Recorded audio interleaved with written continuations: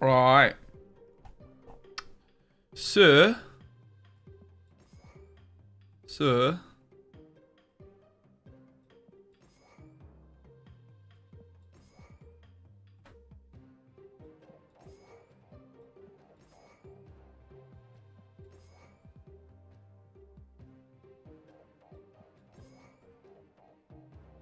Jury's out on Psylocke a bit. She might not be all that good.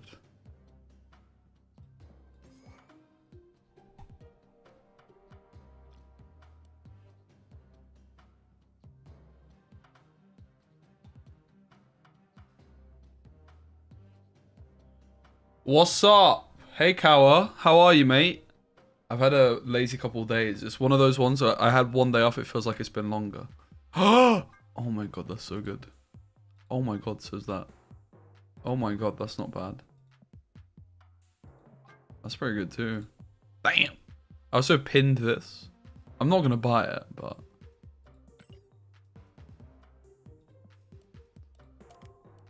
I should do one of those tweets, get 1,000 likes, and I'll buy it. Haha.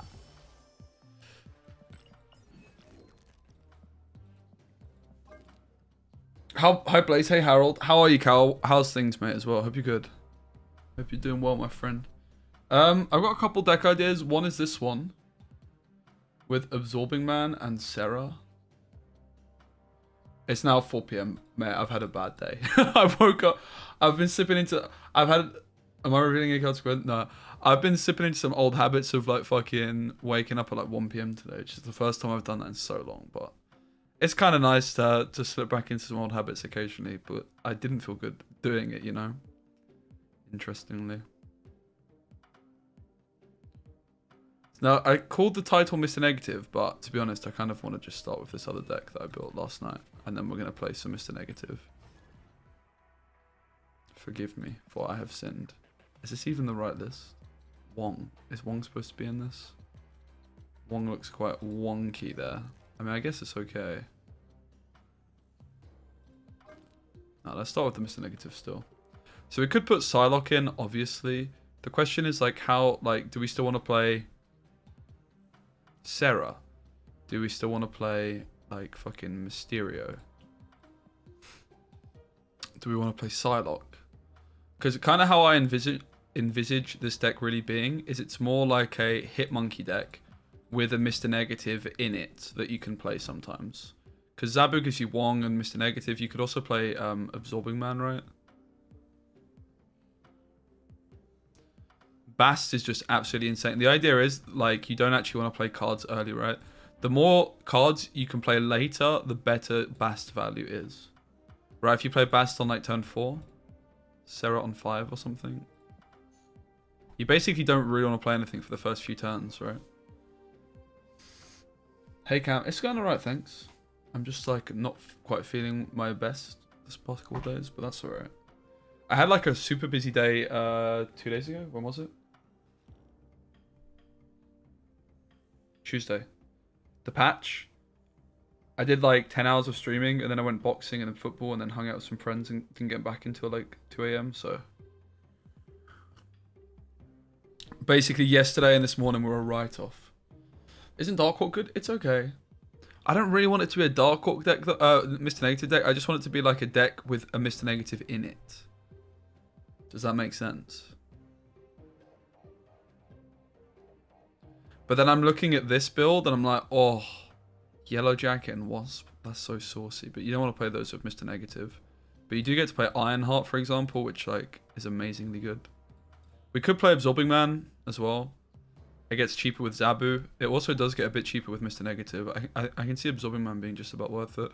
I feel like I want to play Mysterio still and just say that, okay, Mysterio is a really bad pull, but it's so good.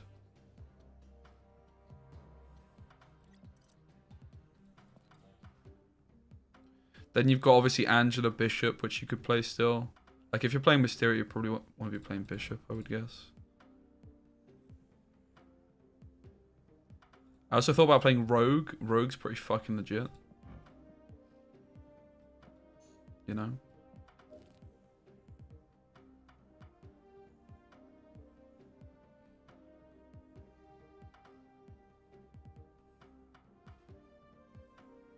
We could have, of course, play Silver Surfer as well. But like I said, I really want this deck to function without hitting negative. So like I was kind of tempted by Sarah, Mysterio, and then just Absorbing Man. Sarah, Mysterio, Absorbing Man. Kind of makes sense. Bast is probably the best card in the game right now. Apart from... like, you can just do the maths on the card, right? Bast is, like... This is actually the card I'm trying to build around right now. So the logic with Bast is, or the logic I have, if I don't play cards in the first few turns, my Bast is getting better, right? Because it's buffing your whole hand. So Bast on turn 1 is not optimal. Therefore, playing a card on turn 1 is not optimal. Like, you actually want to play Kitty Pryde, right? Kitty Pryde or Sunspot, but particularly Kitty Pryde.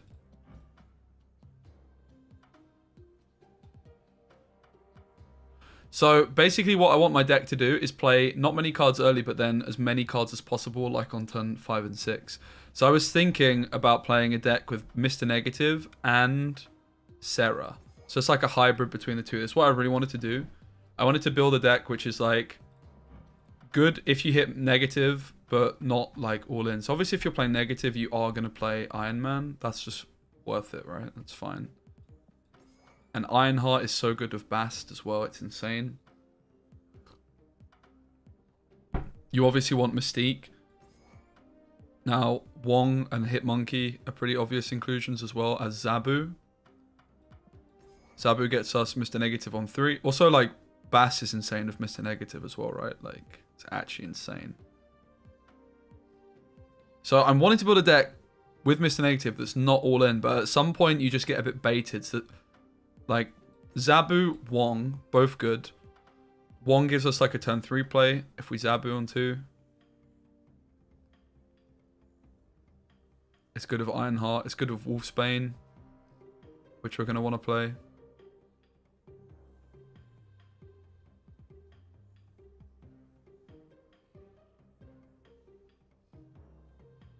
Which we're going to want to play. Where is he?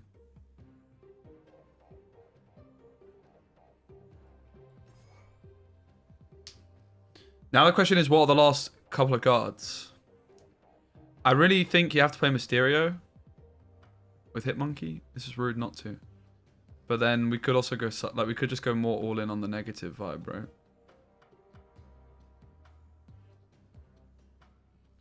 But yeah, you can also see this deck in my top left, which is tempting me in.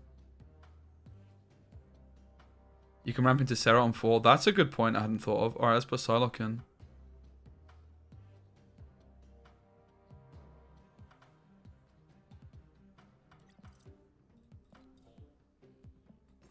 And do we play the Mysterio?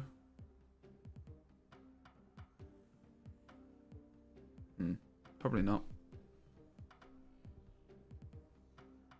This isn't the list I had in my head when I started the stream, though, you know?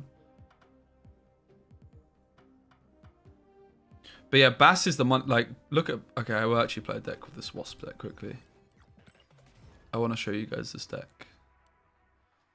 It's not supposed... Yeah, this is my problem. I'm kind of all over the place. So now I've done like a YouTube thumbnail with Mr. Negative, and I'm starting not with Mr. Negative. But this is the concept, right? We just don't play any cards early. We just hold. Hold. And that's why the logic of Mr. Negative came, because it's like a card you can just play on 4. Right, Beast is very interesting as well, because on turn 4 now, I can go Yellow Jacket, Hitmonkey, Beast. Like, that's insane. That's actually insane.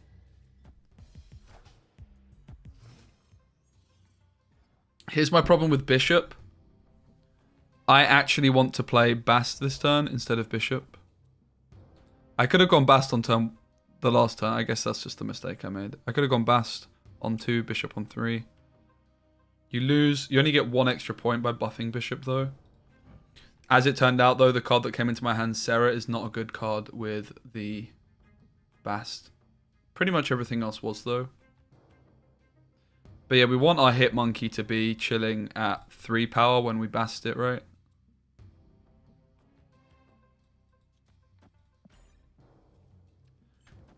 So we're going to go Yellow Jacket, Hit Monkey, Beast. Hopefully we even find the Wasp.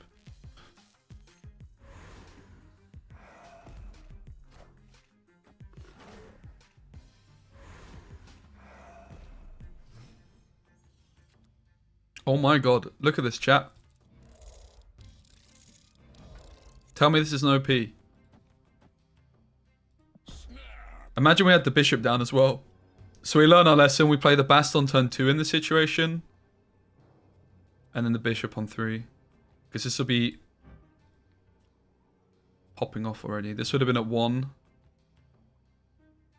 Plus 4. It would be at 5 points and down on the board. Whereas we've got it at 3 points and not in on the board. So it went a bit... Yeah, I mean, Hitmonkey at the moment is seeming overrated because there's lots of counter decks to Hitmonkey. But it's definitely not overrated.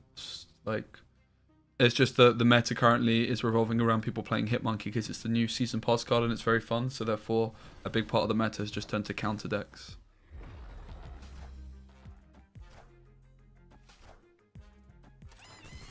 Nice. Leech, dude. Hitmonkey doesn't look that overrated to me. Look at the fucking points on this guy. It's insane. Truly.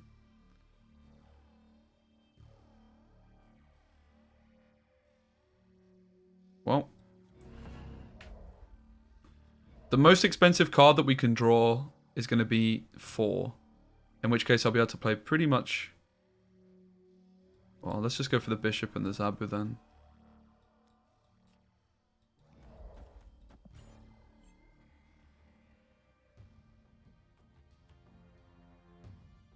I can play my whole hand as it stands. Lots of people hate Sarah. Is Bathworth picking up now or just waiting? I mean, if you're just trying to be like clever with your tokens, you should wait because it's very close to getting downgraded. But the card is also incredibly good. My mistake. Yeah, this is the problem. I woke up. Well, I didn't really wake up. But I started the stream and I was like, right, yeah, we're going to do Mr. Negative. And then I've like actually logged on and because my head's been a bit all over the gaff this last 24 hours, I'm like, actually, I kind of want to play something different. Is this really a sensible idea?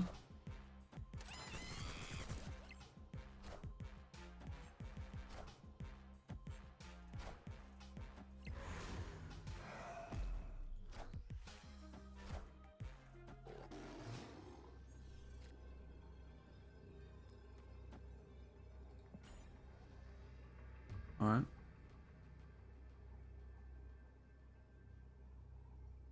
Mate, Hitmonkey is insane. You can just do the maths on the card. I think it's very easy to get baited by the state of the current meta where there's lots of people playing Sandmans and stuff. Alright. But yeah, you can see the logic of that one. So I want to do something similar with Mr. Negative. I want it to be a deck which isn't fully just Mr. Negative though. I want it to be doing other stuff. I don't think we can play Absorbing Man in this one. It's probably not quite worth it. It could be though. Absorbing Man for Hitmonkey's no joke.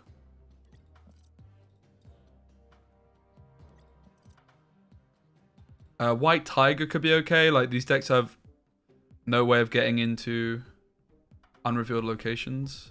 I guess we just need to go all in on the negative. So let's put the White Tiger in. Let's put the Psylocke in.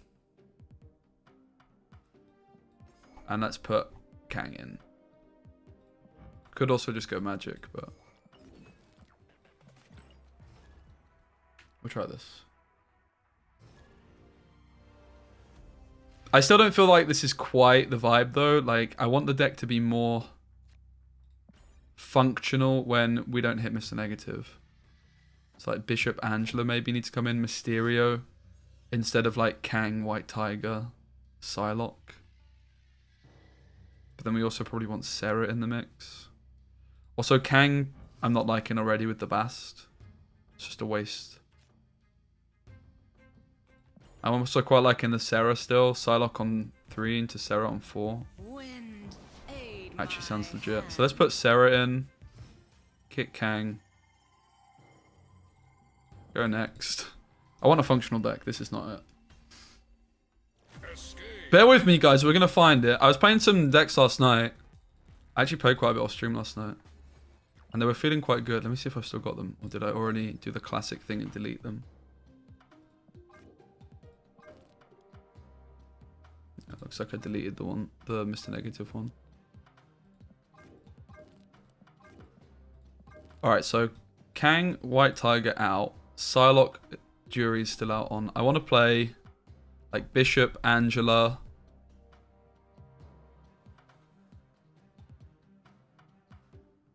I'm not even convinced I want Psylocke or Zabu. Zabu just makes sense though because of Wong. Like it becomes reasonable. But like Mysterio, Bishop, Angela, Sarah.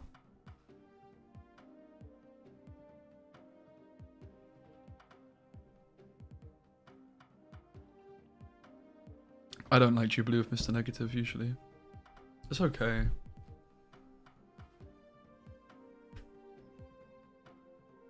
But yeah, this is too much of a Mr. Negative deck, which isn't going to be good. We want it to be a deck which functions with Mr. Negative, but functions without. Like, all these cards are fine.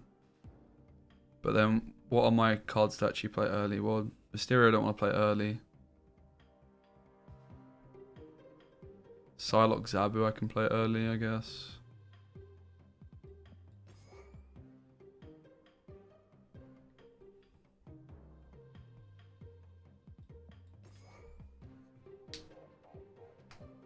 And then we could play Bishop. Bishop seems a bit whack. Angela's fine.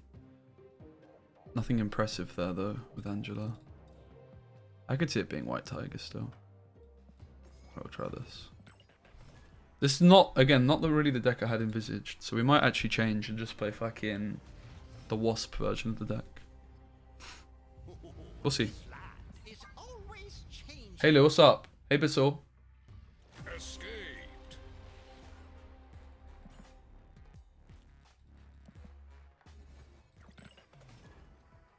What about Mojo?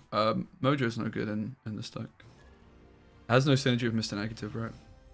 No synergy with Hitmonkey. Card's okay though. So, like, this is really what I've been trying to build with the deck. Is a deck that's really good with Bast. Like, I feel like at the moment the deck's got a bit too dodgy. But like, look at how good this card is. It's actually insane. Now, there's an argument to play it on turn 1 in case we hit Psylocke or Zabu, but it's less than 50% chance. So I'm not going to.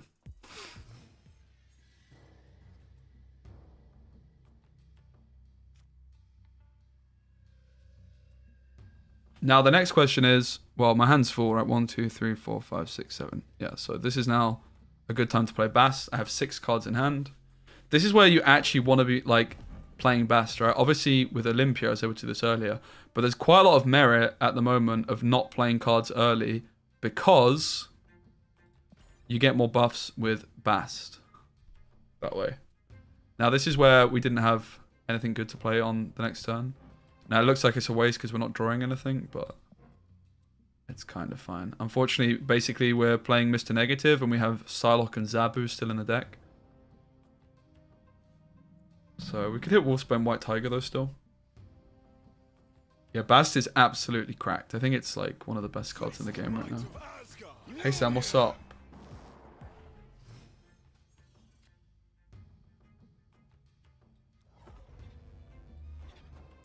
Yeah, that's true with Bishop. Bishop gives you like a nice early play. Thing I don't like about Bishop though is it's like incentivizing you to actually play something which is losing you points on Bast technically. So it's a bit weird. I'm trying to just kind of decide where my head's at, but my head is at like it's almost not worth playing stuff early when you have this Bast.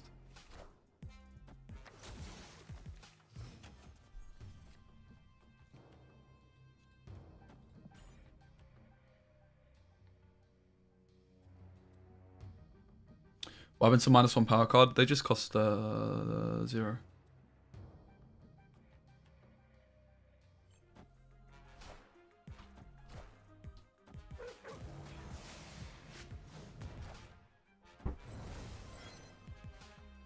All systems go.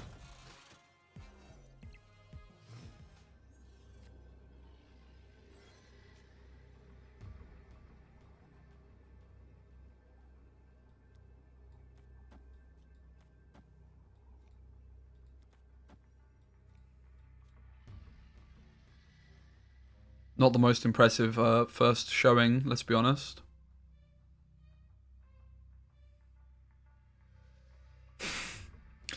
This didn't really work, did it? Maybe this deck sucks. Surely not.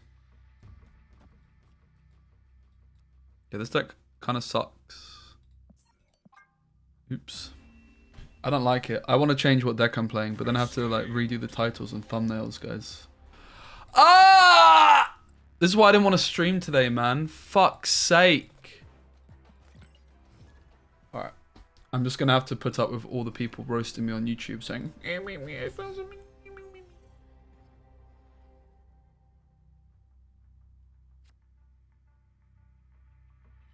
Zabu in this one.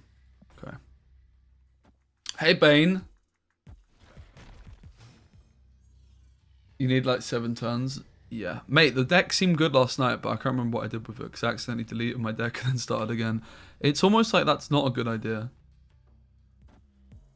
But my current philosophy is Bast is fucking broken, mate. And like, you don't even want to play cards in the first few turns. But as you can see, the problem with not playing cards in the first few turns is then that you don't have any cards to play. Unless... Huh? Unless...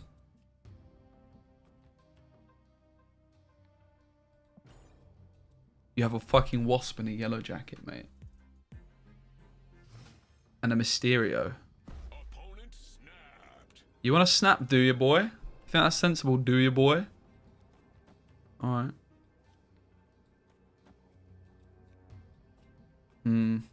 I do kind of want to play the Zabu, though, still.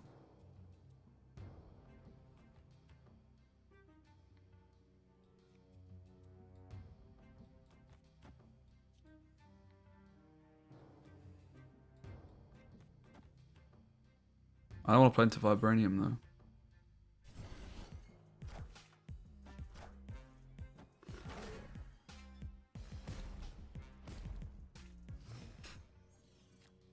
See, look, this is insane. I didn't play anything for loads of turns, and now I can't play all my cards. See how big brain this is?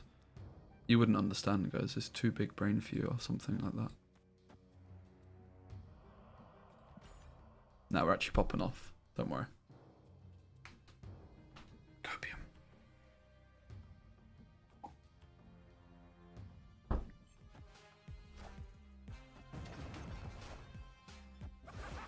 That's rude.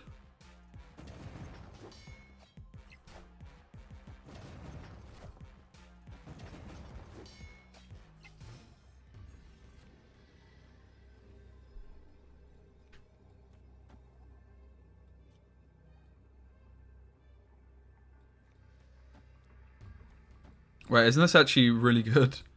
Oh my god, that's OP.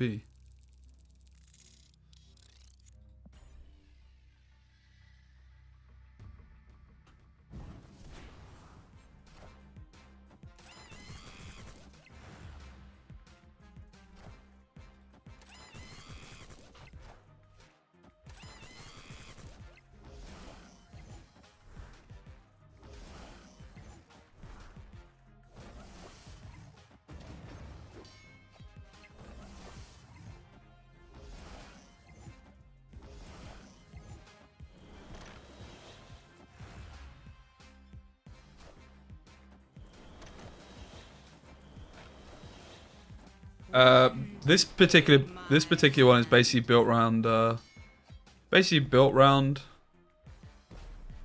Bast.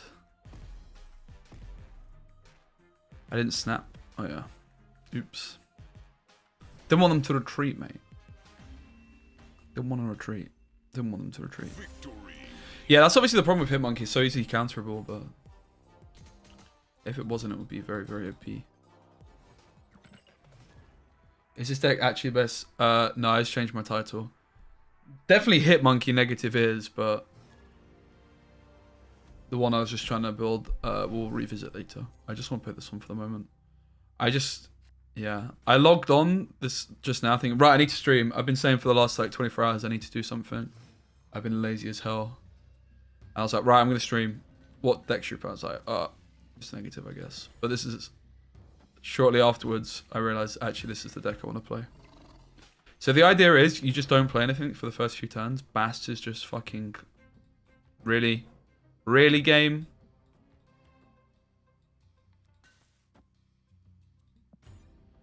It's fine, they'll play the Sarah Copium.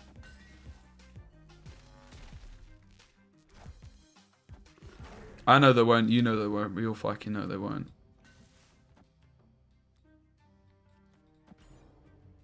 What they'll actually probably do is play fucking Yellow Jacket into the Wong lane.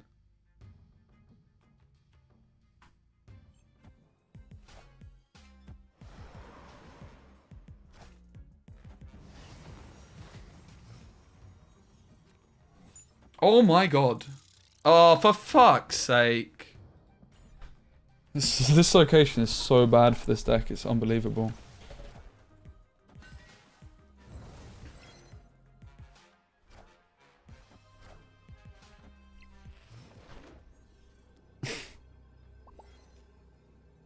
We can still win, guys. Look. We can still do it. Can't even play all our fucking cards. Escaped. Yeah, Krakoa is such a nightmare for this deck. Jesus.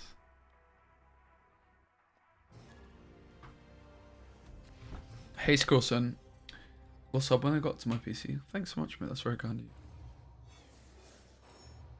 No, the lesson learned is just be more prepared for the stream. But yeah. I'm probably going to stop doing the YouTube stream soon anyway.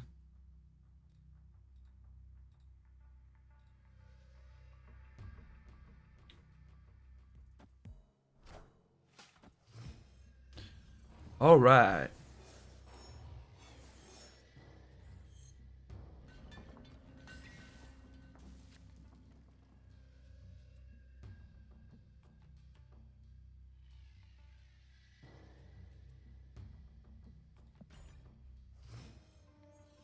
Angela gets a lot more points if we can bast her. That's why I'm holding on her.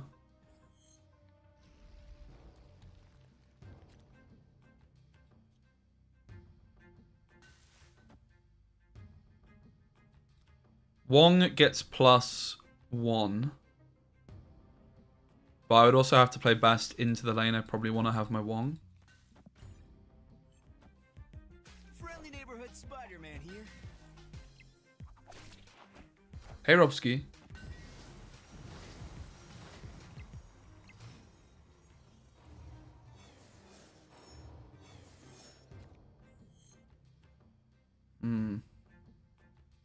Opponent snapped.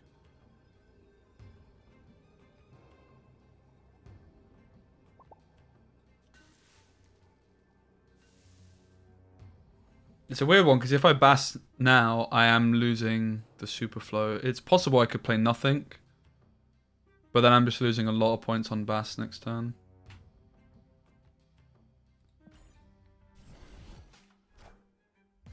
Oof. Oof. Who needs Hitmonkey, guys? Not me, apparently. What a fucking deck, mate.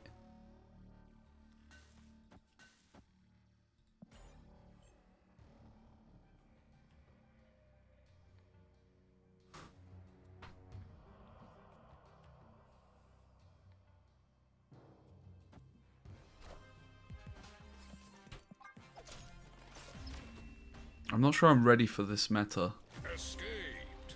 Seems pretty cancerous. Maybe we have to... I wanted to try the Absorbing Man stuff, but it seems a little bit wonky.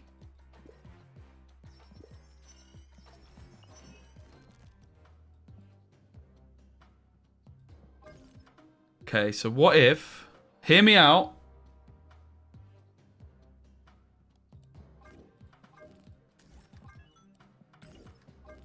I don't know what I want you to hear me out with.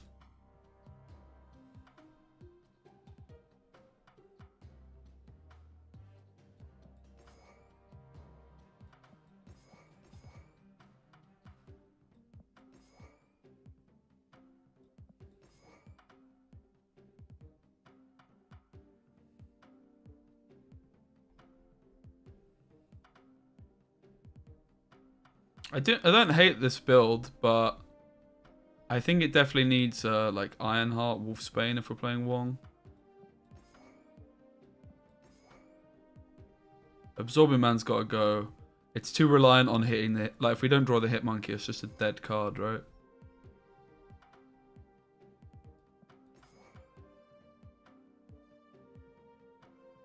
Do we play the Wong without Zabu, though?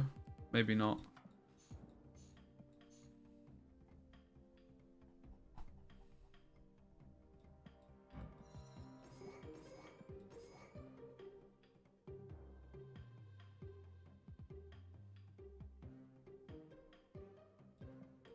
Beast is like absolutely goated. There is a part of me as well that feels like this should be playing Chavez. The main reason not to play Chavez is because of the top decks.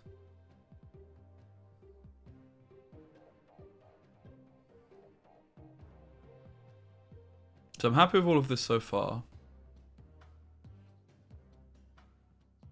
2 slots left.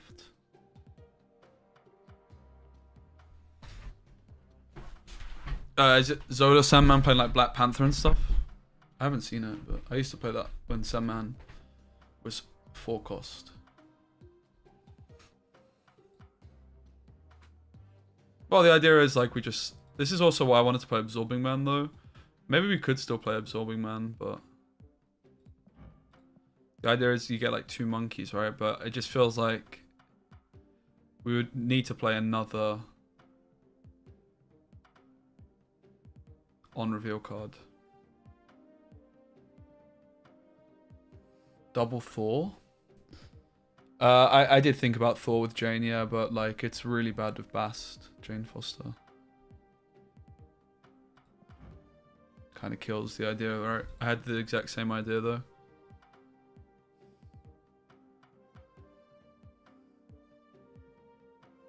Cut Sarah, go Luke Cage. Why?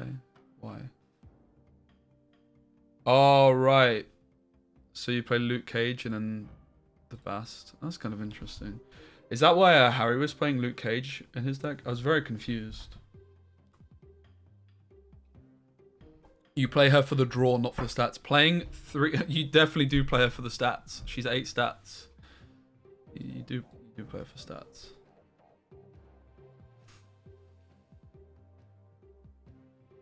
Yeah, Valk does look nice in this deck as well. I can kind of see it, guys. I can kind of see it.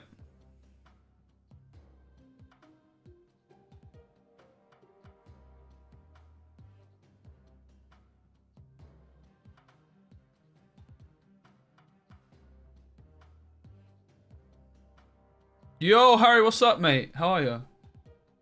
Holy shit, did we get raided? Bro! That's ginormous. Hope you're doing well, my friend. Help me out. I heard you playing Jane Foster with Luke Cage. It's kind of big brain.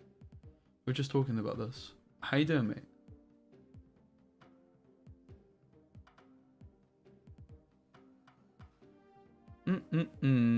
We've been trying some different stuff. We were cruising on patch day. My fucking internet cut out twice and I had a power cut, which kind of stopped me getting infinite on day 1. We were there otherwise. This card is so busted, it's insane. Like, it is the card right now. I like all of this. The question is, like, what do we finish out with? Absorbing Man is just gonna need something else. Zabu feels bad. Thor, kind of okay, but we still want expensive stuff to play, right? We're almost, like, the deck's almost too cheap. But maybe Sarah could come out. Like, I could see Thor coming in. Jane Foster Bast is so bad. Is it really worth playing a Luke Cage for? I kind of doubt it. Yeah, Mr. Negative could get added, but like not with these guys, right? It's a different list. Shang would be fine, yeah. Probably do want Shang. Not very good with Bast though, that's one sad thing.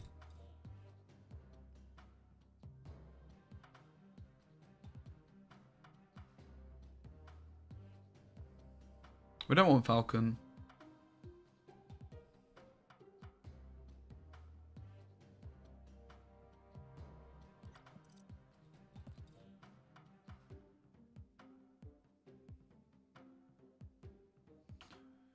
Could play Chavez. The problem with Chavez is like it feels really bad a lot of the time actually top decking her with this build.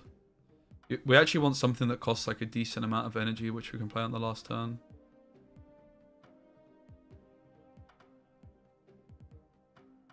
That's why I quite like the idea of Absorbing Man.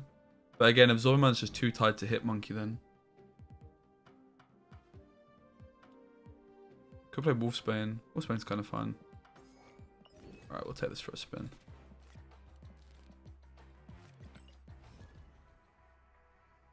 But yeah, there is also like quite a lot of merit to Chavez with the fact that like it gives you Beast more often. Early. This general package of cards does just seem very, very solid. Obviously, right now, there's probably not going to be a worse time to play it because there's going to be more Sandmans than ever right now. We have a decision on Angela if we actually play her this early. I think a lot of the time with this deck, you're not really supposed to play stuff. Especially now Limbo shows up. We really just want to have Bast in hand with 6 cards. Like, this is where Bast is actually so OP. Now, obviously, looking at this, we could be playing a Sunspot too, right? But, like, if we can just have a full hand when Bast comes through, it's utterly insane.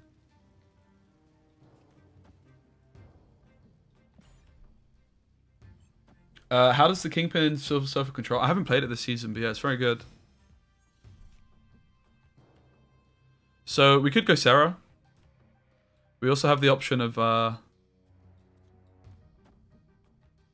doing some Hit Monkey stuff, but we can do that next turn instead.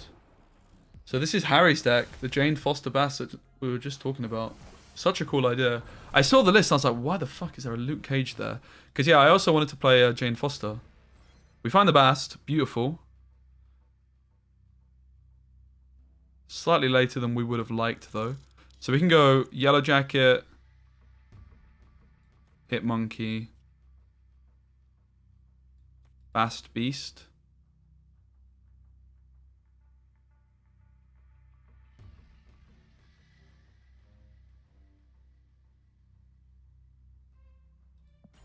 Yep.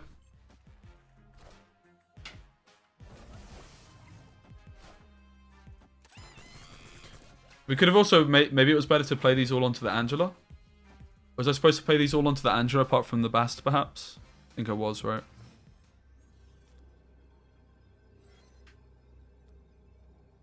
So, we obviously want to win Baxter Building.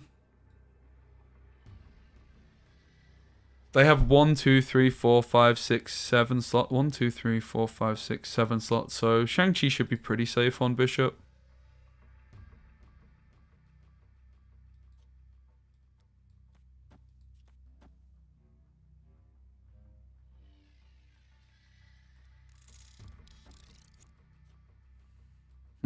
Is this big enough? The Yellow Jacket there feels a little bit not quite right. So let's go Yellow Jacket here. Let's just like not try to win this one. Oh, I can't play everything either. I thought I could.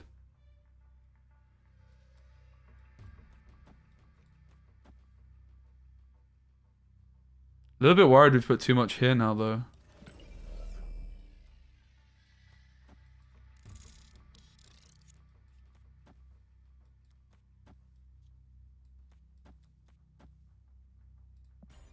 Try this.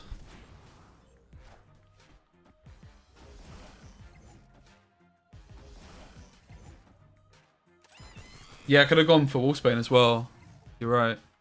So the previous, like, kind of like a different take of my deck would be one that would play Killmonger as well, right? Just like the traditional Sarah control. The Shang-Chi absolutely doing the business. The question is, do we have enough to the right? We certainly do. It might even be a 3-0. No, it's not quite enough in the middle.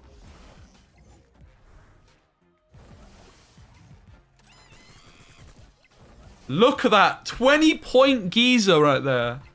And people in chat are trying to tell me this card isn't insane. This card is ridiculous. Could you build the best Patriot deck? Not right now, mate. Victory. Soz. How do we feel about the deck there? I mean, it seemed pretty solid. Good first showing.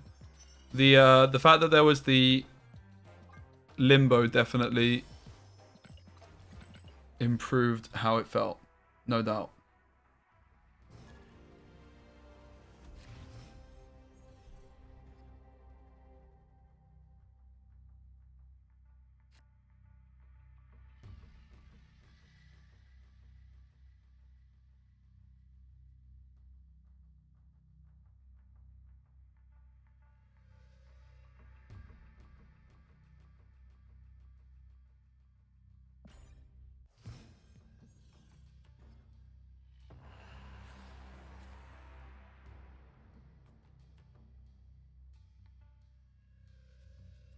Alright, again, I really think you're just supposed to hold a lot of the cards here. Just the more you hold, the better the Bast becomes. So maybe we could, like I say, consider putting Sunspot in.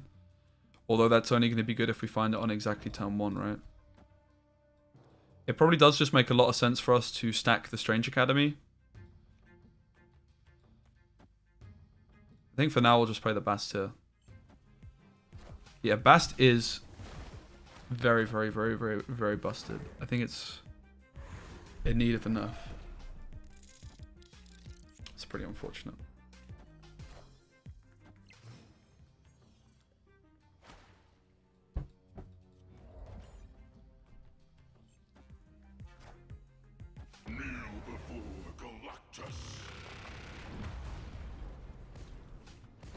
Well, they have no null, so that's something.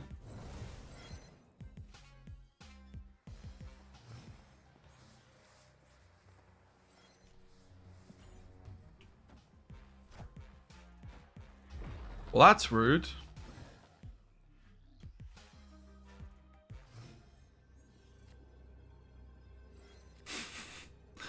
Brilliant.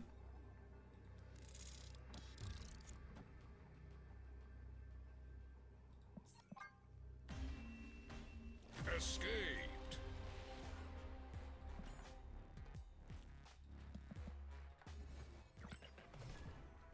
So if we were to add Sunspot, what would come out? Probably Wolfsbane. So many Sanctumoriums and stuff like that. It's insane.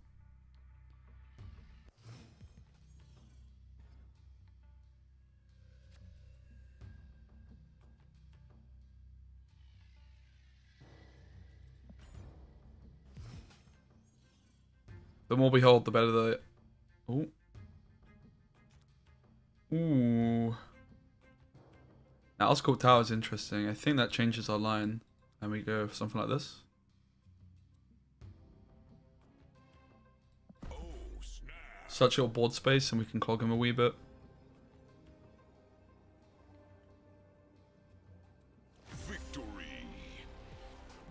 Yeah, I also feel like there's been so many like Sanctumoriums and stuff, and that's one problem this particular deck has, is that we can't let's try the Sunspot.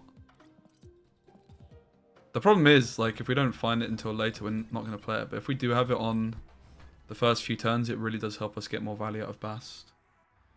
Because the more cards we have in hand, the better the Bast is, right?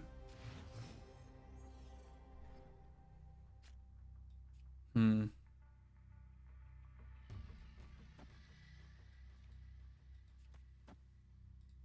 Oh, snap.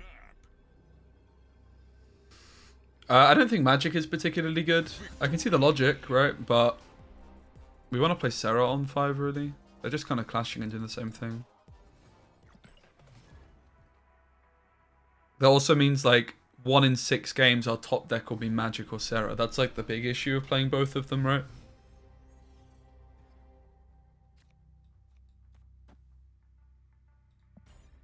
Well, this is dreadful for us.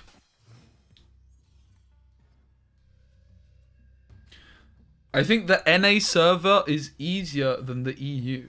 Bruh. Why do you think that? Like, the server I'm on, the NA West one, is just the one that's got the most beta players on. And therefore is the one with the highest proportion of experienced players, right?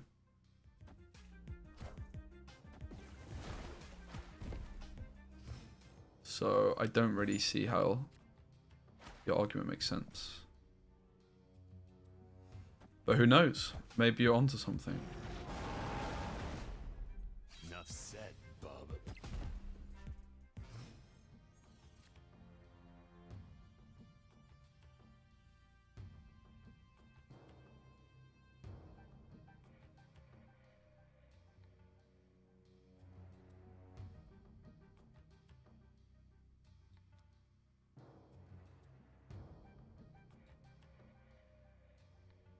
So I can play Angela, Hitmonkey, Mysterio on the last turn altogether. So I could just take the Shang this turn and nothing else.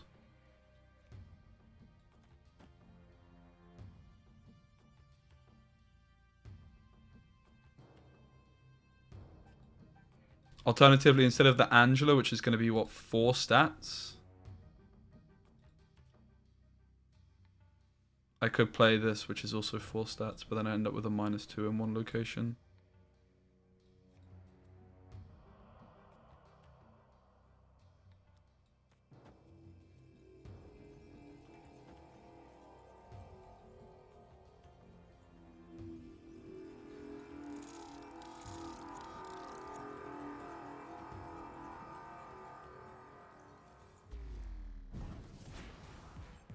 Friendly neighborhood Spider-Man here.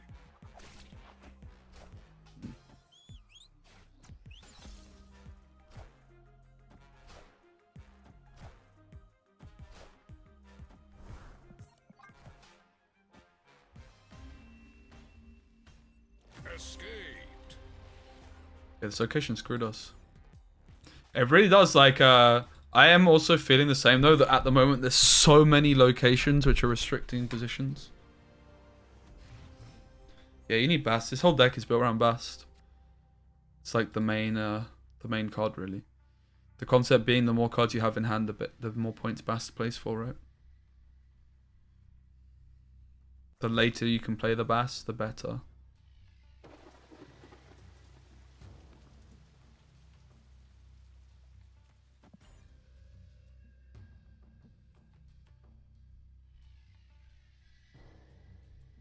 So it's about finding the balance between how many cards can you buff with Bast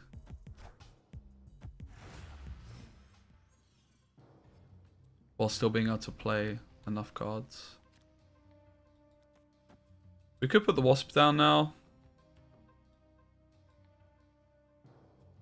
I think I'm going to hold on to it. Yeah, we'll play it.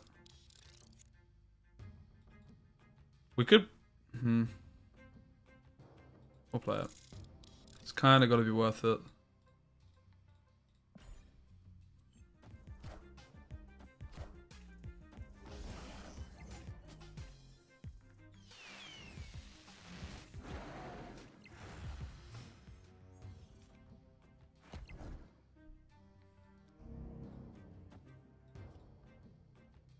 I'm not liking the hood too much, to be honest, so far.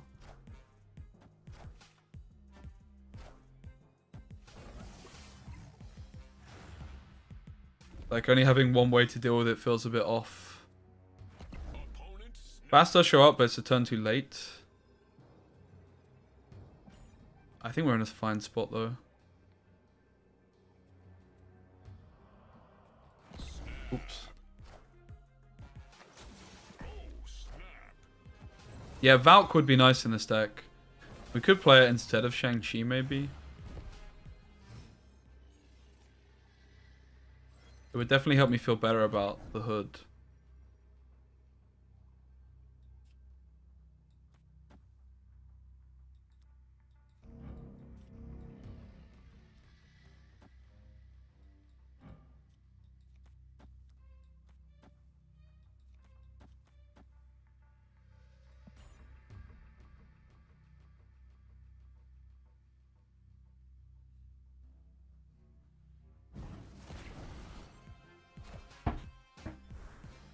Every streamer is on NN. I don't see every game Shuri plays like in EU.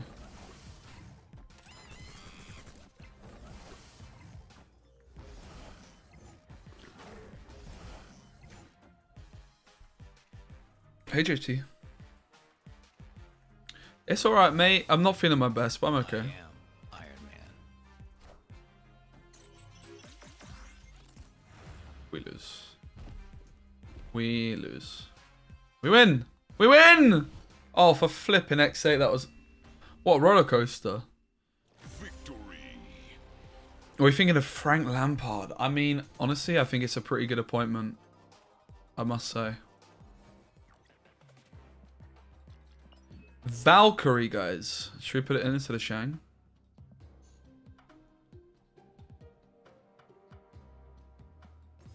I'm not really a big Valkyrie believer, but it's another way of sorting the hood out.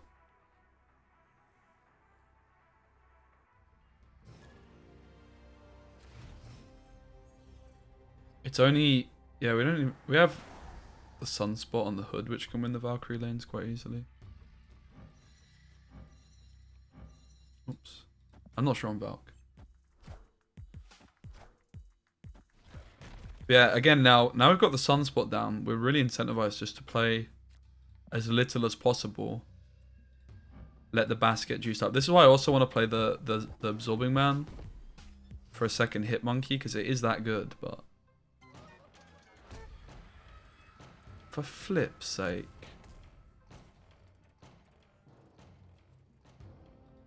Oh.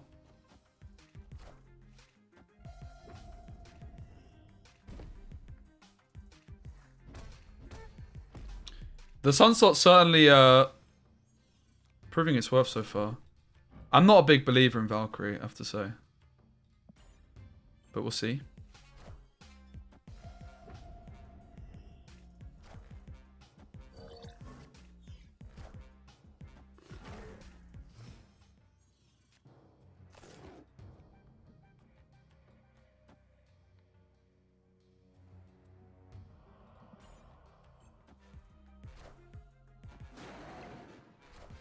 Already Valkyrie, first game in, I already hate her.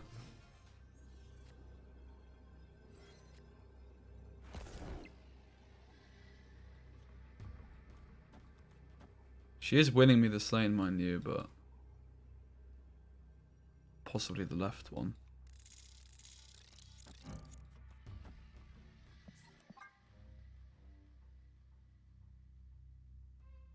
Yeah, this deck needs Kitty, that's for sure. Like, it wants to play Kitty, not Sunspot.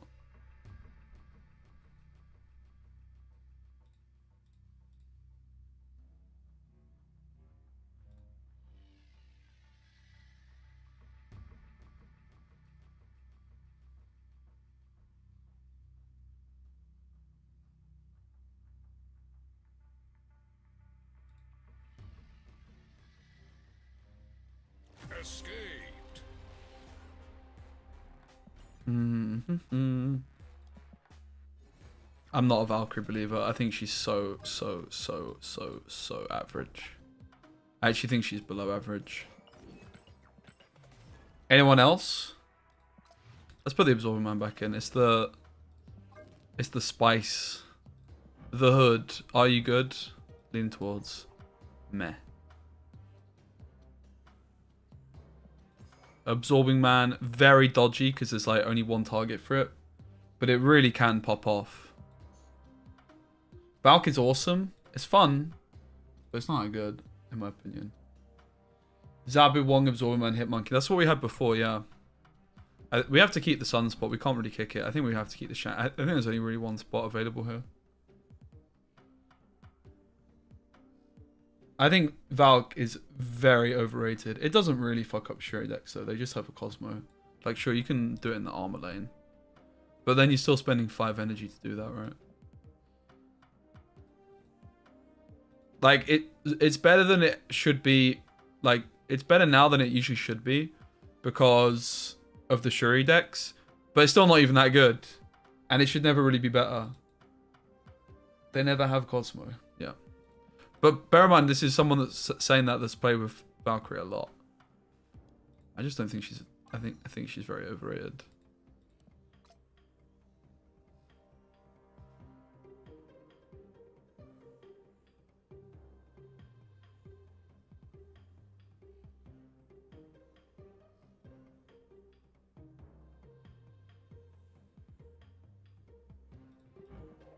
Yeah, I really do want to play Absorbing Man, but it's just too niche. I also do like the idea of playing Wong and Ironheart and stuff. Wong is like a nice card to play early.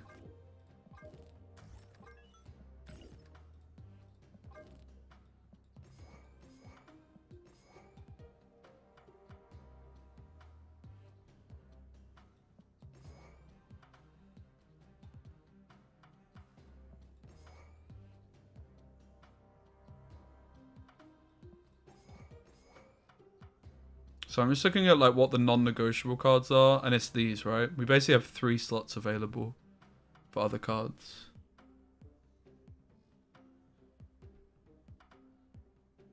Is this guy for real saying that about Valk? Anyway, it's subjective.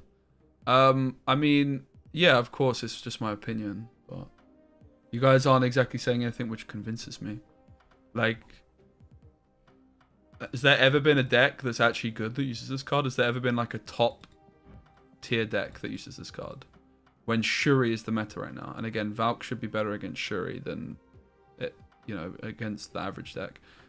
The reason this card is so mid is because it doesn't deal with so many of the big threats in the game. It costs more than Shang-Chi. It's way more awkward to set up. And it doesn't deal with Dino, Dark Hawk. It's just a mid card. Like, obviously it's okay, but it's so overrated. People think it's like... People go on about Valk like she's good, when she's actually pretty fucking garbage. Like, it's so difficult to justify playing her over Shang-Chi.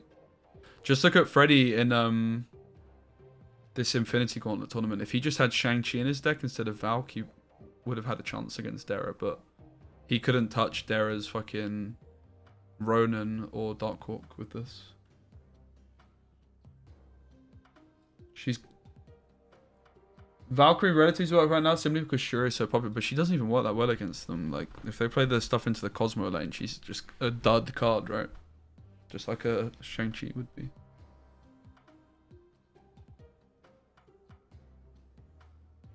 Yeah, this card, like, you need priority. You need to be going second with this card. You need, like, another follow-up. It's so janky. Very overrated card.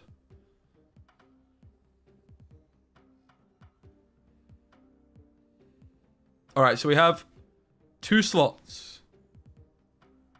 We need some stuff which costs decent energy. Because, like, if we beast the monkey... It's also possible we could play this.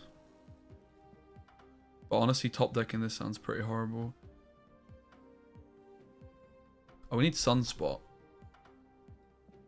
So we only have 1 slot in the whole deck. I mean, in fairness with Sunspot, I don't feel so bad about the Chavez.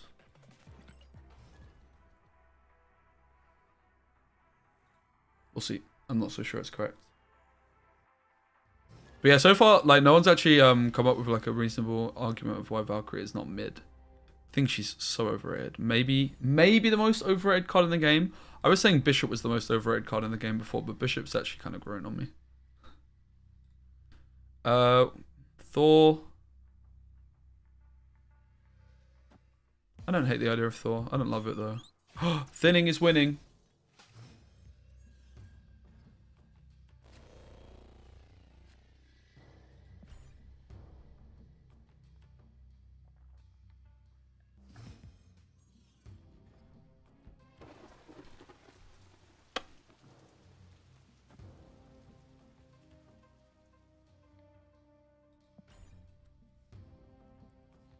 Thanks for being here, guys. I appreciate you. Hope everyone's doing well. Have you been buying the Thor Frog bundle? Because I'll tell you what, I haven't. And I won't. Yeah, Thanos is a good fit for Valkyrie. I would agree. I still don't think she's worth it overall, though. It's probably reasonable for us to expect them to play the Galactus, right? Which I think is a pretty terrible matchup for us.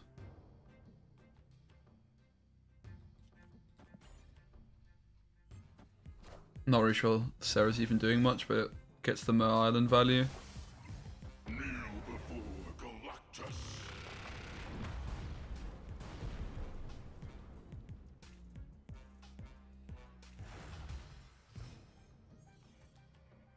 We could go Beast, because we anticipate them to play Octopus this turn, maybe. I put 3 cards back in hand, which means I don't draw anything, which feels pretty bad.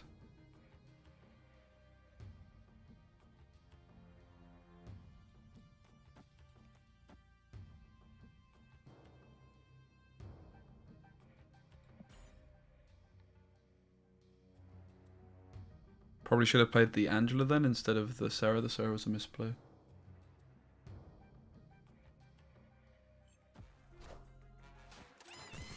This doesn't even make sense because of the initiative situation. This doesn't even play around Octopus, does it?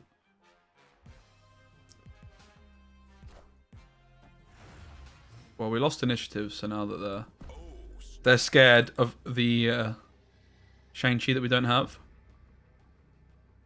Am I right? What an easy win. Right, guy?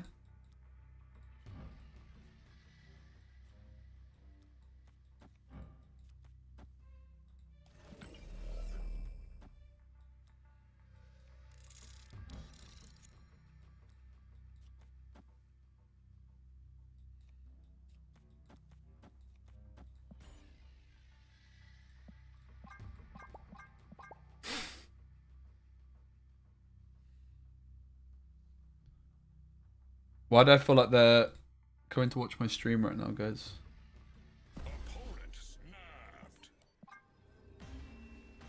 You should never... This is a complete trash snap from them. Because it just... If I'm not bluffing and I have the Shang, I win 8 cubes. And if I am bluffing, I can just run. Cost me an extra cube to bluff. Like, it makes no sense to ever snap in that situation. It's the worst snap in the game.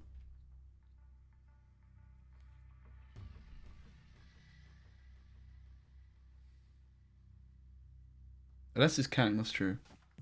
Stop trolling with this deck. Playing a Luke Cage seems a bit wonky.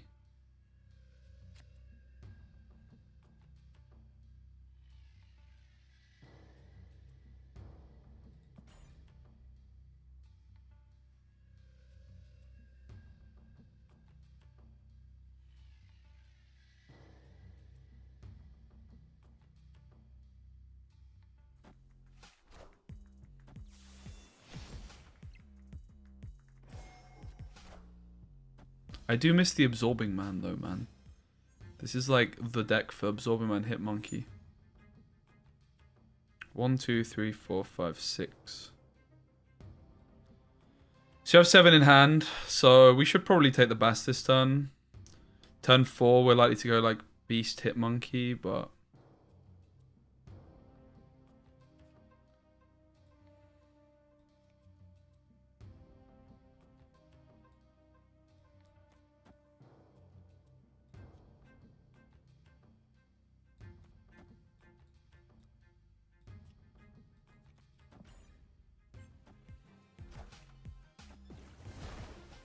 Mate, what is going on with all the waves?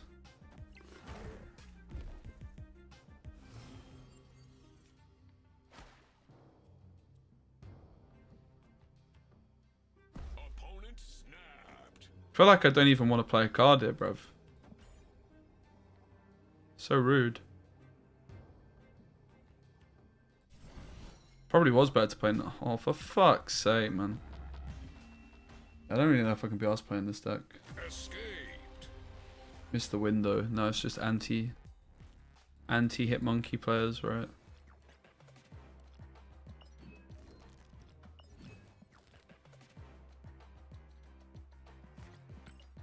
Let's try some Silver Surfer.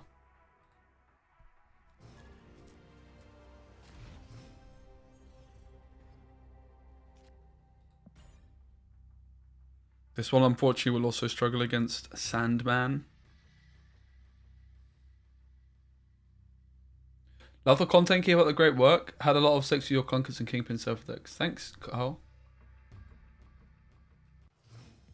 Cheers, mate.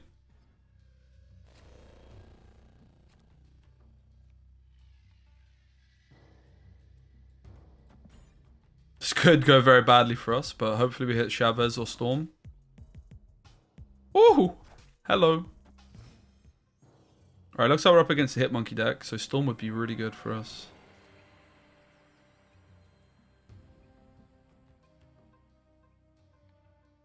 Storm to the left seems pretty solid. Storming mid seems okay. I would say Quantum Tunnel is not too hot for us overall. They can Shang-Chi us left, but we can just Kingpin anyway.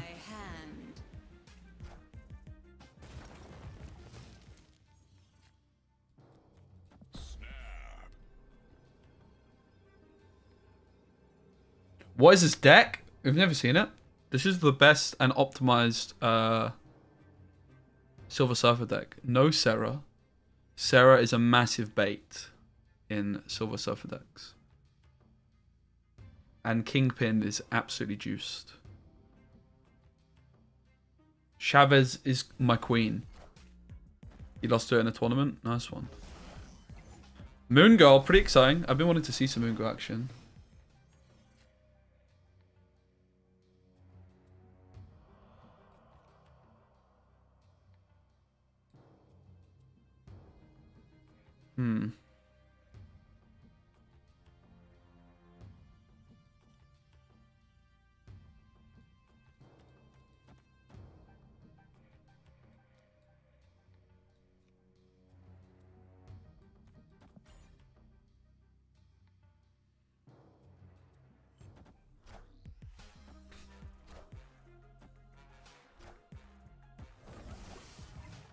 Show us the Hit Monkey. Get in. We got the Hit Monkey. Wait, we didn't.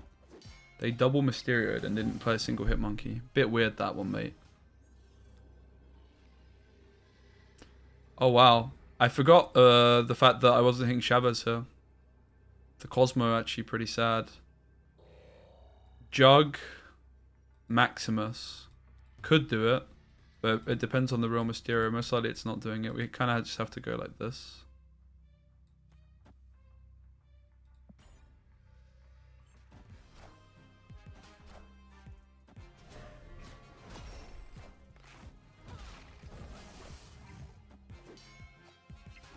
Will the real Mysterio reveal themselves? Please don't both be there. Thank God. Victory. What happened to the morning streams? Yeah, I've switched my schedule to do the evenings now. I did a morning on the first day of the season. And I'm going to continue to do that. Like, at the start of each season, I will do, like, a morning stream. And the plan is to get to Infinite in the first day. 2 days ago, I got to 89. And then flipping... That was with no internet when I woke up. And then the power went out at one point. We can get basically nothing in here. It's a problem. So we might actually want to play Chavez here. We can obviously Silver Smurf, or maybe I shouldn't even be bothering to play the Cloak. I need to hit Storm, really. Nice. Oh! I just ended my... I just fucking ended my turn. Trying to play the Storm.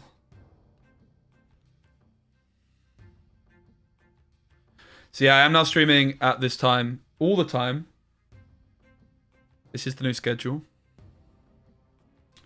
Still trying to get into the swing of things. Well, that makes me feel better. The Storm wouldn't have gone through because of the Cosmo. Alright. Well.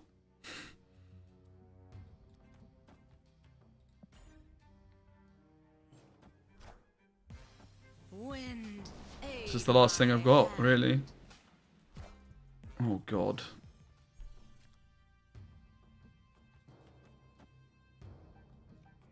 Opponent snapped. This is definitely a run, but I'm full copium-ing right now that we can do it. No, Cloak is amazing in this deck.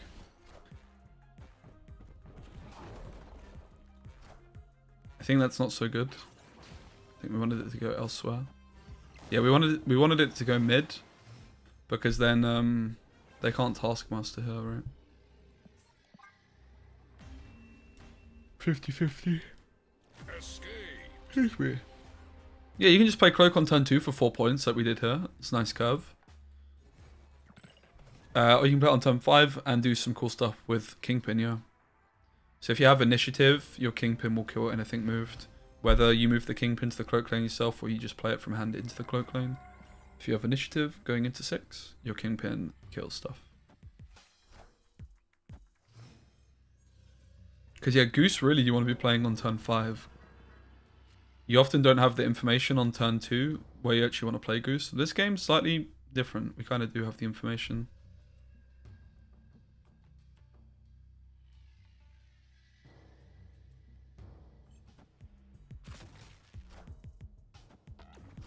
Zero armor wombo combo.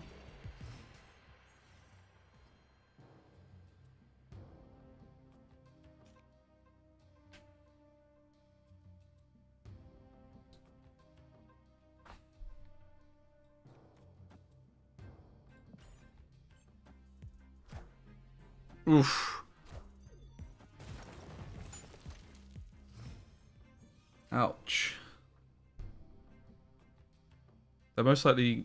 will they Shuri here, really? I don't know about that.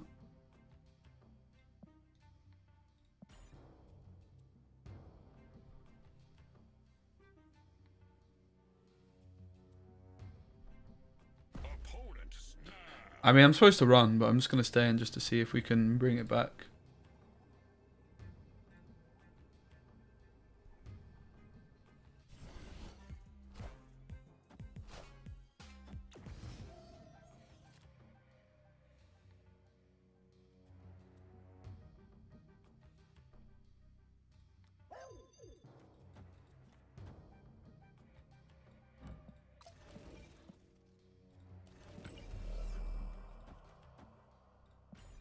So I'm expecting to play nothing.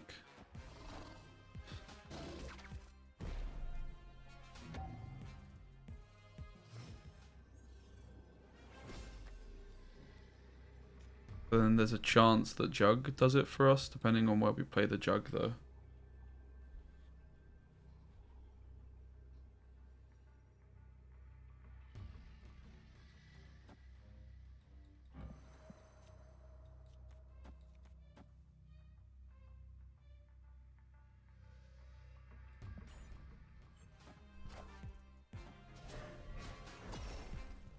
Probably just going to come down to a 50-50 on where the Jugged card goes. Go mid! Oh, Pappy! I can tell you off the track that was a Taskmaster. That was a Taskmaster, ladies and gentlemen. Nice Taskmaster, nerd!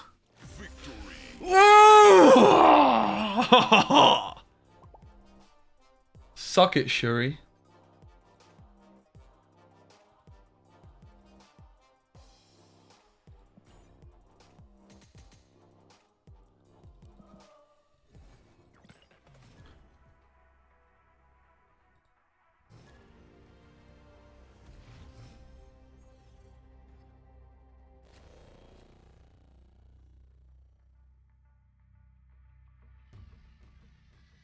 Yeah, we definitely don't fist bump Shuri players back. That's for sure. So we have all 3 of our turn two plays. Goose and Cloaker are better turn 5 options, really.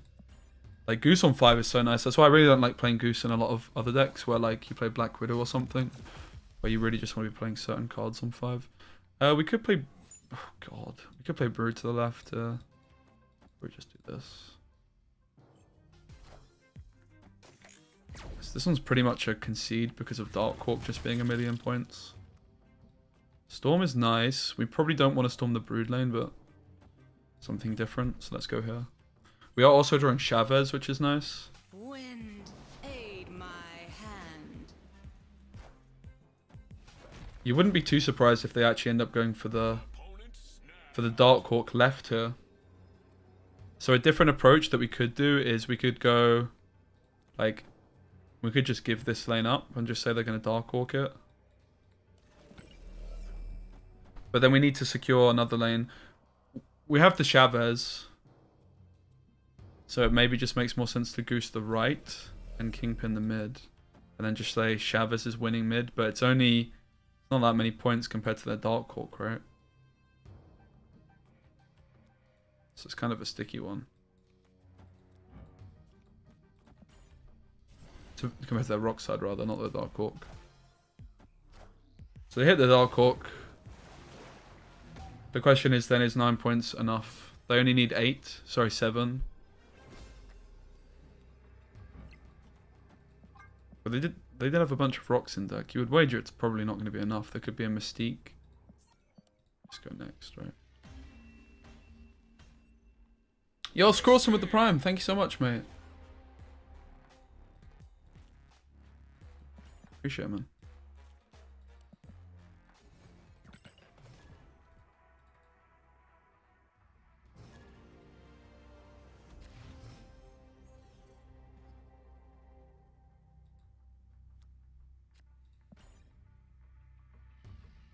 Double jug on turn 6 is possible. Fortunately, we missed our 2 drops. We're playing 3 of them and Chavez, so it's rare to miss them.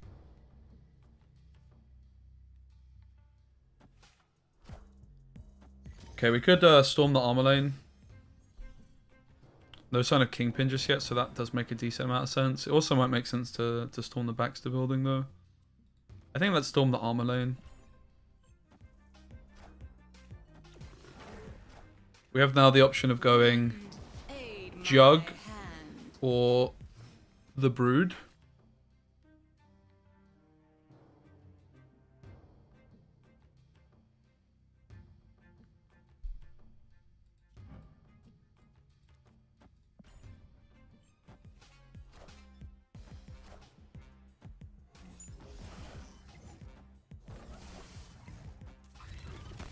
So really it's a fight for Baxter building.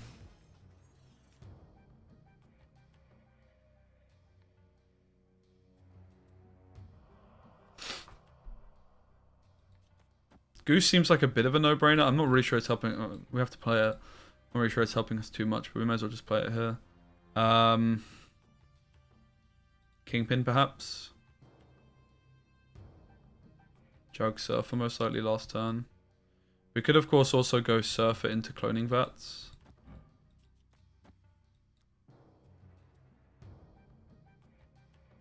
Remember, there's a 6 swing on Baxter if we win it.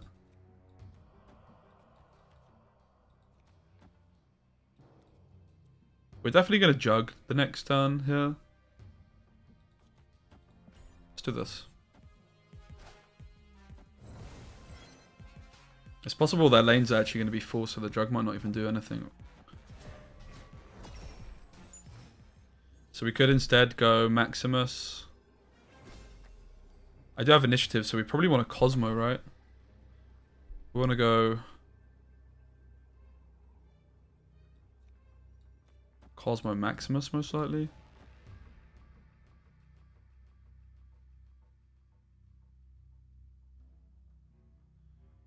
We get 6 swing here. They can only play 1, 2, 3, 4, 5 cards. So we're ahead to the left.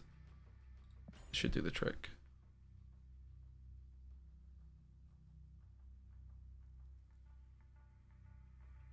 Sarah would not have been good here, really. What would it have done? Yeah, their bishop grows, but we have 6 swing on Baxter building. Win.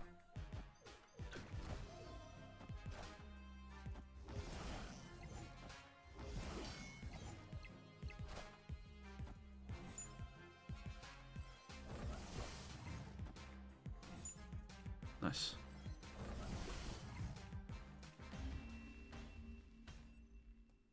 Victory. Again, like on turn 5, it's so much better to play. Obviously, in this matchup, it didn't matter. But like the usual matchup is so much nicer to play a 2-drop and a 3-drop rather than being forced into playing Sarah. And I also just really like Chavez in this deck, and playing Sarah and Chavez feels off. So we're going to Storm Elysium. Elysium overall is very bad for this deck. We don't really make much use of an extra energy. You say hello, I snap. That's the rules. Don't say hello to me. I don't want to talk to you.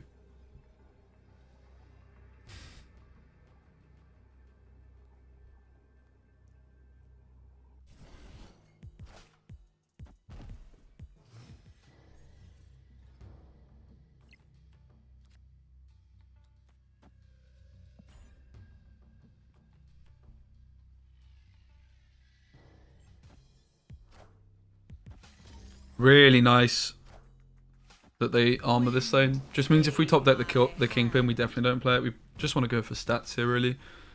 The main thing we're concerned about is like Titania and such. The Silver Surfer showing up is also interesting because it means I can get... sorry, the Camartage means I can get a lot more points in here. So you could make an argument that Kingpin should just be... Killmonger should just be enough. Maximus at this point just feels like it's offering them too much. Cosmo seems very pointless. Kingpin's bad because of the armor. We'll try the Killmonger as much as I don't love it.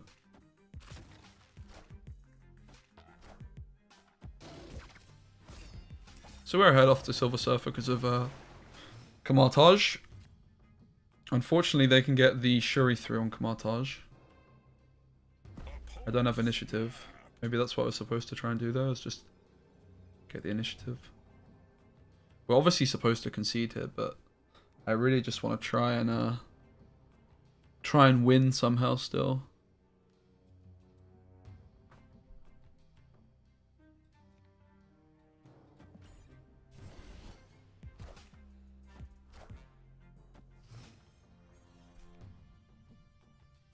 So Goose is actually...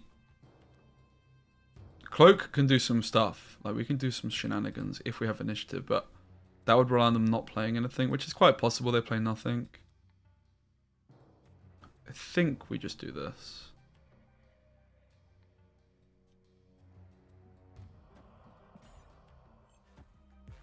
Unfortunately, they play something.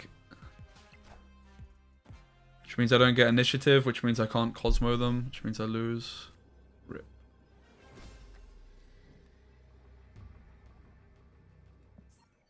I don't have... If I had the jug, might be okay here. Escaped.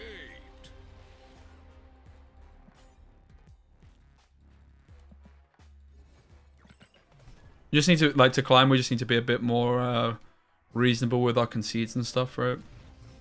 To be honest.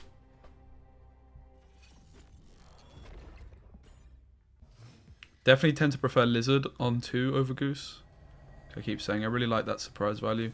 I quite like the Storm into Vormir. I like the hand overall. I think the extra points favor us.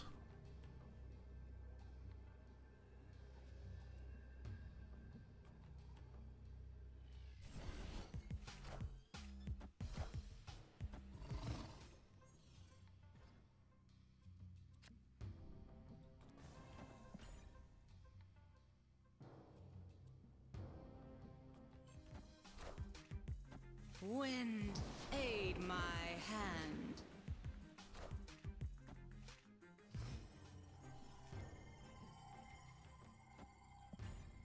Get the Kingpin into the Storm lane in case I top deck that Jug. It's also just a nice threat. Could have gone for the Broods. No sign of Surfer yet either.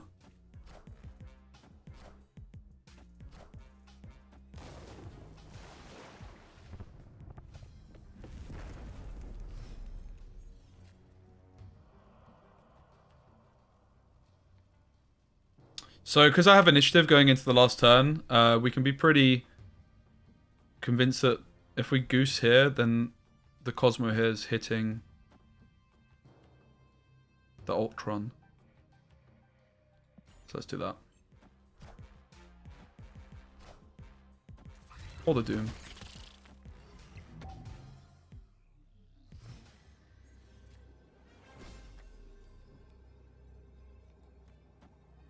So, probably makes more sense for us just to play the Cloak here. It's an extra point.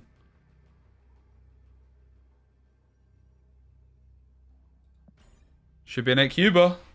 The initiative secured. The Goose, again, on 5 just means we know exactly where they have to play. And this is why you don't play Sarah, guys. You can play Goose on 5. It's so much better. Are you seeing it? Are you seeing it, chat?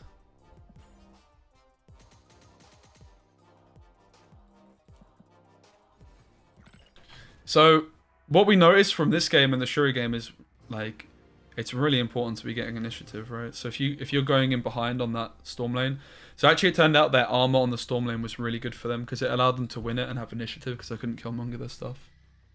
How do I fit that large print in my head? It's a I do have a big head. Big head. All right, so again, I'd rather cloak on 2 than Goose. Goose on 5 is so good. Same opponent.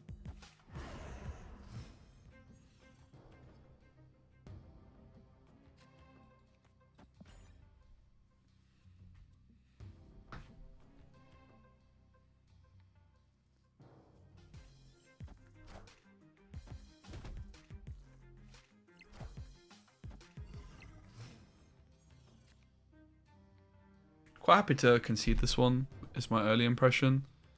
Kingpin, I kind of want to just hold as well. I guess we can just slam the Brood here.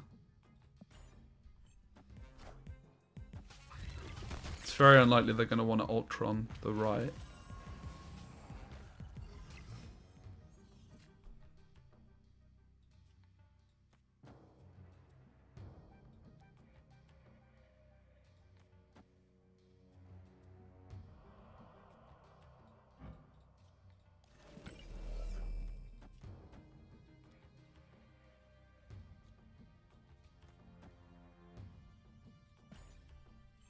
We're going to Goose and Kingpin the same lane here.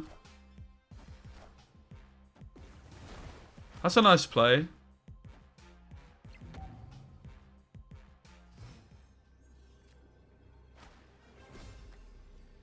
So, if they Ultron here, we win the right.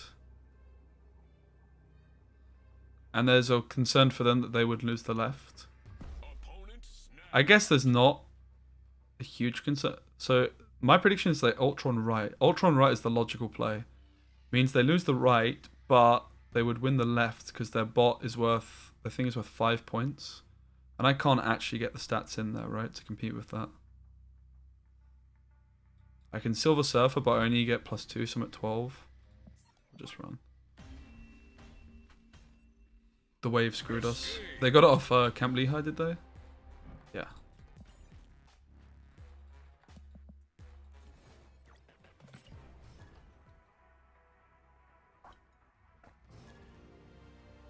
No, I had Goose and Kingpin left, so it was only +2. So I've only lost by 2 now, right? And one of my cards there was a 2-drop.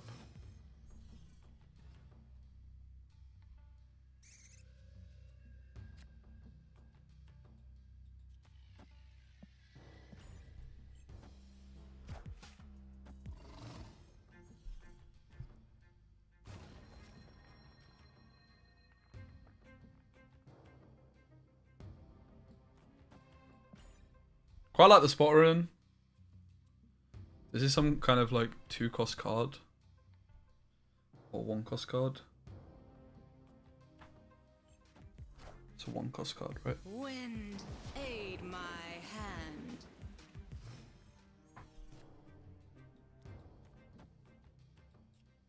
Jug actually just seems really good here because of how lacking on board space they are. The Jug is just clogging them up. I don't actually tend to like Jug into the Storm Lane as much. Kingpin into the Storm Lane is a lot better when you can pull that off. Title spelled wrong, thanks. Oops.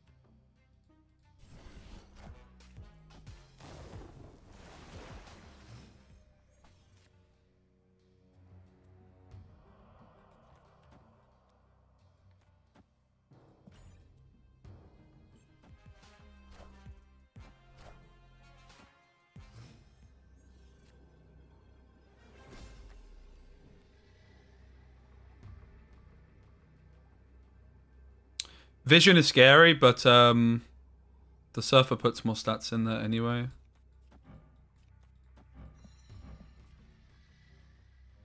We should be fine. We could also play, well, the lizard never goes through because of the Killmonger, so, yeah. I think we've got him.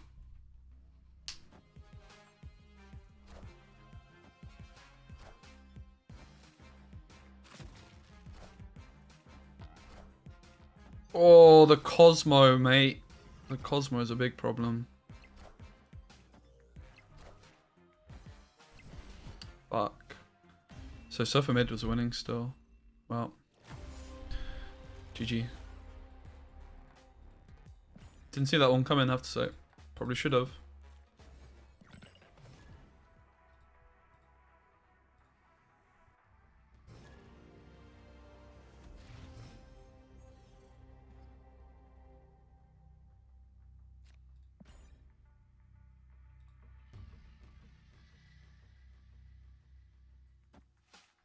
You were right, you are right.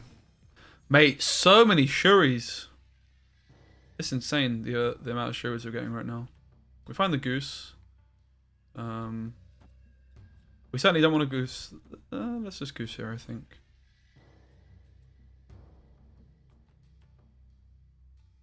We would like to Killmonger before 4, so we might be going Storm and Killmonger in the same lane. We certainly will be. I think, anyway. We could also just Storm the left then, because that gives me more time to Killmonger.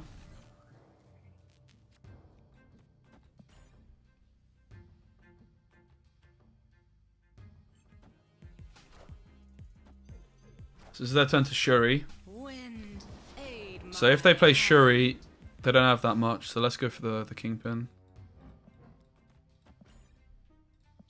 Snap on them.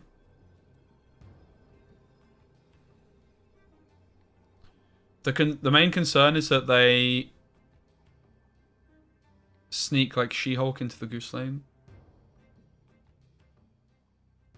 But all they can really do to the left here is play Armor and Titania. Something like that would be probably like their biggest threat.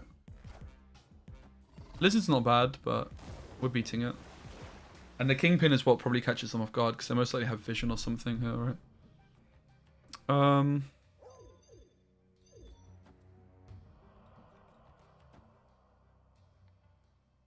Yeah.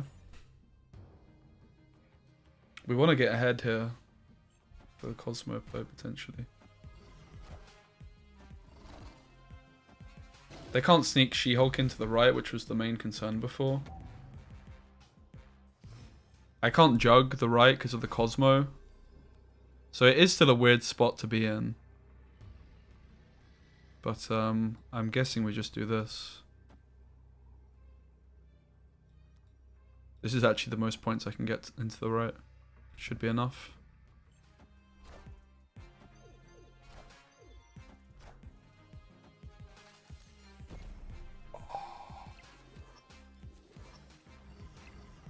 Fair play. Wait, we win? We win.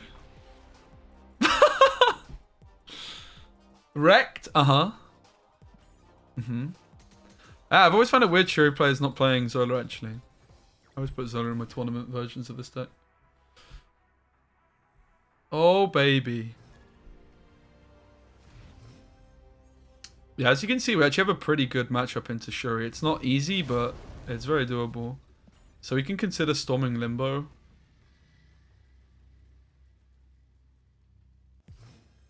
We certainly don't want Limbo in general, so we are going to storm it either on 3 or 6.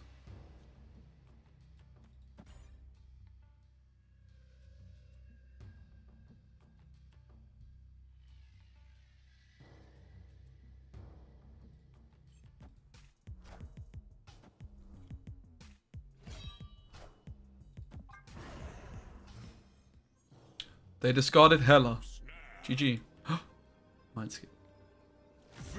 Yeah, I mean, a lot of people play like Polaris, right, for the mirrors, but like Zola's a cube winner. Also in an open deck list situation, you actually have to like play around the Zola, right? Like your opponent has to fear the Zola, so then it just turns like your final play into more guesswork rather than an obvious play.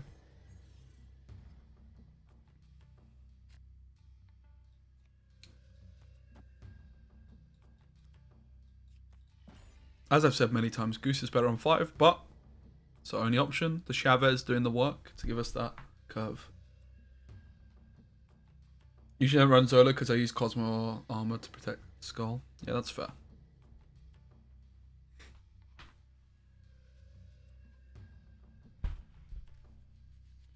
Why run Cloak? It's 4 points on turn 2, and on turn 5 it has Kingpin synergy.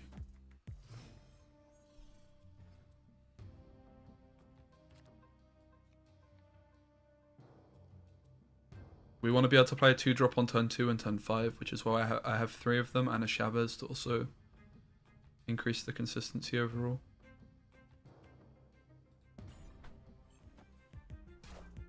Oh. What is going on with the Cosmos today, bruv?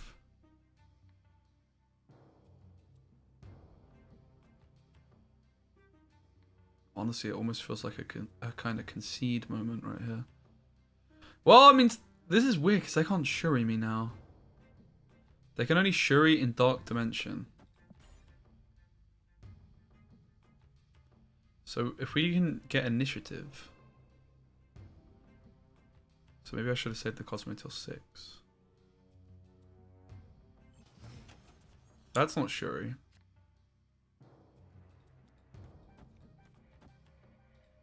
Let's get a big lead here with the Cloak and Maximus into the Cosmo.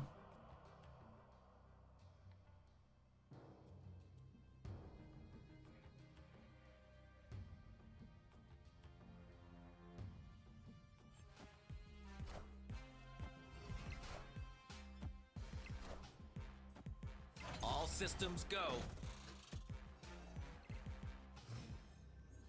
Unfortunately, we don't have initiative, so yeah, my Cosmo play was a mistake.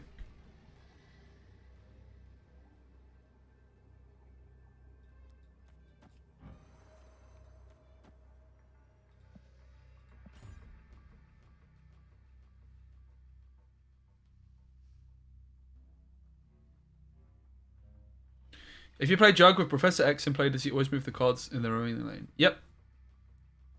Yep. He'll still move them, as long as there's space there, right?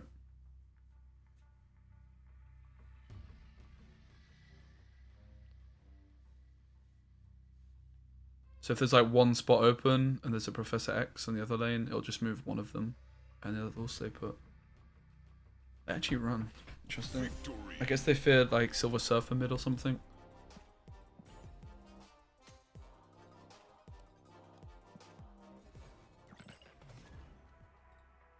As you can see, we have a very good matchup into Shuri. It's certainly not like a clean cut win, but I wouldn't even necessarily say that we're favored, but it's somewhat close.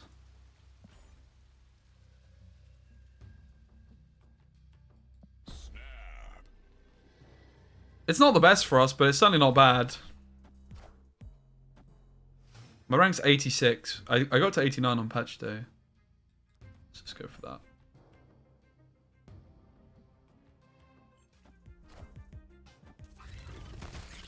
Kingpin destroys even without initiative. It just doesn't work with Cloak. You need to have initiative for the Cloak Kingpin stuff to work.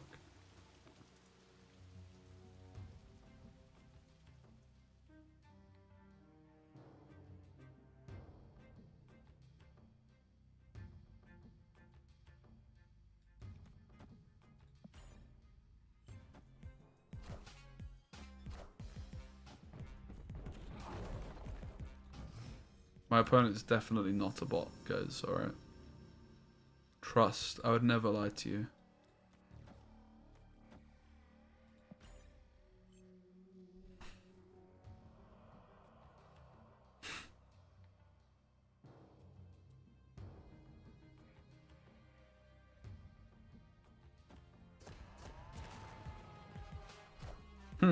Not the best. I must confess.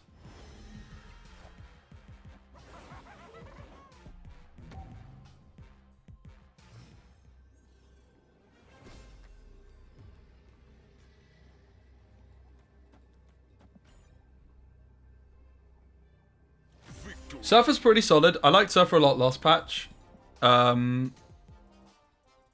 Oh, that's true. Zola was +8. I forgot about that. It just destroys it and won't do anything. Yeah. Zola was actually right. That's a very good point. Yeah, I like Surfer. Again, I think Sarah's a big mistake. We want Storm for Elysium.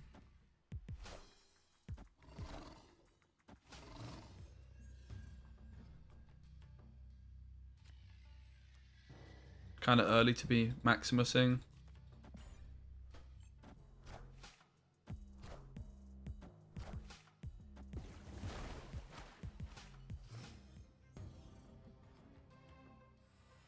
Might be Galactus, right?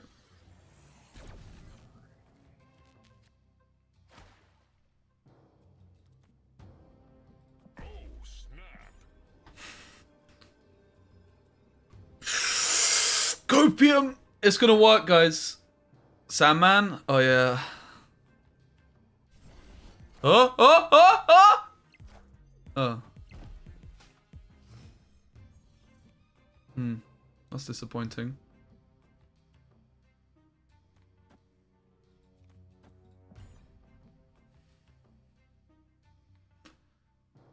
It was not a good snap, but if we hit the Galactus, it just would have been very satisfying, you know. Rip. Now they're drawing cards as well.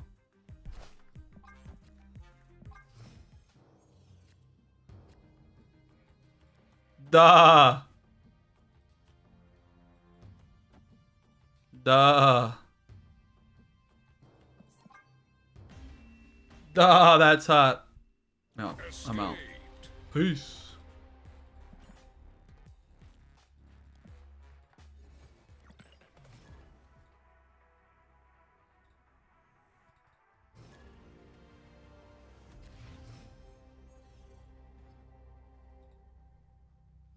I've been playing quite a lot of chess recently, guys. I'm absolutely terrible still. But I'm trying to get good.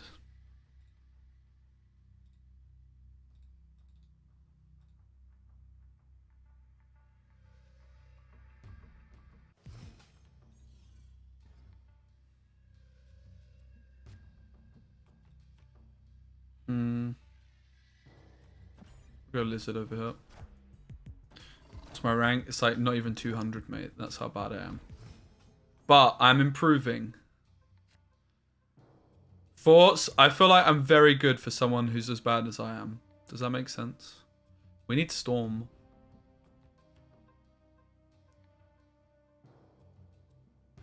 Yeah, I really don't like going Maximus so early. We have little choice. Come on, the Storm.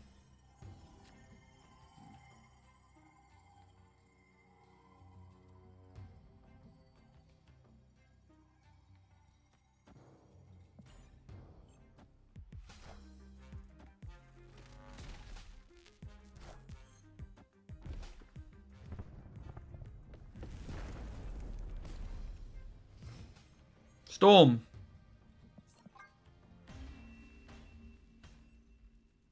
Escaped.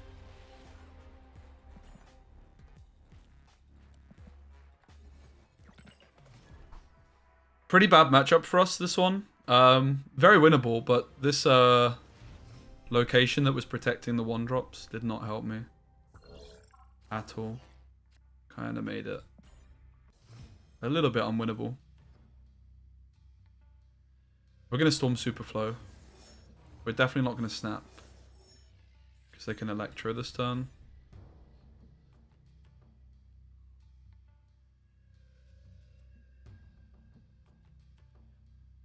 If they miss it, we maybe snap.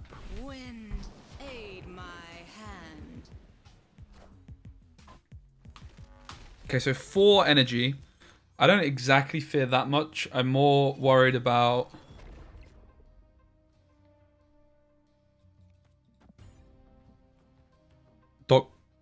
Doctor Doom. They probably don't have anything that good to play here, so it's always Kingpin. Yep, nice.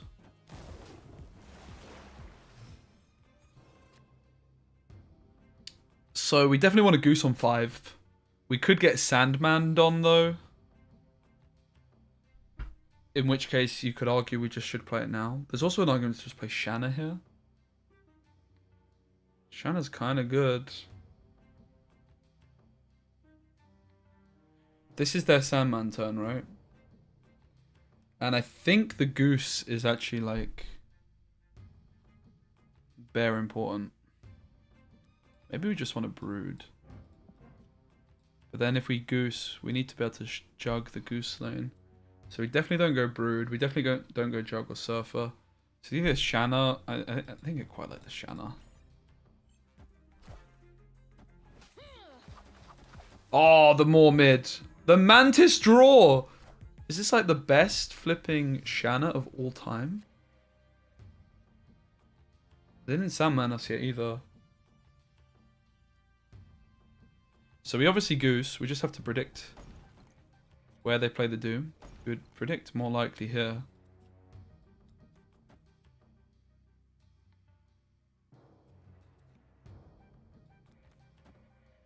Like that.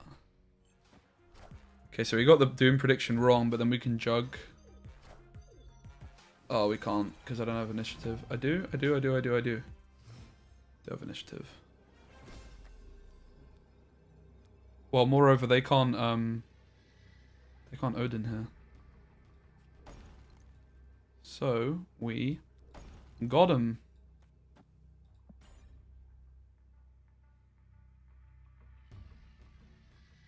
This is where they sneak like a tiny little card in. Because I have Goose here, it doesn't really make that much sense to Jug, right?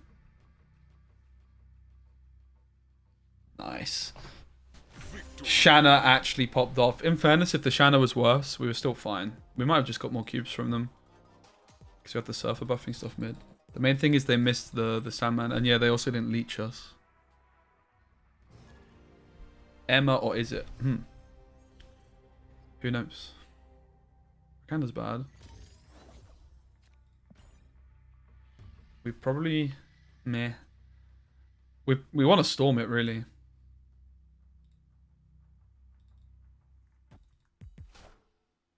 Mantis? Not a bot Mantis, necessarily, either. Goose on this is a no-brainer. Because we don't have Shang. Falcon inked. Okay, it is a bot, confirmed. Snap.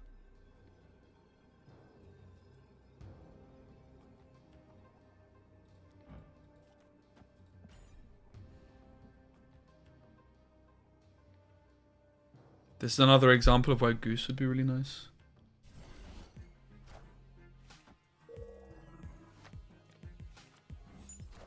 What if it is Emma? True. Yeah, and in the last game, Jug didn't work on the right, but it was just the most points because I had a Surfer as well. It was a 5 body because it got buffed earlier.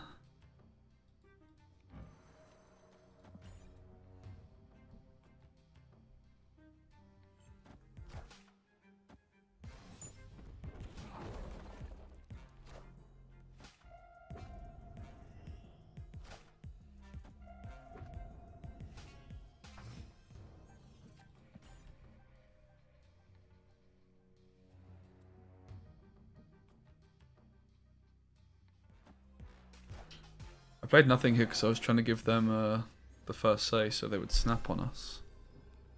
That didn't work out.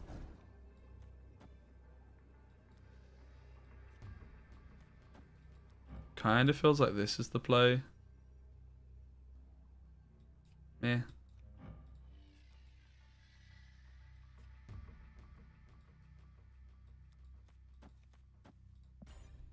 Just win the 50-50. Of Brood going far left.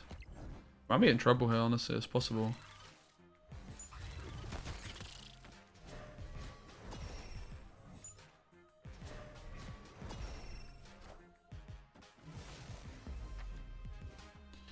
We won the skillful 50-50.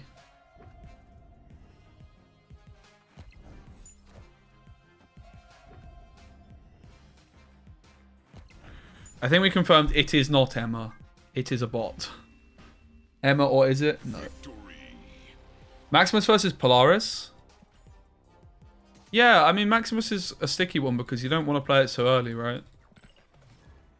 I would personally go for Mr. Fantastic over Polaris. I'm not a huge Polaris believer. She's good. I'm not sure this is necessarily the deck for her. But she can be good. Moving like armor and stuff away, right? She's certainly not bad. This is our Storm. We will Goose here. I like our chances in this one. The Angela's a bit scary when I want to Storm here.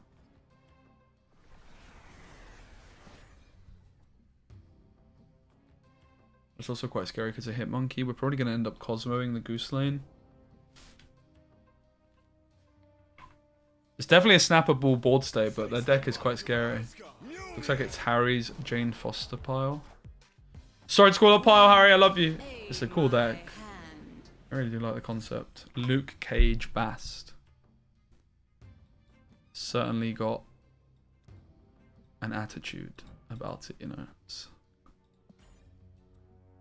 this means Jug to the right just kills anything and everything on the last turn. Do we have enough mid without?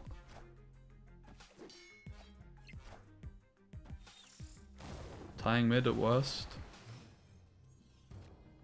Surfer means we're winning mid. Cloak here is free. It does mean though, of course, we're missing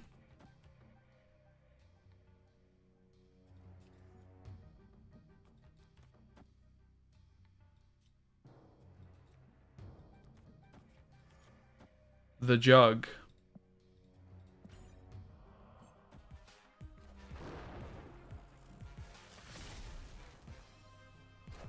Fortunately, it doesn't matter.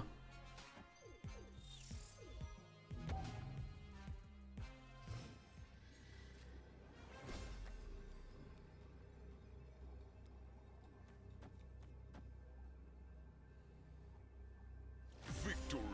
Cosmo doing the business. Would have been nice to have concealed the Cosmo. Maybe could have got some more cubes off them. But it wasn't the smoothest, most guaranteed win going into turn 5, so I think just getting our cube we're pretty happy with. Goose into Baxter's nice.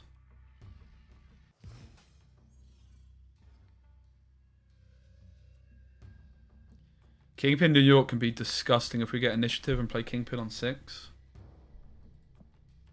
Oh, snap. Two very good locations for us. Hand is reasonable.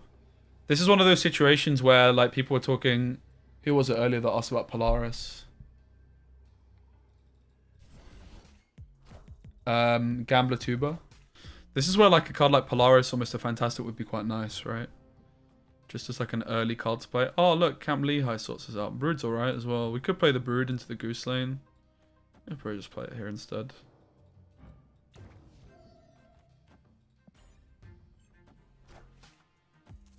Face the might of Asgard. Mjolnir.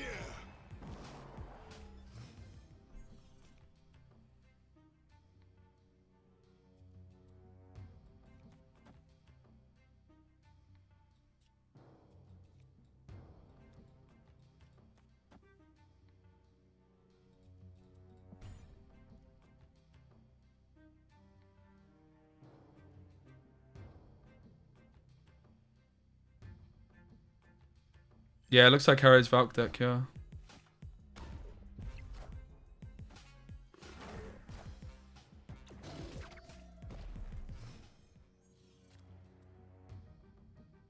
So we want to just go into this last turn with initiative. And on the final turn, therefore, we want to play Cosmo and... we want to play Surfer and Kingpin next turn. So if I want a Cosmo, I need to Cosmo now. So I just try and predict where they play the Valk. Sorry, the thingy. Oh god, they slam cards, so I didn't get initiative, which is a problem. So I wanted to play Kingpin. Do some Kingpin shenanigans into New York. I do still have the threat of moving the Cosmo to mid here. It's kind of obvious though, isn't it? No Jug.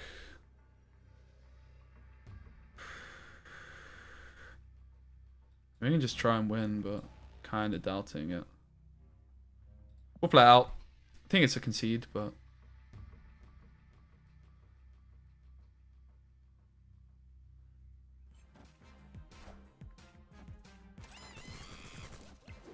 Nah, it's not that big of a monkey. We might be okay here, I think.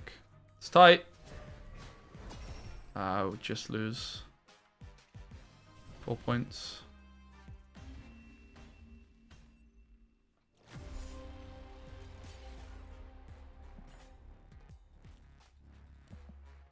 Yeah, Harry's deck's very cool. I literally wanted to play something similar myself, but I was like, well, I can't play Bast and Jane Foster, but he was like, oh, let's play Luke Cage. Pretty cool, especially with the yellow jacket in there as well, right? They lose Nimrod, we lose Killmonger. Galactus should be a good matchup for us overall. We don't really have the cards just now, though. We definitely don't want to play Brood so early against Galactus either. We're looking for Goose, we're looking for Cosmo, looking for Storm. Which we have none of.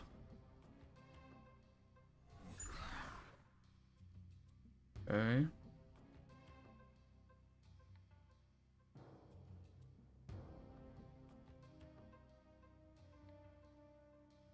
Almost feels like I don't want to play anything. I guess I can just play the Lizard.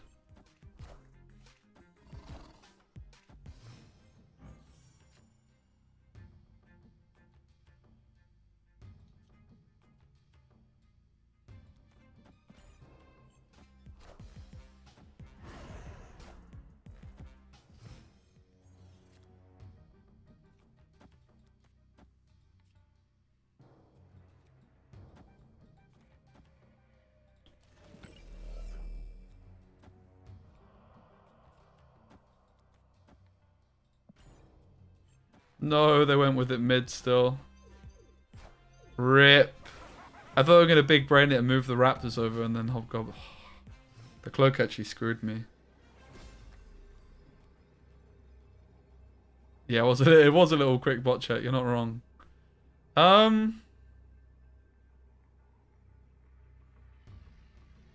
Rip.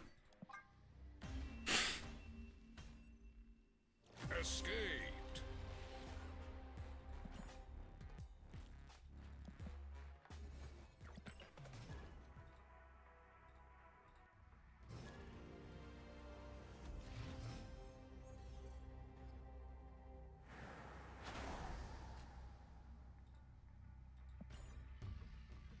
Just hit Infinite. Congrats, Sean. What version were you playing? I'm really sad I didn't get to Infinite on day one still, to be honest, with the monkey deck. We were just completely cruising. My fucking internet cut out.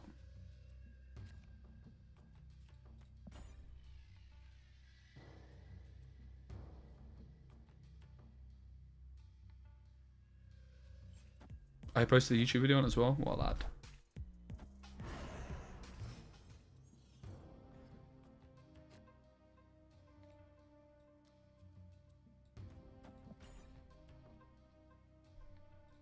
Oh, snap.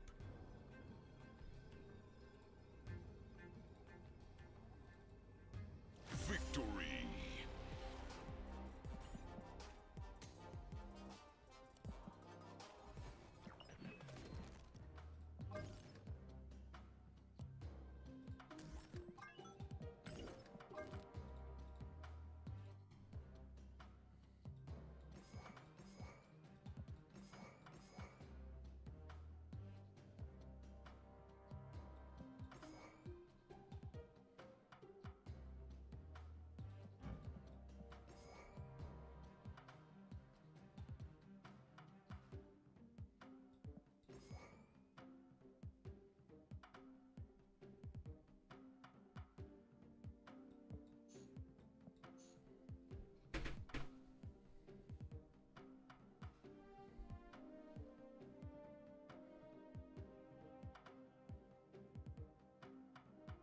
Yeah, I want to try the double monkey with Absorbing Man.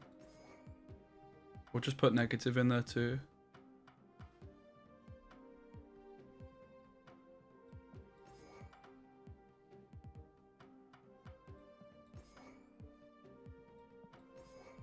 This is the deck that we were supposed to start the day off with. So I was also wondering if you could just play like Sarah as a backup.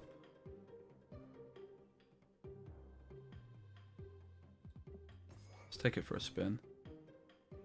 No Bishop. No Angela.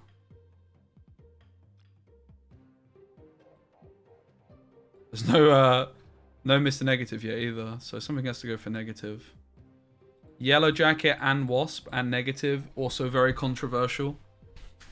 Also Sarah, very controversial. So what cards are always in? I really do love the idea of Wasp and fucking Yellow Jacket though, man. I really do. Monkey without monkey, poggers.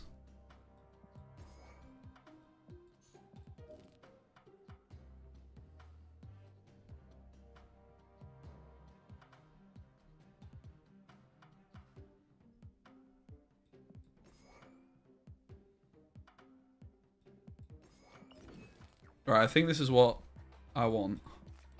It's a hybrid. It's a bit of like normal monkey with a little bit of Mr. Negative involved. Invisible and Wong Shuri Odin combo. Oh god.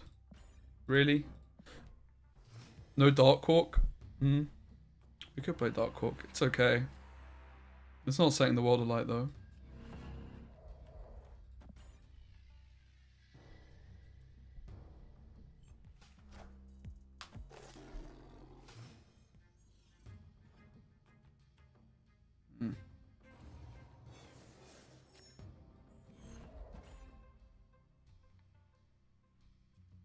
This list has some legs, though.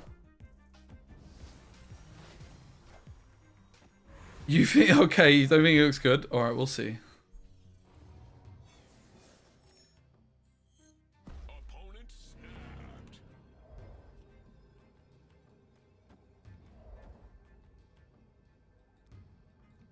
Tricky one. By playing the Bass now, I lose out... Like, if I guess I'm just not able to play everything if I don't play the Ironheart. We're never really able to play the Iron Man. Yeah, I guess I can. It's the only line we can go for.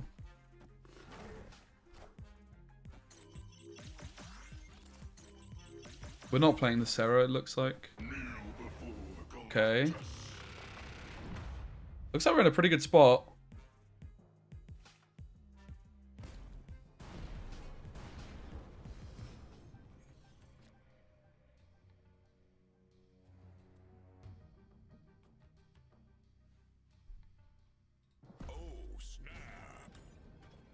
We should just snap here, right?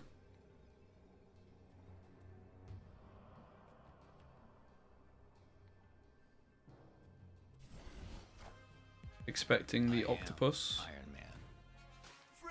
That won't get him there either. Iron Man too strong, ladies and gents. Alright, it's a good start. It's a good start. Come on! Victory. Looking at the deck list sickens me. We've got the double monkey. We've got the Zabu cost reduction, the Sarah cost reduction, the Mr. Negative cost reduction. We still gamble on keeping the Mysterio in there as well, just to have it in hand. We're not playing Psylocke. We're just saying what we really want to do is just not really play anything until like we play Bast on 3 or so.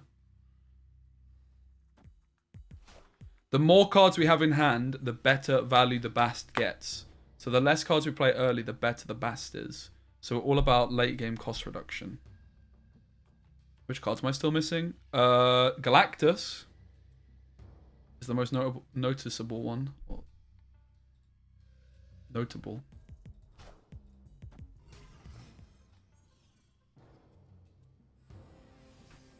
Oh baby, hello. Hello the early neg.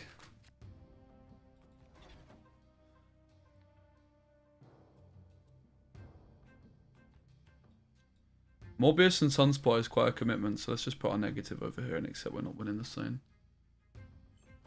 I would play Galactus if I had it, I'm sure.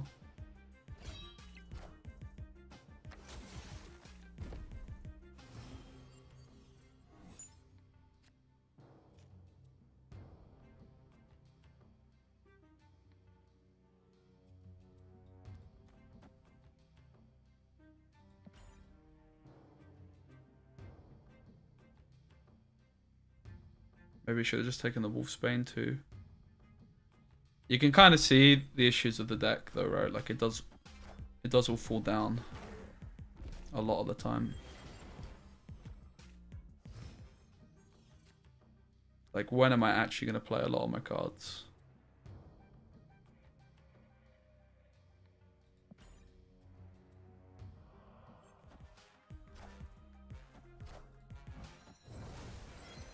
Big overcommit to the left. Opponent snapped.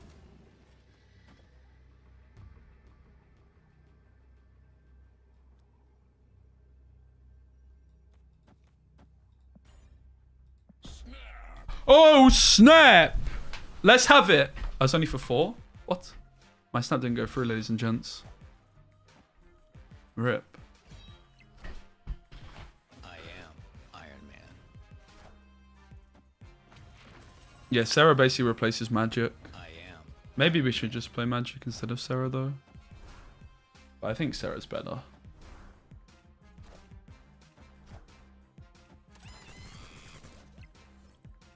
So you can see the logic, right? You just get like that extra with the negative play. You just get that extra little bit of pizzazz on turn 6. But we've still got the Sarah in there because Sarah's giving us more cards played with the Hitmonkey. This was a bot opponent, sure, but regardless of the bot, the amount of points I had was pretty ridiculous. So we have Zabu negative. So this game will actually bast on 1. This is a bot as well because this just ended instantly. What's with the bots, mate? I want to do this legitimately.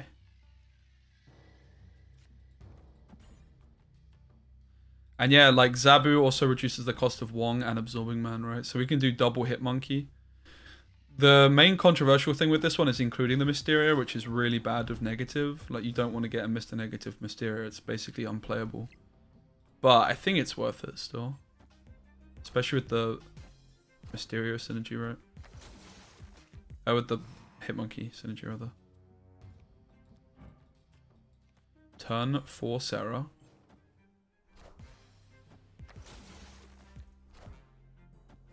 Wow, I didn't know Pixel Sarah could get even more pretty.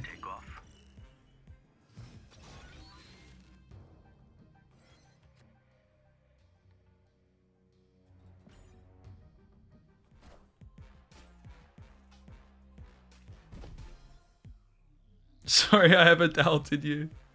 I mean, it's still a pile. It's still not completely refined.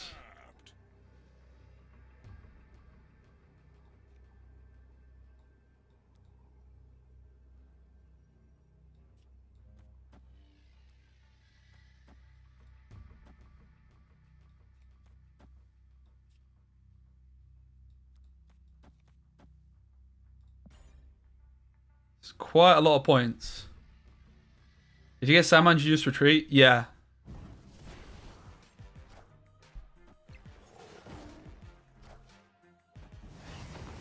So this was the kind of deck I had in mind when I started the stream.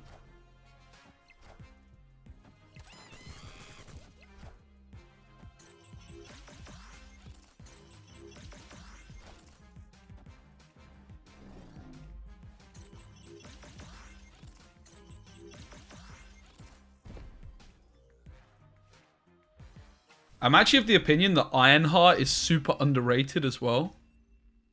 Victory. Like, Ironheart with Bast is 9 fucking stats, but it's also putting 6 stats into a lane, which is already full. Like, I feel like Ironheart is a very undervalued card, particularly with how good Bast is, right? And then you've got Wong, which just slots in so seamlessly, Absorbing Man, and you already play the Zabu. Mr. Negative is so good with Bast. Iron Man, Mystique. It just kind of all makes sense, right? So you can, with Absorbing Man, you can copy Wolfsbane, Ironheart, or Hitmonkey.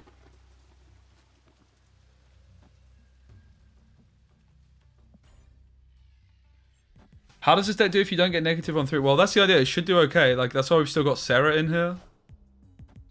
Like Wong on turn 3 is fine, right? So it should in theory be fine, but I don't know. Certainly like Mr. Negative on 4 will be more than fine. Mr. Negative's just there for like a little bit of extra pizzazz.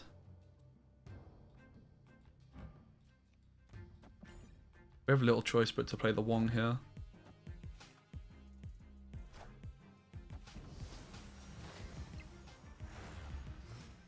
Does Negative Mysteria get its cost reduced by Zabu? Oh, good question. I have no idea. One thing we certainly don't want to do is play our Wong, Mr. Negative into our Wong lane.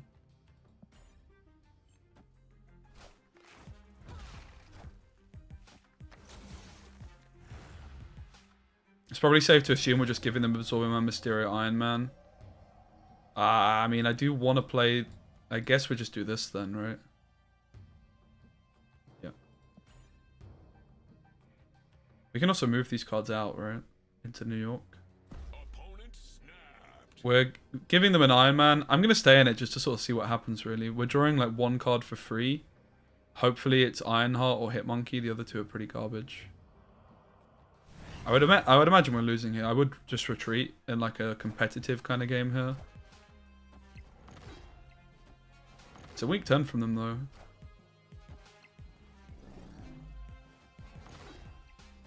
Yo, Adrian with the 50 Ron, mate.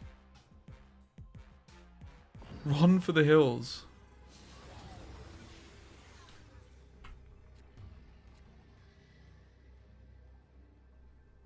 Thank you so much for the Romanian Lou. Is that how I pronounce it? $10. You're a diamond. I really, really appreciate it. Okay. Wow. They gave us a flipping Thanos.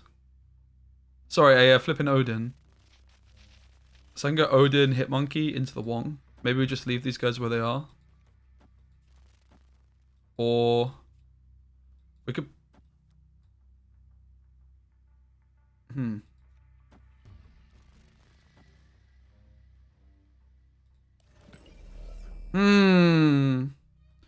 Let's certainly move the Negative in here.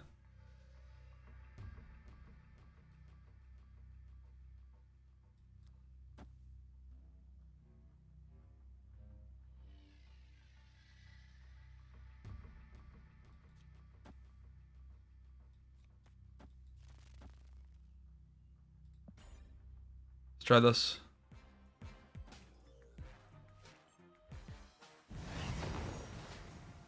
Looks like we got him.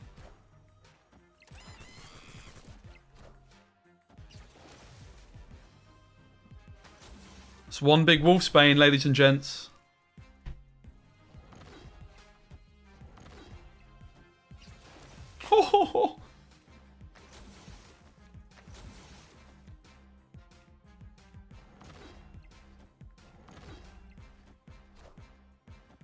Dr. Doom doesn't quite get him there. It's close though, but not enough. Let's go. Alright, the deck is actually feeling beautiful right now. This is the list I had in mind. The climb is here.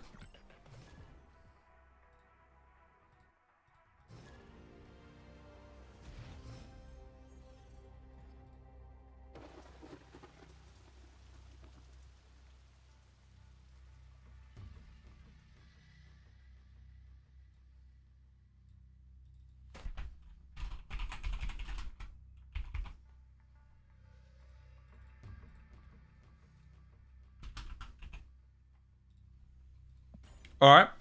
We have the Zabu Negative. We didn't have the Bast, unfortunately. The decision we now have to ask is, are we going for the Raft or are we just going to go for the Mer Island value? Bit of a sticky one. Absorbing Man Dark Hawk. Dark Hawk is pretty meh. We're not adding anything to the deck. Absorbing Man can copy Wolfsbane, it can copy Ironheart, it can copy Hitmonkey. And we have Wong. So I would say yes. Quite resoundingly, actually. I think we're probably not winning the Raft, so let's just go for Mer Island. Looks like our opponent's thinking the same. And they're just trying to get some Adam Warlock card draw. It's a nice variant.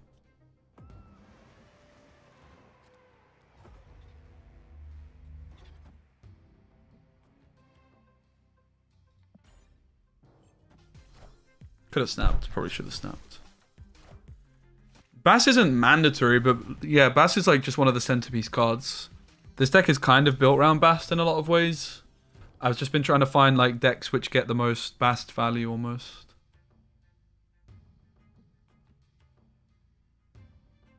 Weird one here. Very, very weird. I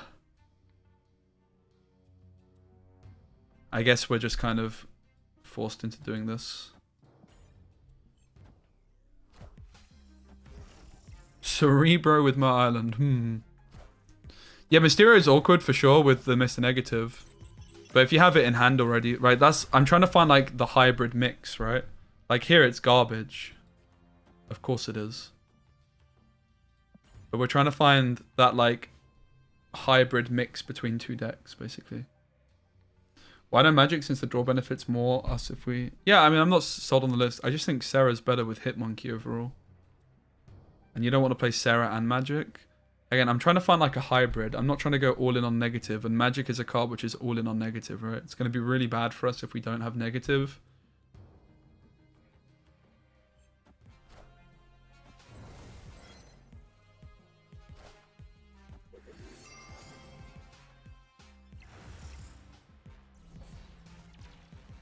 Certainly an interesting play. They're not going to have many points elsewhere, though.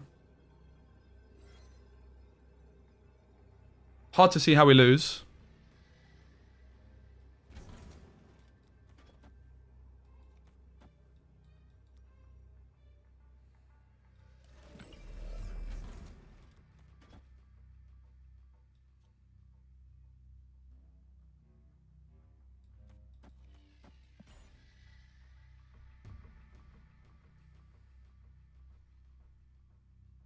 It all just about came together. Again, the Mysterio wonky. First time playing Mysterio off Mr. Negative. We'll see if they're all two. I don't know how it's going to work. Why not Mystique mid? Yeah, probably should have.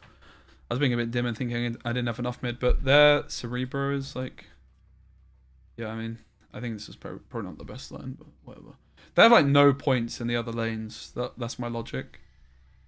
But yeah. I could have just gone Mystique mid and had enough for it. But this is also just winning. Victory. But yeah, I would agree that it was a bit dodgy. So hopefully you guys can see what I'm trying to do with the deck. It's a Mr. Negative deck. Like, let's be honest, Mr. Negative decks have sucked for a long time, right? And when you look at Mr. Negative decks, they're filled with cards which are all built around Mr. Negative. Zabu, Psylocke, Magic, maybe Kang. Whereas this build is not doing that, right? We are playing a Zabu, which is good with Mr. Negative, but it's also good with Wong. It's also good with Absorbing Man. Wong is good with Bast. Wong is good with Ironheart, Monkey, and Wolfsbane, and Mystique, which are all good with Bast. Mr. Negative rewards... You get extra cards to play last second. That's good with Hitmonkey. Bast is good with everything. The less cards you play early, the better, because then Bast gets more buffs. Like, the fuller your hand, the more points the Bast is, basically, right? Now, we're probably supposed to play the Mysterio, but then I think we actually don't play it. We just kind of accept that this is a bit of a dodgy game. We could have played an Ironheart, but...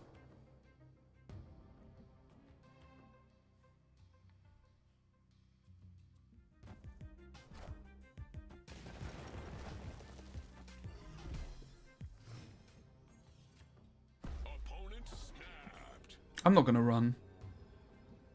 Usually I would, but...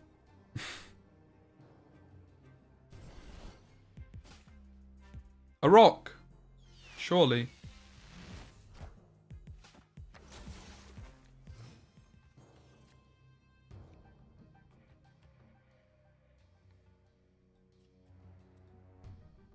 So... Zombie Man's not that cheap, not that good. We could take the Iron Man in hopes that we find Mystique. Could take the Wong.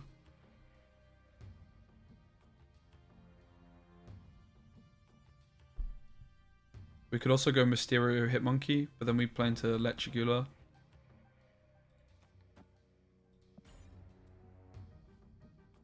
Yeah, it's definitely a bot, no doubt. We might be losing. So there's also like argument to play Andrew and Bishop in this deck as well, but I like Iron Man mid. Yeah, Iron Man mid seems okay too. This is really bad if we miss Mystique. If we hit like Wolfsbane, for example, this is going to be a lot better.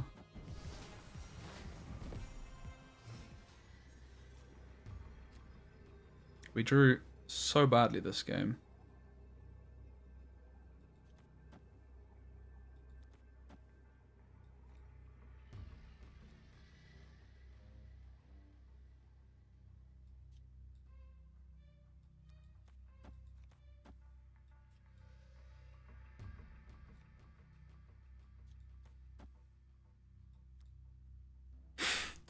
Feels like we kind of just have to concede, to be honest. But then again, the board.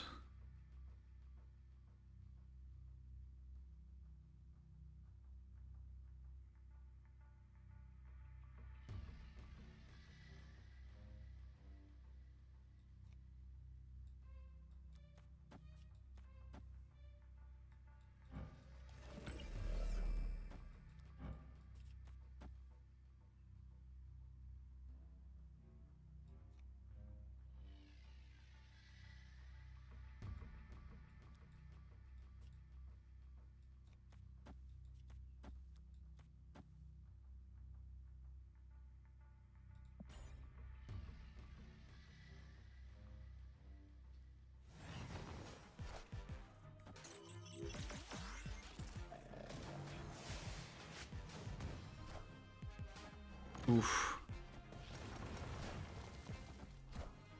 It's going to come down to how many buffs the Mr. Negative gets here. Well, it's just guaranteed to get 2, which is enough. Easy! What a high-scoring game. 2 powerhouses. So this is going to be the reality. Like, some games this deck is going to seem so bad. But it should have a higher win rate than a normal negative deck. Hello, sir. I sent you a greeting. I like your videos. Could you show me your Bastepple deck? Hi, 0, 180, 1080. How are you? Thanks. Yeah, I can help you out with that. Sure. Give me a few.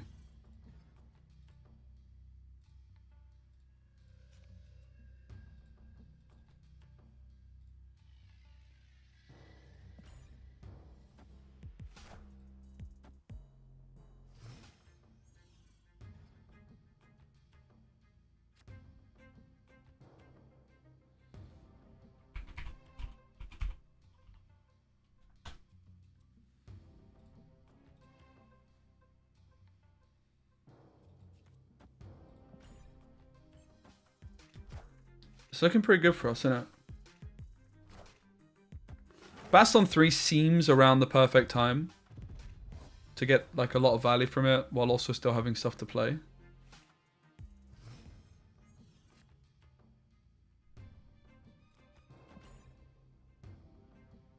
Wong Mystique is some pretty insane stuff with. Yeah, I wouldn't play this deck without Bast. I kind of built the whole deck around Bast. Face the might of Asgard. Mjolnir.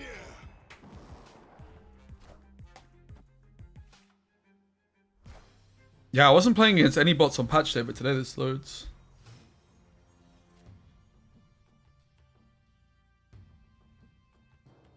Ironheart Wolfsbane stuck in the deck.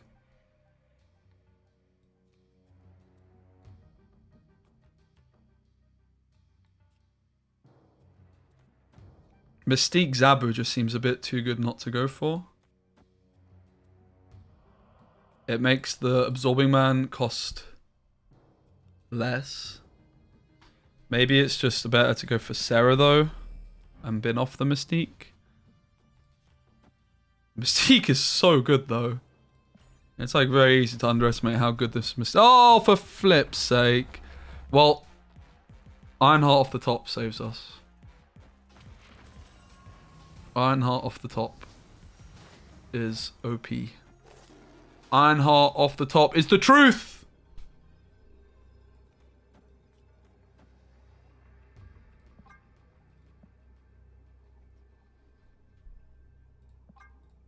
We'll ask them to snap.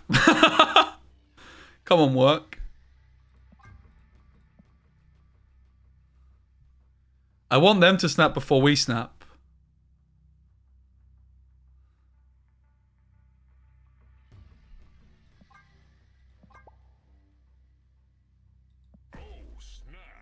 We'll snap. There's no way they run away from this, right? It's not a bot. They have the thingy thing. Bots don't have this variant. Changing commot touch. They ran! What? Who runs there? Yeah, new stream schedule. I'm live at this time every day. I've got some food downstairs, which I should probably go grab in a sec.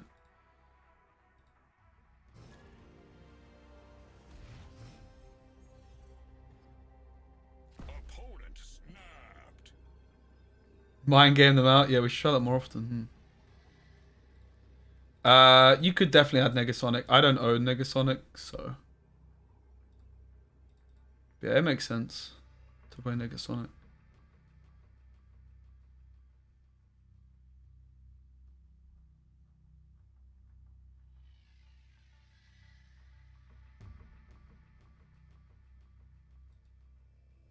Oops. How to deal with Shuri Red Skull deck. So there's this one tactic I have against Shuri Red Skull. It's very, very strong. What it's called is Retreat Now. It's very, very good. The earlier you do it, the better. Like, turn 1 Retreat Now is actually broken, mate. So, we don't really have that many turns to play stuff. But Sarah into Sinister London does sound pretty promising. I am Groot. So let's just play the Deathlock on its own. We'll take the Wong. Then the Sarah.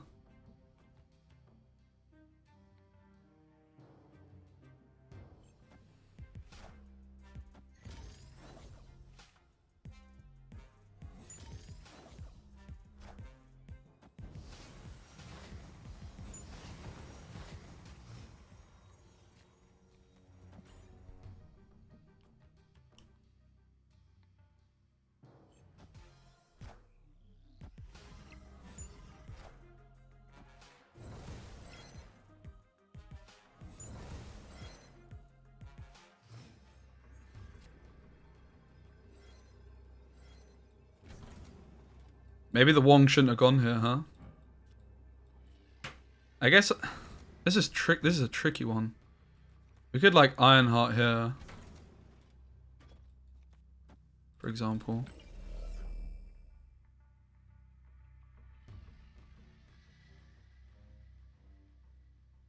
Snap. We're definitely snapping, whatever happens. We always want to. We surely just want 2 Iron Man, right?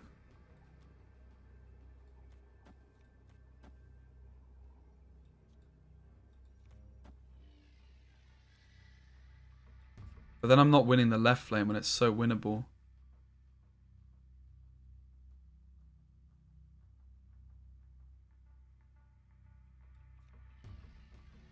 This seems correct to me. They run. Victory. Hot fix? Wait, what? Am I getting baited? Am I getting baited? It does kind of sound... Sunspot getting nerfed sounds possible. Uh-oh, I clicked a dodgy Discord link. Oh my god, balance changes! What the flip? Where did this come from? Chat, alert. There's balance changes. Oh my god. Oh my god. Do we have like a nice link for this, please? Because I don't want to show my Discord.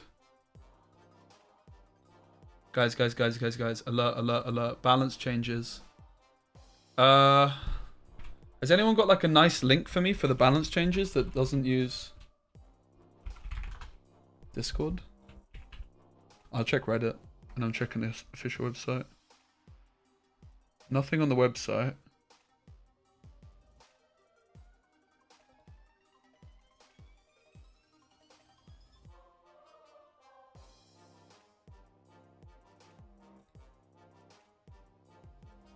Shuri unchanged. No surprises there. That's a bit of a yikes, though.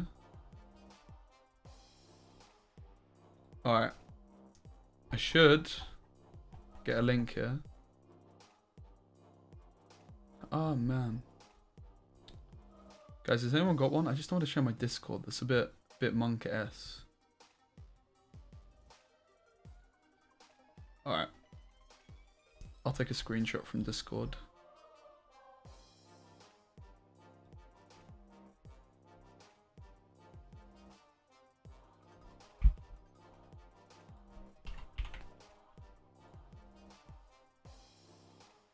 If anyone gets a link to like the Steam updates or so, they said they're also going to start doing weekly balance. Awesome. They should. All right, so this is what they've posted. I just copy and pasted it. For those unaware, OTA stands for over the air. So this is their like over the air things and refers to a hot fix change we're making to content outside of our usual semi-monthly patching schedule. This week, we're making 4 changes in an ongoing effort to encourage a more diverse spread of decks and individual cards being played. To set expectations, this patch won't cure all the metagame's ills, but it should represent an improvement until our next action-packed patch. Red Skull, 5. So, Red Skull's lost a point. I mean, that's pretty nice.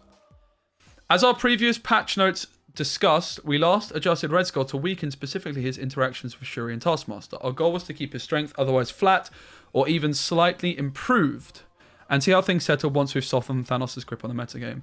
We know many players disagree with that approach and we're weighing that feedback as we continue to debate internally how aggressive our balance updates should be. In this case, things settled into an improved metagame, but with decks based around Shuri and Taskmaster still too strong for our liking, we recognise Shuri is clearly the true offender here, and we have a balance change for Shuri ready. However, that change to Shuri needs a patch to be implemented. We can't just make it via OTA. So this is an interim adjustment to weaken the Shuri deck just a bit more. We do expect Shuri to remain viable after this Red Skull tweak, but we don't want it to drastically nerf multiple innocent cards when we have an incoming Shuri nerf. Anyway. Alright, cool. So Shuri's getting nerfed next week probably. That's good. The fact that it's like not on OTA probably means that it's like a complete rework. Maybe like you have to play it in her lane to get doubled. Once that change to Shuri is live, will we revert this or previous Red Skull changes? Maybe, but we're going to give that some time because we'd rather ensure a larger shift in the metagame. Sunspot is now 1 stat. Good change. The main issue with the Sunspot change is Sunspot's getting nerfed when Kitty Pryde is going to be just better than ever, right? Sunspot definitely deserves a nerf, but this makes Kitty Pryde even better. Sunspot is one of the most heavily played cards in the game. Why is obvious. He's strong. He's in Series 2, and he has powerful synergies with other cards like She-Hulk and Infinite. The opportunity cost for having him in your deck is also very low, since you only have to have 1 spare energy on any turn to unlock his Strength Thought, and the ceiling can be very high. All this adds up to a very solid criteria for a minor nerf, creating less space for less played cards to compete more often for slots and decks. We were curious if nerfing She-Hulk would have any impact on Sunspot, but truthfully, we didn't expect any change and assumed we'd be making this adjustment sooner rather than later. We did evaluate some other changes to Sunspot, but for Series 2 cards, we want to retain the elegance of the original design, just a touch weaker. As a default card in both Shuri and Thanos, this change does impact those decks a bit more than others too. Yeah, this is a really nice change. Shadow King is now 3/3, so you can now play in Surfer.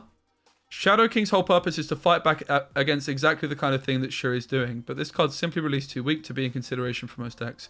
We recognise his status as a Series 4 card that's used to answer powerful decks, rather than fuel them, might limit his potential to impact the metagame. However, we're happy to give him this boost and see where things land from there. Mate, Shadow King in fucking Surfer? Isn't that pretty legit? Like, this is a huge buff. Because before, like, why would you ever play this card over Shang-Chi? But suddenly there's now a reason, right? Is the card actually good? Not massively, but it's definitely good in a Surfer deck. And Surfer control is already a real thing, right? Yeah, Sunspot should have started at 0 a long time ago. So good enough. Sentry, you can't play this at the right location. And now it's a 4/10. And you add a -10 Void. Oh my god, that's a huge buff. Holy shit. Wow. Sentry is cracked right now. Oh my god. Should we build a Sentry deck? I think we should play some Sentry, right? This is a huge buff. This is a 4-point buff, guys. To, like a Viper on the Void. Sentry's a card that just hasn't found a great home yet. While these number changes aren't an obviously impactful, but it does increase the potential reward for running Sentry and the potential damage donating your Void. What Viper can do. This is just a change you've been interested to try out, so we're making it here. Nice. There's more though, guys. There's more. They have like a future about their balance. This is on Discord. I'm just not wanting to leak my Discord, and we haven't got like a Steam link or anything yet. All right. Our balance future. Because let's be honest, the balance recently has been pretty derisory. I never know how to say that word. Speaking of changes we're interested in trying out, we have an exciting announcement about the future of card balance for Marvel Snap. Starting with our upcoming April patch, currently scheduled for the 18th, we'll be making weekly changes to cards in the game. Our patch every 4 weeks will continue to release on Tuesdays and include card updates as well, but the intervening weeks will each feature changes going live on Thursdays via OTA. We know this is just the sort of balanced attention and prioritization that many of you have clamored for, so thanks for your passionate feedback. It's been a multi-team effort to get this process buttoned up over the last month, and we hope you're as excited as we are. Let's go ahead and address some of the questions that should be popular. Why Thursdays? Why not? Actually, Thursdays are just a good day to slide into the rest of our schedule and ensure our QA team has enough time to verify these updates. It also avoids stepping on new card releases or hot/featured locations. What kind of changes will we make? Our OTA tool gives us the ability to make changes within about a week or two, but it is limited in what we can change. We're continuing to develop the tool and expand its limitations, but for now you can expect weekly Thursday changes to be numbers only like the above, with our larger patches still addressing the most major changes to card functionality and VFX. Will we be nerfing or buffing cards? Well, as you can see with Sentry and Shadow King, we do intend to buff cards through OTA. In fact, we're going to guarantee at least one buff with each of these updates. We will also use this method to balance the metagame with nerfs, but only when it's deemed necessary. How many cards will change each week? Our target is 2 to 4 cards each week. On patch weeks, it's possible we'll change more, as there's a unique access point for us. How will we pick which cards to change? We have a list of buffs and a very small list of nerfs that we're making to existing content. We're prioritizing them based on how we expect the individual card changes to affect the metagame or combine with new cards and locations, but we'll shift them around based on the live metagame. Why not just make all these changes now? One of the things we're wary of with balance patches is how much change is too much. We've avoided changing more than a handful of cards at a time for a while now, and we think that's a good thing because they're easy to digest. Plus, pacing these changes out, lightly freshen the metagame periodically rather than shake it out all at once and then watch things settle into a new state of status. I have no idea what that word means. How long will we do this? We've planned a trial period for May, and depending on how it goes, we may continue onward. We're optimistic about that at the moment. That's all we've got for now. We hope you're stoked for the future of weekly balance updates. We'll see you in a couple of weeks when we turn the page on a new Snapter in the book of digital balance, like chapter. Yeah, you get it. I don't get it, guys. Okay. Thoughts, feelings, opinions. Pretty poggers. Should we close Snap and open Snap and see if we have the changes?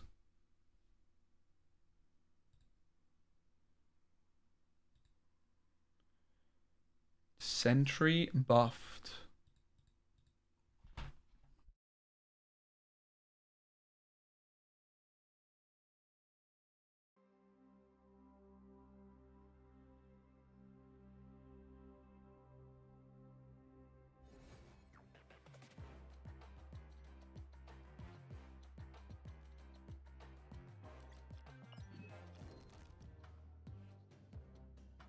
Unfortunately, don't own Shadow King. Heartbreaker. Where's this fucking Chad Sentry? Oh!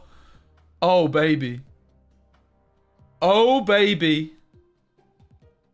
It's in Discord. Their official Discord. Oh my god. Look at that. Look at that absolute chungus. Sentry is fucking legit right now. This card's very good. Alright, we're building a deck, guys. We're building a deck. Storm. Check. Viper. Check. Ebony Moore, maybe. Jury's out, we'll see. Valkyrie has big potential with the Sentry.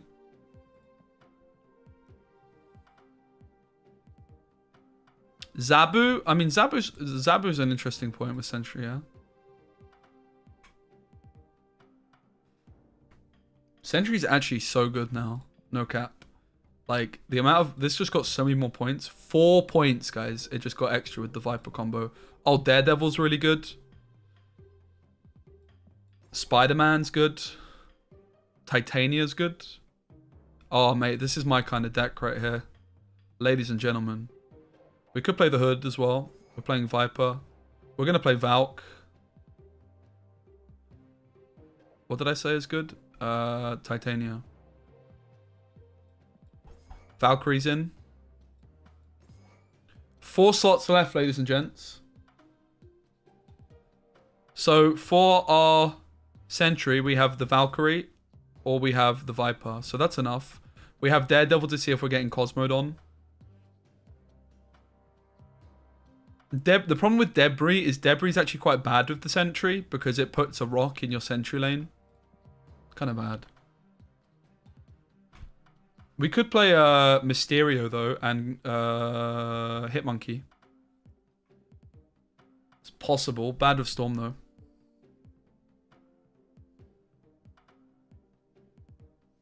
Carnage is back up. Well, we already have Valkyrie and Viper, which I think is enough. You guys already know that I'm putting Chavez in the deck, right? Maybe. We could also play Wasp, Yellow Jacket.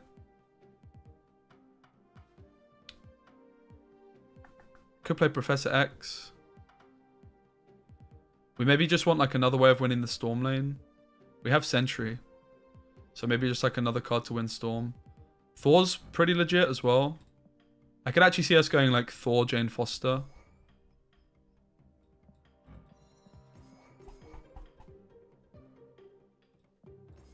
I could see this working. Should we take this for a spin?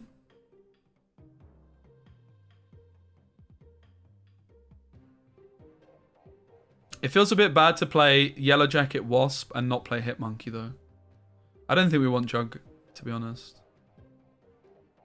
Jug's okay. I do feel like we maybe could bin off the Yellow Jacket. Play Chavez. Like, Chavez is really a bit of a no-brainer with Jane Foster, right? I just like the look of Chavez anyway. Like, I want Storm on 3, I want Sentry on 4, I want Viper on 5, maybe. So maybe we can just get rid of the Yellow Jacket. Yeah, Professor X is okay. But I just tend to prefer... Spider-Man's basically doing the same thing, right? We'll start with this.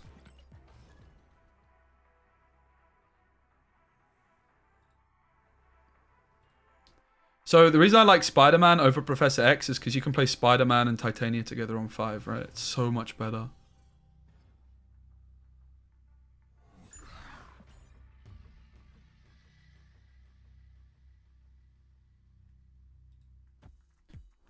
Storm Chavez. Yeah, exactly.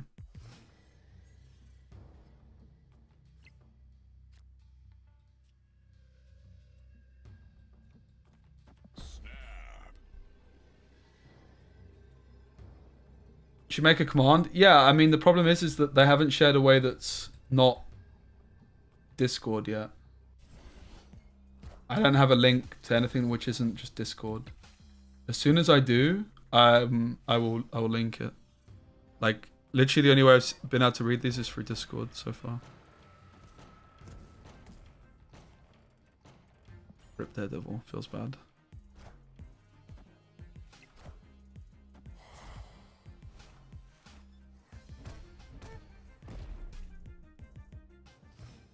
Does also feel bad to play Jane and not play Yellow Jacket.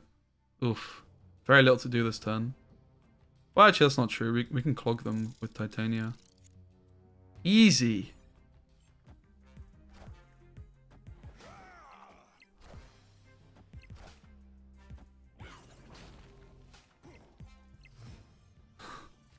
I'm quite scared, guys.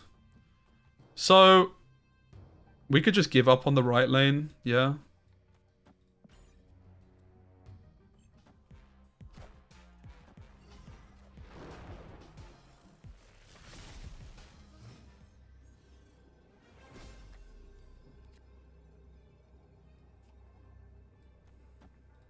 The Sentry!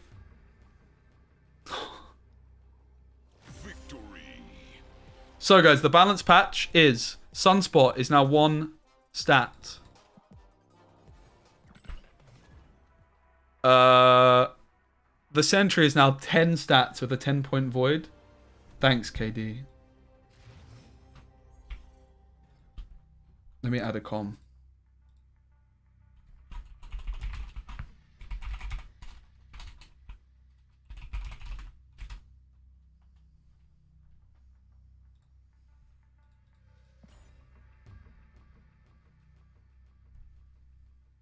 Not sure how I feel about the Jane Foster Thor. I do quite like it.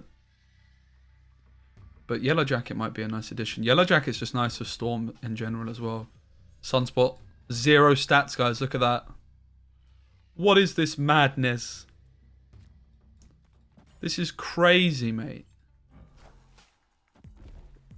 Oh yeah, Red Skull as well, thanks.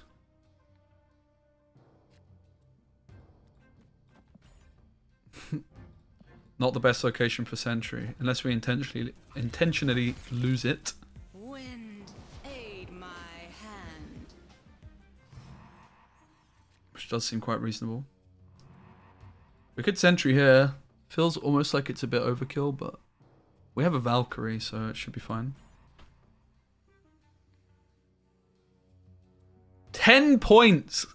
Sentry's cracked, guys. I do need to change my... Yeah, thanks.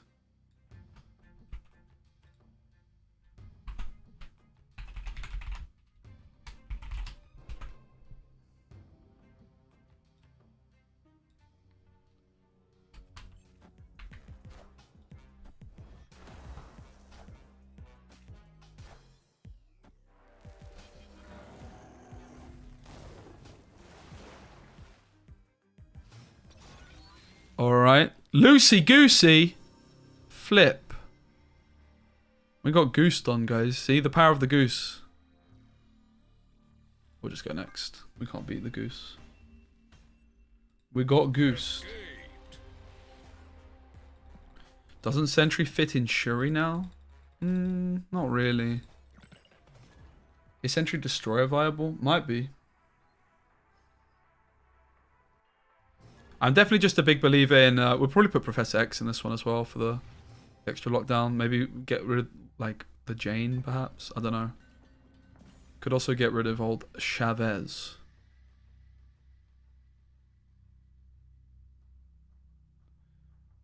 I think Sentry's, like, super legit. I paid 6k for this bad boy as well, so it's about time.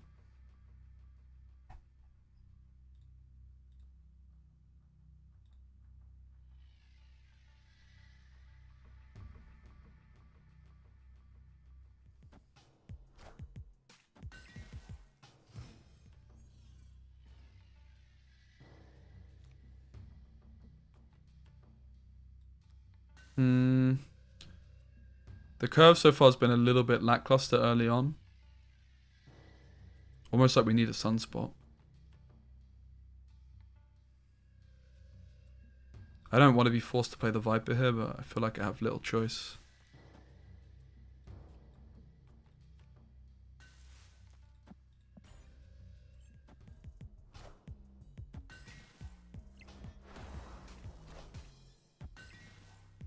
I have maybe like 7k tokens saved up.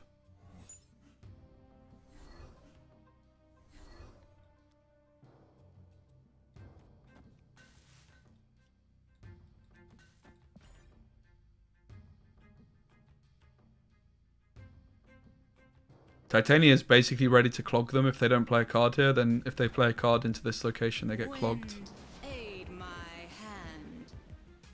I can't compete for the Storm on the right particularly. That's where my Sentry's going to go. But if I hit Sentry, I don't care about losing it.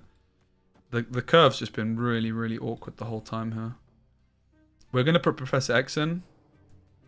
I'm thinking Thor Jane maybe go. Maybe, I don't know. It's all been a bit wonky so far, hasn't it? Sentry, though, is actually insane. 10 stats and 10 on the Void. Oh, mama.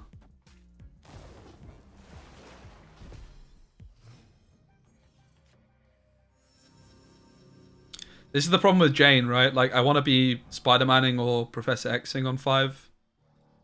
I don't want to be doing Jane fostering.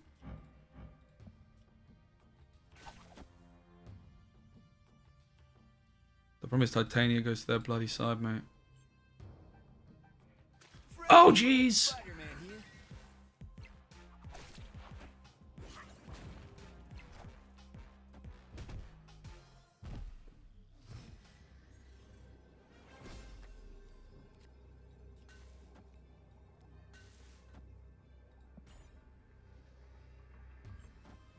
Doesn't look like we got it. We certainly did not. Who plays Sunspot and Surfer? That's so bad. Like, where's your Killmonger, dude?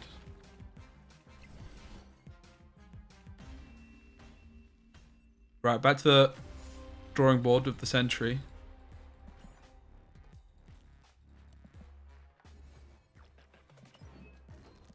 There is no link to the patch, guys. It's in Discord, which means I can't link you directly.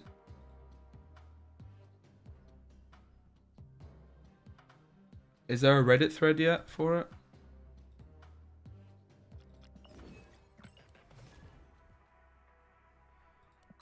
Wait, are they back on the menus, maybe? The news feed still doesn't work on PC. Oh, jeez! Alright, so deck builder. Thor out. Wasp, the jury's out on. Wasp is pretty okay, though. Professor X in. Here's the Discord link. Thanks.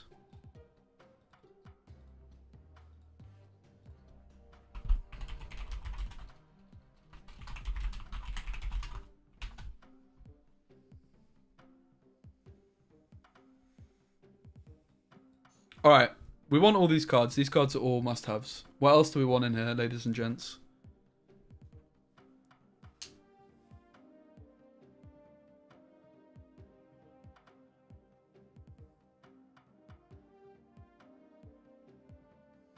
I'm not really a believer in Carnage. We have Valkyrie and we have Viper as ways of getting rid of the thingamajigger. I think Green Goblin could be pretty good. It's like just another clog tool. Like, I almost don't want to play Professor X and Spidey because we could try and clog the lane on 5 instead. Zabu makes Sentry and Spider-Man cheaper. I don't think it's a big deal, though.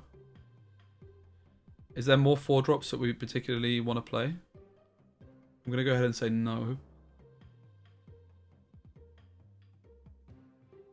I've never been so sad not to have Shadow King in all my life. I guess we could open now and see if I can get Shadow King. I do quite want to... Should we just do an upgrade and see if we can get Shadow King? I'm actually due a card. Alright, let's try and get Shadow King right now.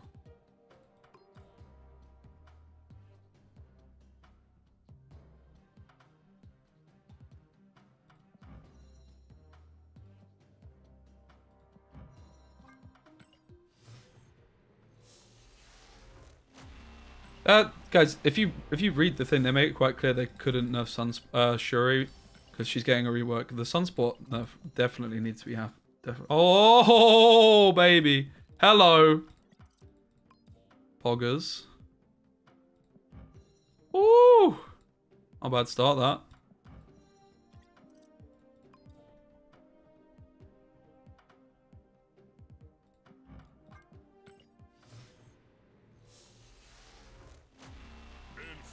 We're trying to get Shadow King, because I actually really want to play Shadow King and Silver Surfer, mate. But then if not, we're going to have a lot of fun still with Thingamajigger. Sentry.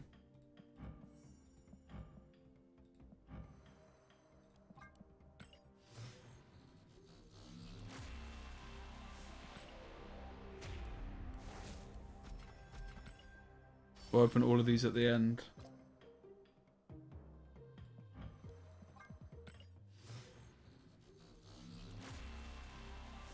We really, really want to Viper the Void. That is the truth. Like, that's where Sentry is absolutely busted now.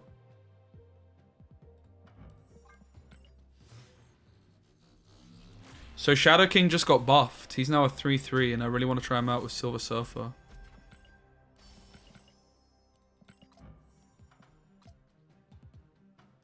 Right, what card to upgrade next? Probably one we've already split recently.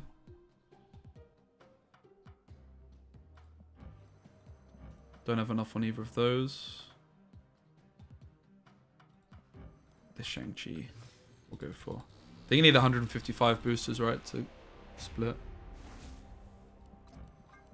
They've said they're going to nerf Shuri on the 18th. All good, guys. Relax.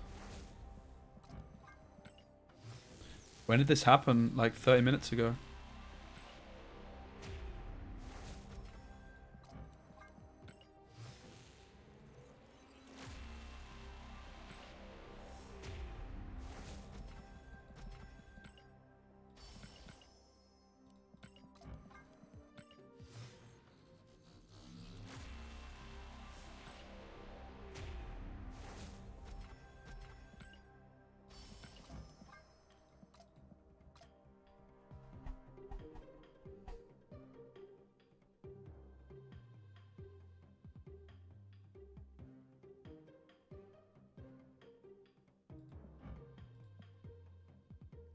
Just looking for cards to upgrade which I can get splits on.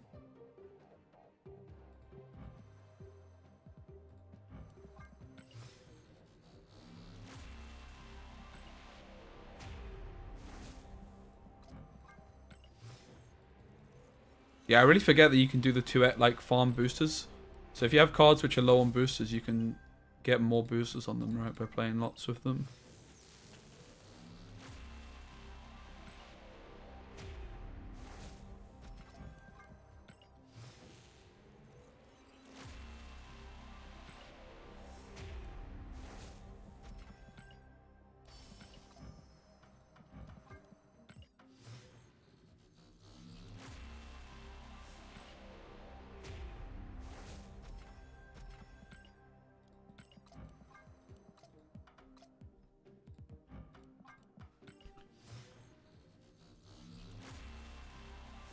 Alright. Big opening of reserves here.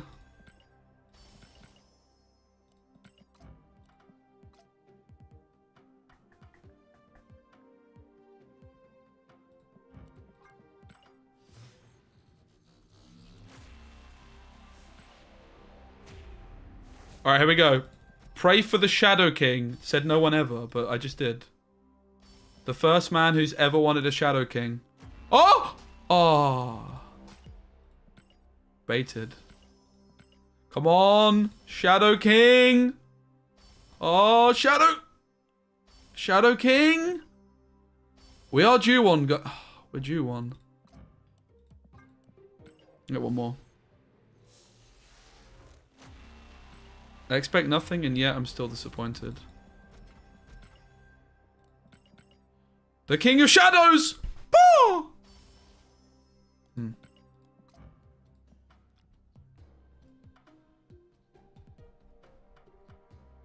Where's my lizard gone?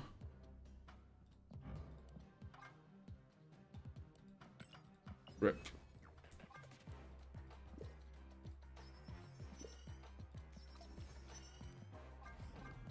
To be fair, I think we've got enough for another one. Come on, the Shadow King. They thought it was all over.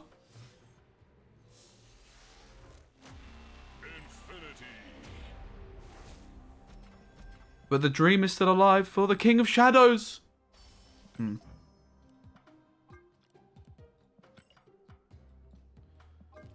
Alright, so we're all in on Sentry. I like all the cards here.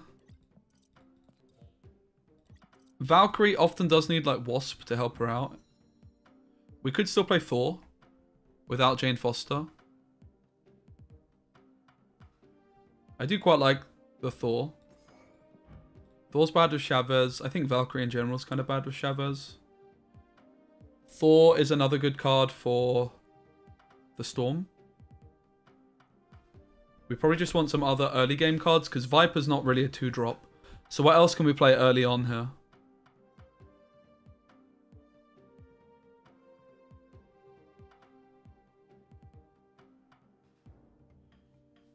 We could play Zabu. I don't really think it's good.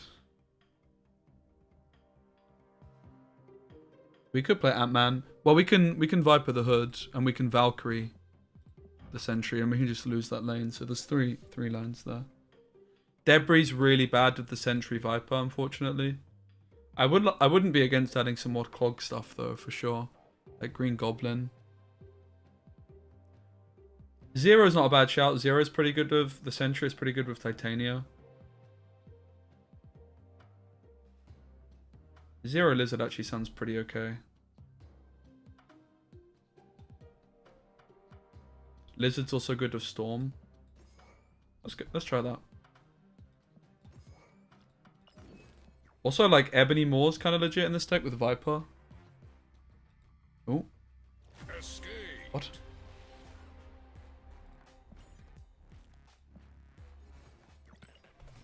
And yeah, some kind of ongoing ability to win the Valkyrie lane could be a good idea.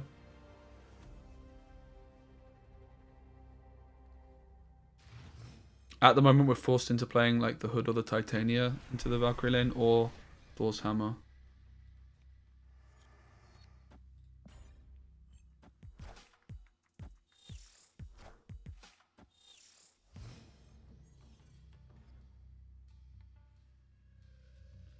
Sunspot's still looking very, very strong.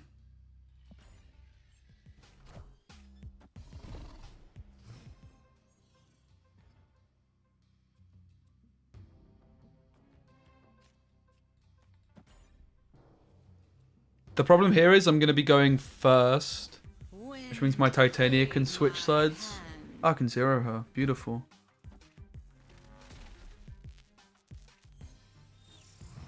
It looks like we're in a good spot.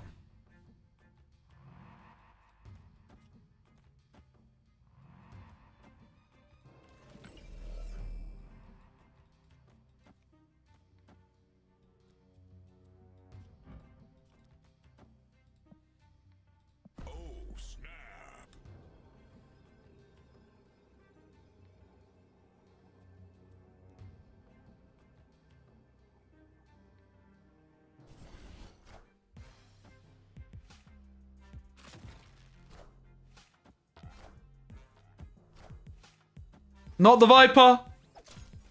Oh, for flip's sake, don't do it. Oh my god.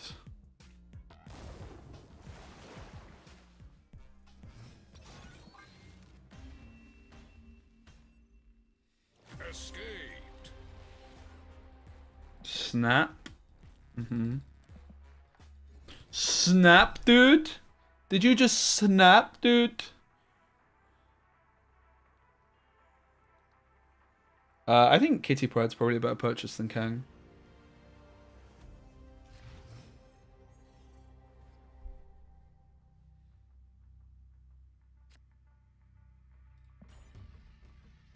So we want to leave the right lane clear for our Sentry Viper combo.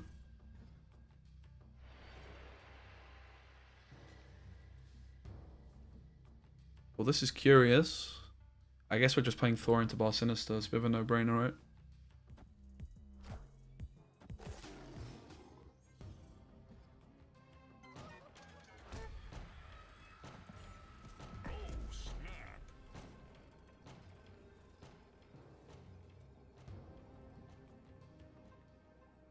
Kang's very underrated.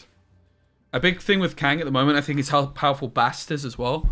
Bast is kind of shaping the meta quite a bit. Like, a lot of these decks...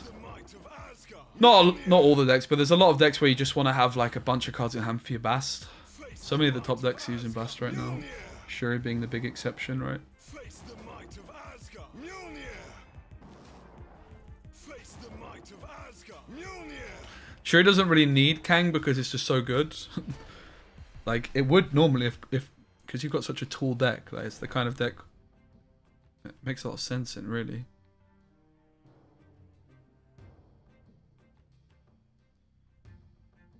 I guess we don't really have to play anything, do we? Do we want to play anything? massively.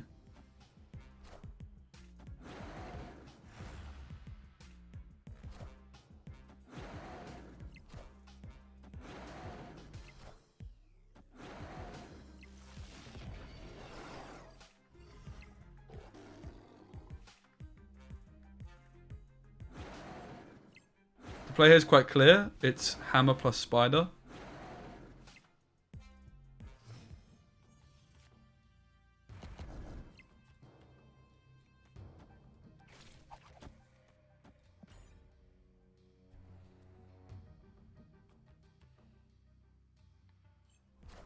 Nice. Let's go. Mjolnir to me.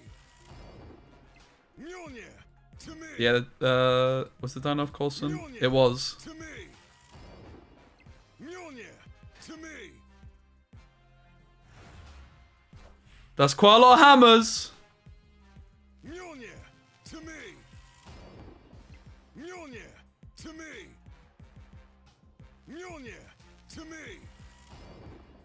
Mjolnir to me. Man, I've got places to be. To me. I think they got rid of the fast forward. To me.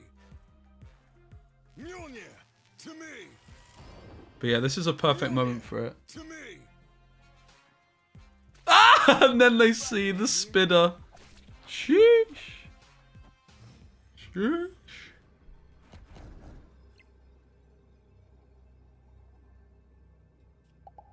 Oh yeah. Oh yeah. So yeah. Victory.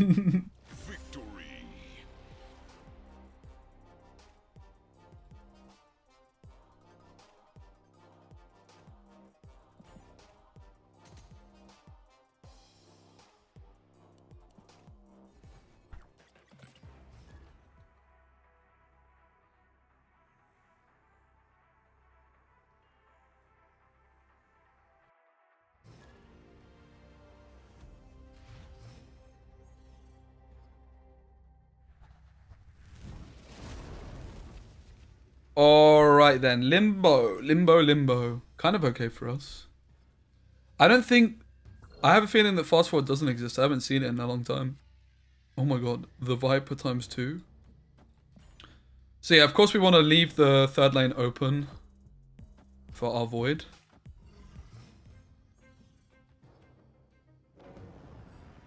That's so good for us. We could go 0 Titania this turn. I guess we can also just play a Viper on an empty lane. Let's do that. We want to play the Sentry on 4, the Viper on 5. The Daredevil's going to show us if they Cosmo it on that turn. So then we can do something different. Oh, that's a heartbreaker though. Because now the Vipers are 50-50. So this Viper would have been a lot better. We'll go for the big Chunga Sentry. We could 0 it, of course, as well, but we're still just going to go for the Viper Believe. Right, look at the stats this boy is putting out. It's quite unbelievable.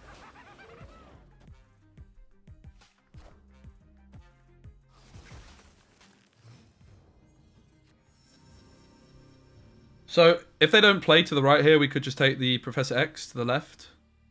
Well, probably to the mid because of the Hazmat.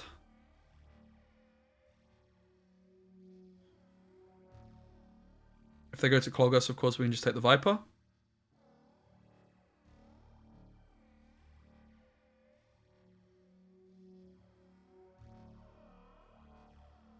Well, Carnage would be slightly better here in theory because it's points, but the Viper is giving them -10. That's so broken. Like, Viper Sentry was already really good and it's got 4 points better. That's a lot of points. They just go the Hood and they go Black Widow. So let's just take the Professor X play.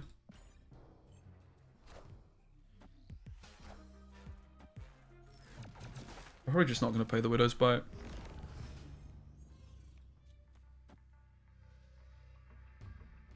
We can actually clog them here, the Titania, but it might not really be worth it, right? So we can't steal it back. There's nothing I particularly want. Maybe Valkyrie could be okay.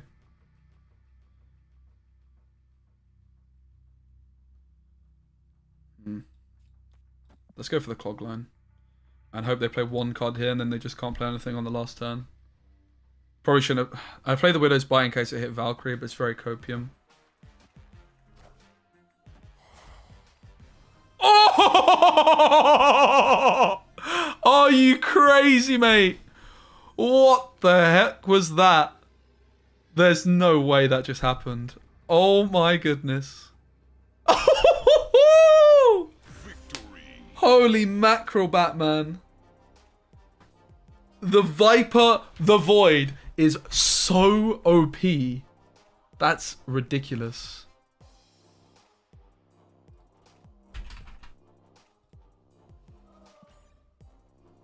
How are we feeling about the list right now? Any tweaks? Quite liking it, actually. The 0 I wouldn't have put in if it wasn't for chat, but I'm quite liking it.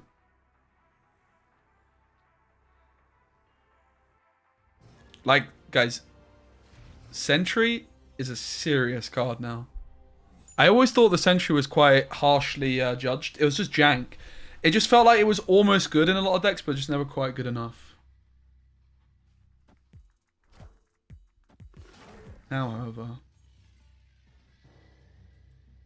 Yeah, Shadow King's buff too. Right, let's go for the card draw.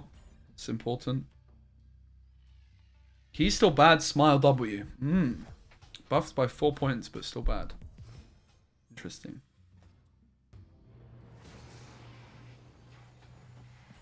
Gonna be a hard disagree from me. There's no way the card's still bad. It's still awkward. Hey Bane, what's up? Shangable, true. Shangable is very true. But yeah, I mean, Sentry Storm is like the most logical setup, I think, anyway. They just have a lot of synergy together.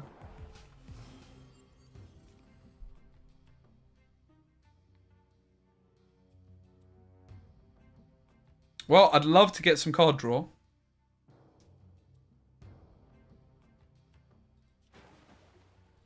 Let's do it.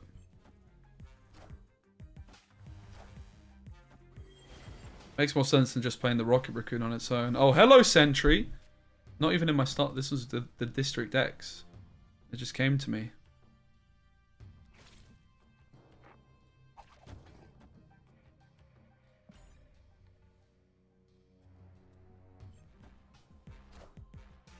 I am Iron Man. Friendly neighborhood Spider-Man here.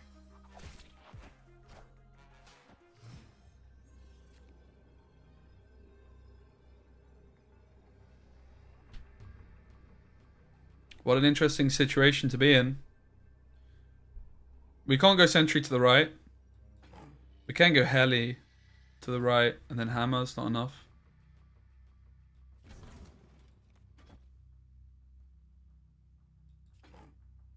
Feels like we should just match them up, right? We're at 18, 36. They need something big in the Iron Man lane. Oh! Imagine they jug us. Jug wins. Assemble. Jug wins. It's a wasp. That doesn't win. I am Iron Man. Mjolnir, to me. Smooth. GG though. Victory. What do you think about this deck with Sentry? Let me take a look.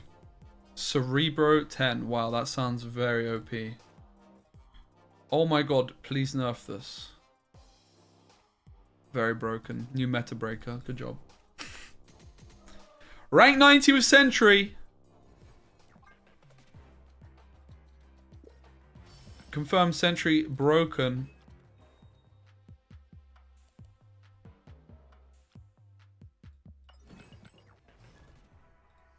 The patch has changed. Sentry, Shadow King, Sunspot, and Red Skull. I think that's everything.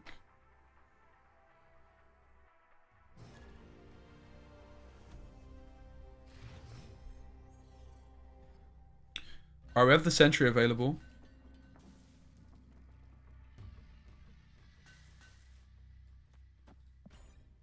We'll start off with the 0. And then probably just take the Titania. Alright, we'll skip. I'm wanting to avoid playing the 1-drops into Nidavellir because of Killmonger.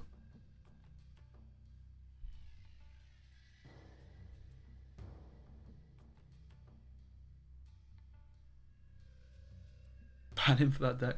Shadow King Surfer? Yeah, I wanted to try it, but I don't own the card, unfortunately.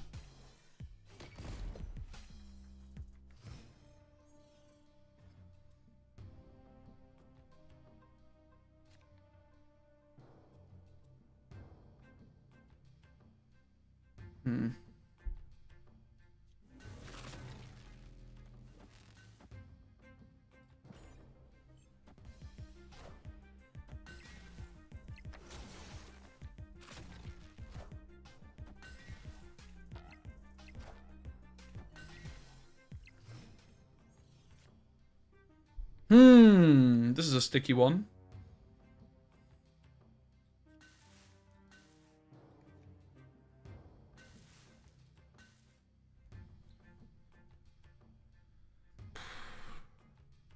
And again, you can see, like, the problem with Sentry is very janky. No doubt. Friendly neighborhood Spider-Man here.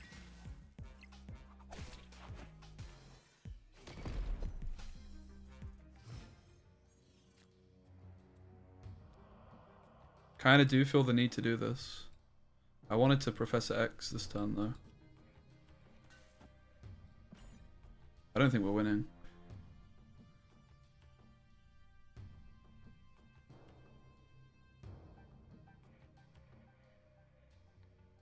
Do they really think they're removing 1 power from a card? They're doing anything remarkable. I mean, one power is a lot.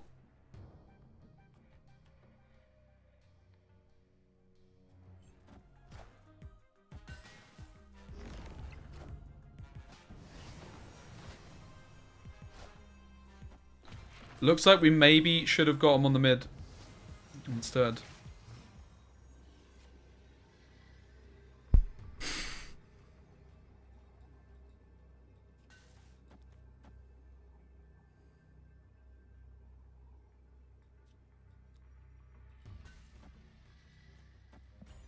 It's so bad, guys. I'm just going for it.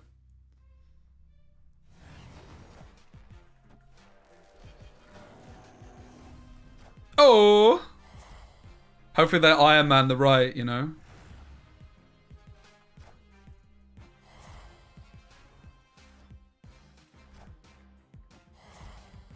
Please be Iron Man. And not Ironheart mid. Blue Marvel? Ooh! Oh, it's the Ironheart! No! Wait! Just don't buff mid! Oh! Yeah, I mean, we knew we were losing, but we put up a valiant effort nonetheless.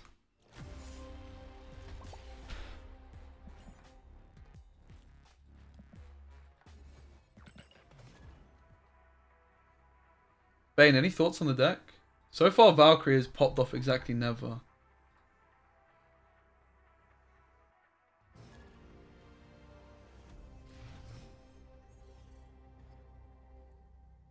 I'm not a Valkyrie believer, mate.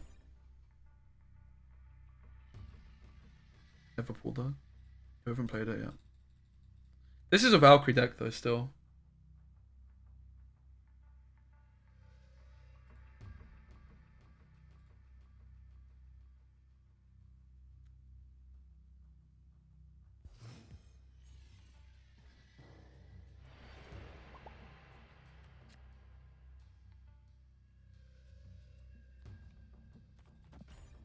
We'll go Lizard.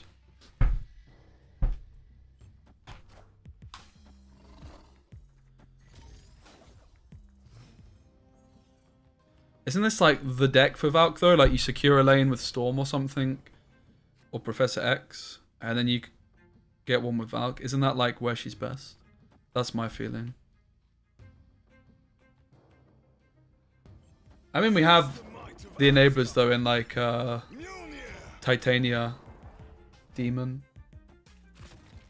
Yeah, we were trying Wasp, and we also have Thor's Hammer. We did have Wasp in there earlier.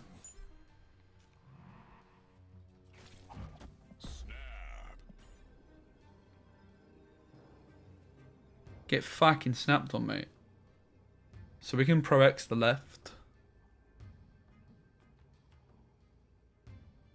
But yeah, maybe we want to add like more cards like Ant-Man. We could get rid of Lizard 0. Play like Wasp. stuff again. We tried Jane Foster as well. I had Wasp in there and Jane Foster. The Jane Foster just felt off when a lot of the time on 5 I want to be playing Professor X or Spidey, right? So it's just Pro X. Cleared for takeoff.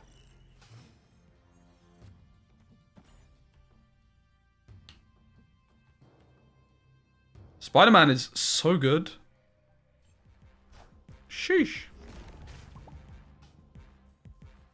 Here's the problem. We can't Sentry the right. We physically cannot do it. We cannot play this card here. What we can do, however,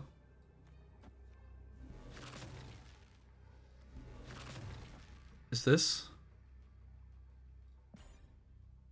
We're ahead in both lanes.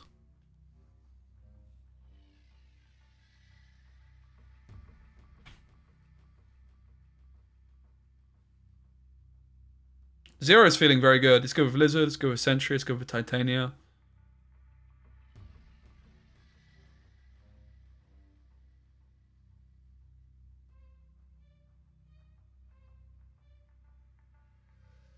Nice. Victory.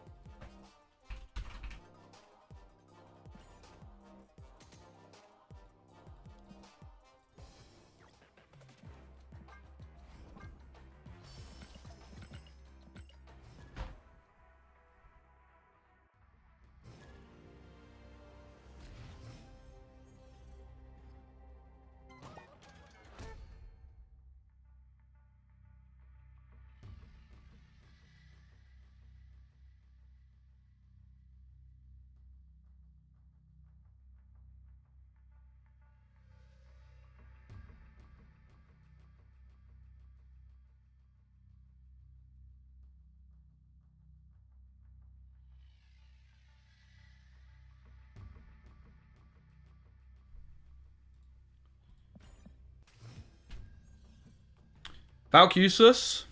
I mean, we haven't really drawn the Valk in the right situation yet, but yeah, Valk might not be the one. But we could also just tweak the deck to be more Valkyrie focused. As I say, Thor's awkward here. We kind of just have to accept that we're not going to be able to Sentry Viper this game. But that's like, we have it here, ready to go. The problem is Murder World Superflow. So we could skip entirely and then go Sentry on Superflow next turn and then Viper. You're not like Thor, really? With Storm?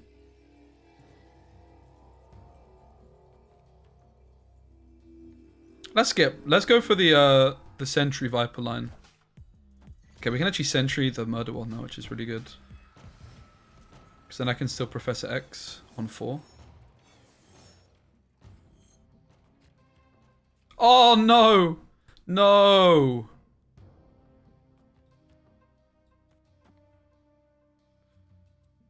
Heartbreaking. We can't play into this at all.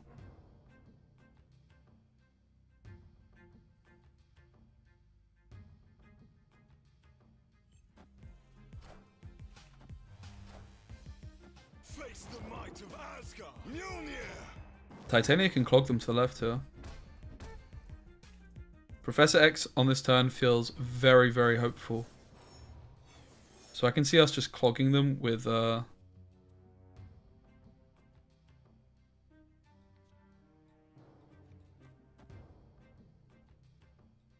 Titania instead. We could also do this and then Professor X it.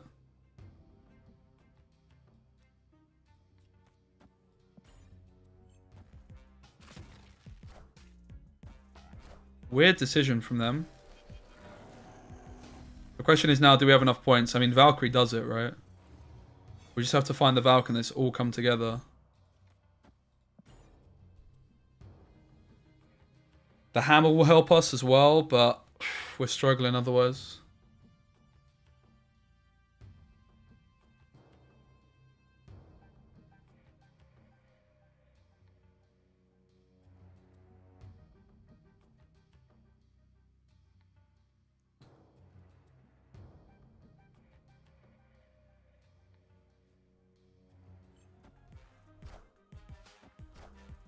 Oh no!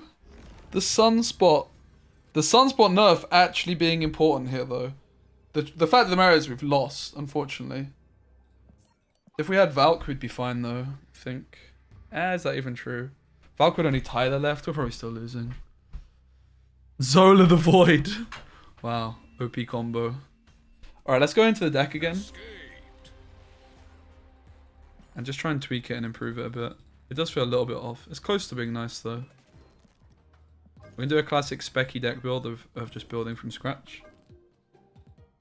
Sunspot is 0 points now. Alright, so we certainly want the Sentry, obviously. We want Storm, Spider-Man, Professor X, Daredevil, and Viper.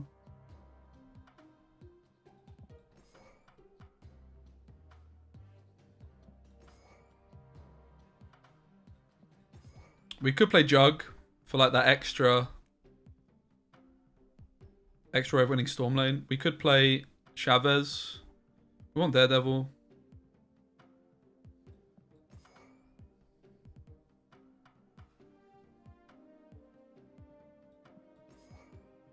We'll play the Zero as well and Titania. These were all good.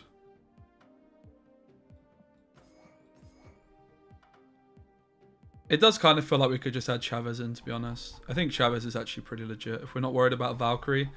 Like, Valkyrie is the reason I took Chavez out, but we just don't play her, right? So we're not playing Thor anymore, so we want like another way of winning the Storm lane consistently. We could also play Ebony more now that we have Zero, because then we can do Viper Ebony more stuff.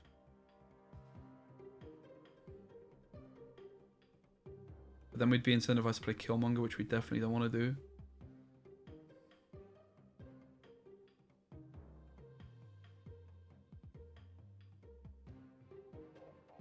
Crossbones? Why would Crossbones be that good though?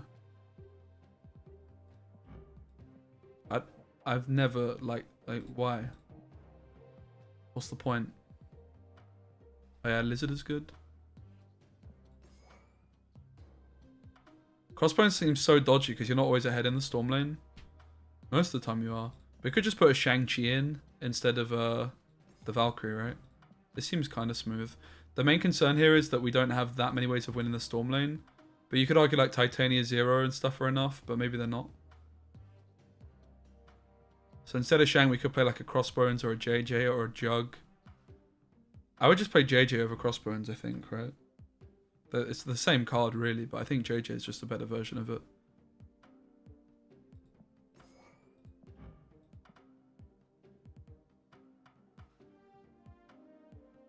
The hood's nice with the Viper.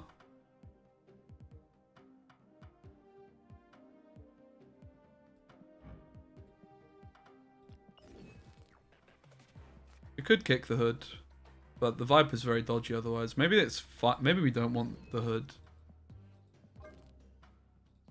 I can sort of see it going. Like, only one way to deal with it. Valkyrie had 2 ways. We have 2 ways of dealing with the Sentry because we have Zero and Viper. So I could see the hood going.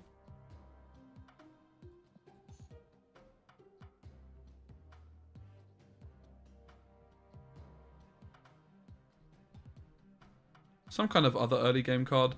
Sunspot's fine still. We could play that. It did just get nerfed, which makes it seem more balanced. I think Sunspot nerf is huge. It would just be Sunspot before, but like honestly the point I'm looking at now, like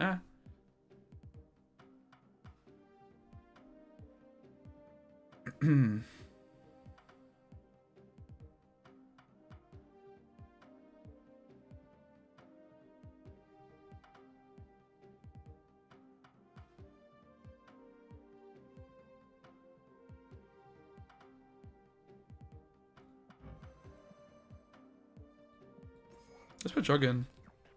Maybe we're too heavy on Storm now. I don't know if I like the Jug. Jug Pro X is also quite a nice combo though, right? That's my thinking. I don't know, we probably just would be better off with the hood still. Kitty isn't back in the game yet, I don't believe. Oh my god, the Chavez for Plunder Castle. It's all coming together. So one thing you don't want to do with this deck is storm the right lane, because then you can't play Sentry unless you zero it.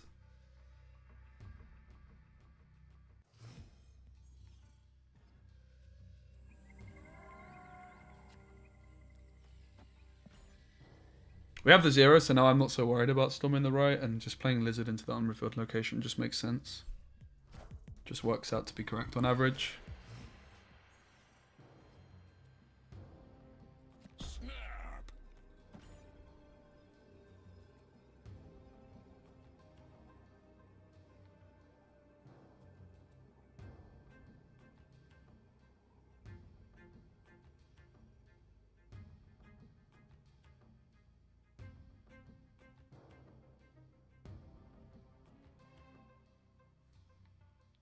Is there any other 1-drops you guys think we should play in this one? This is going to be an interesting turn 5. Oh, baby. Wind, I can hardly wait. my hand. Alright. The Cosmo. Thank you so much. Thank you, Cosmo. That's very generous of you. The Chad Sentry coming through. 10 points of unadulterated points. 10 points of unadulterated points. Good English.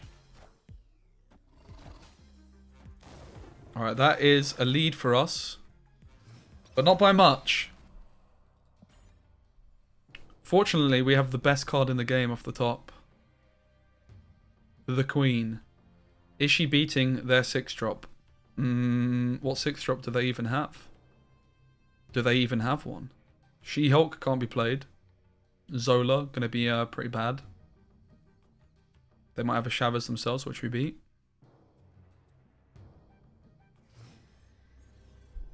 They're up against the man with the Chavez avatar. Do they believe that I've got it? I mean... Magneto? Seems unlikely. Beautiful! Victory.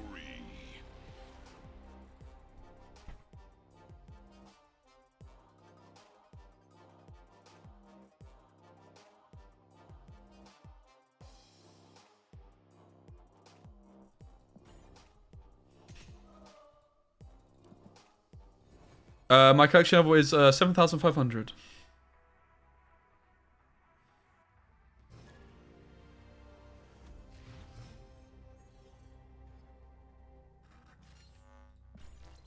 I still don't like the jug. I think the jug might have to go, blood. JJ and Sentry is too much, innit? Way too much. So what should go for jug? Just got Jeff. Nice one.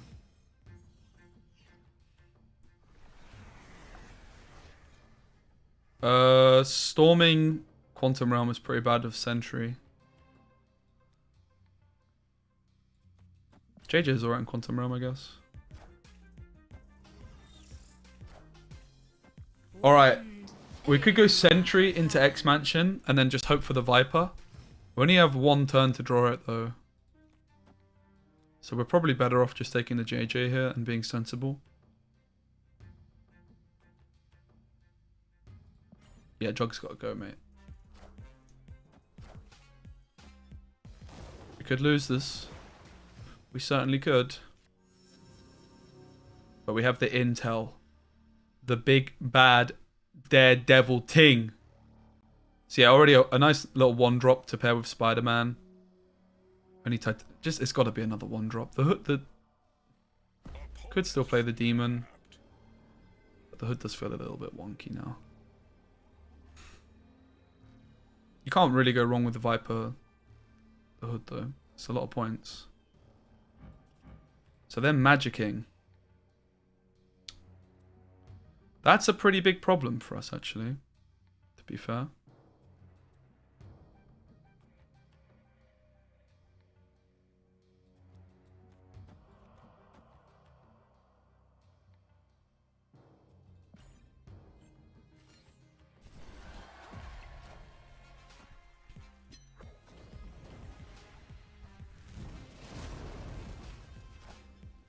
Go right.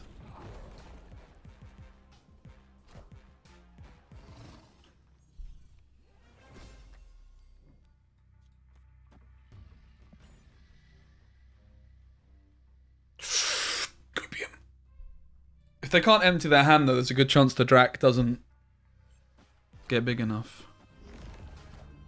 Oh dear, we lost. This magic was a real nightmare for us. Yeah, the jug has to go for something different.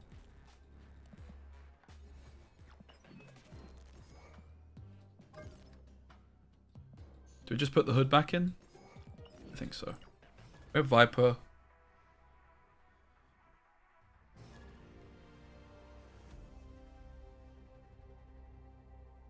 Can also play it in the storm lane a lot of the time, probably.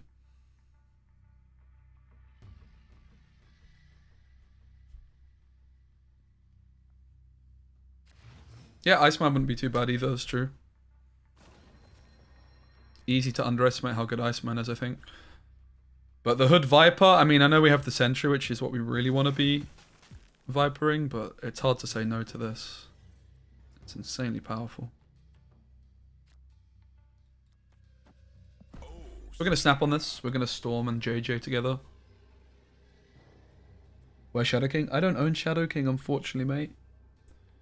Why not Zabu for the Sentry plus 5 per turn 5? True. Thoughts on Shadow King?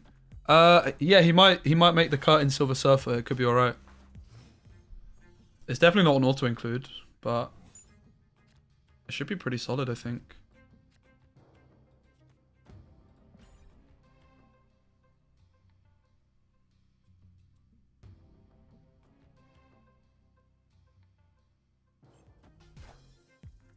Wind, aid my hand.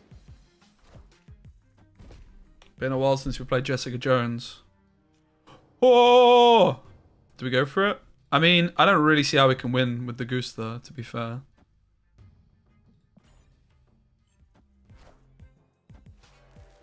If we get Shang-Chi, this is so sad.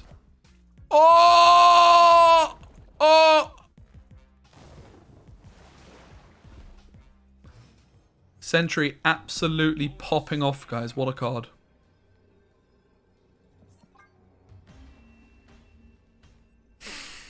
Escaped. Flip!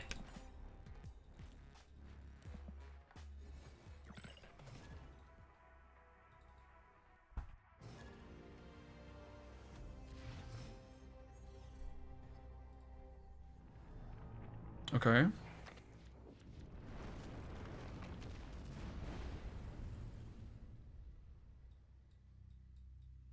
Definitely not the best of hands. We can try and fill up the right lane so we can still Sentry elsewhere.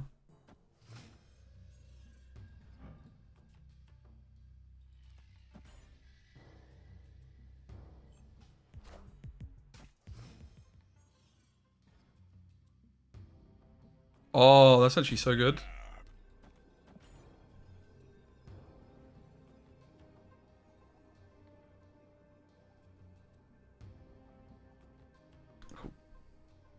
Victory.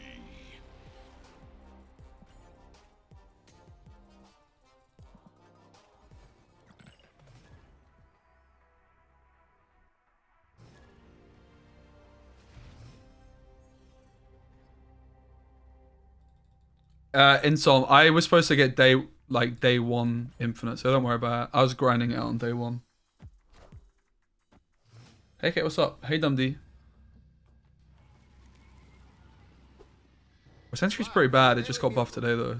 Hence why we're using it. So you haven't missed out on anything until today. Potentially. Jury's still out on how good it is. Yeah, we got a balance patch. Red Skull got nerfed by a point. Sunspot got nerfed to 0. So 1 point off Sunspot.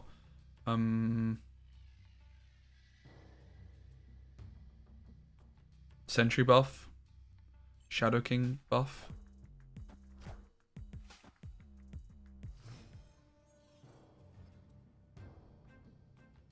What do you think, Bane? Any other tweaks to consider? Go JJ mid.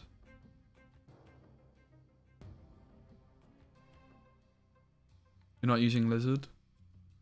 Are you playing Chavez? Cosmo, you cheeky little grubber muffin.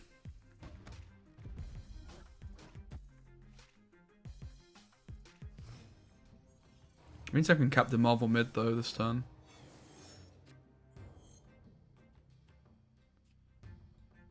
We don't actually want to Sentry the Cosmo. I want to Viper this thing.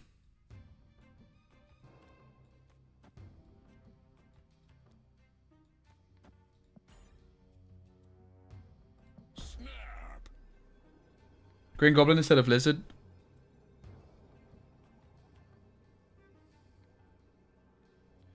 I use Hitmonkey mainly. I got to 89 with Hitmonkey Sarah on day 1. And then I played some Hitmonkey Negative earlier. Which got us pretty close. This actually got us over the line to 90, but... not really, if you see what I mean.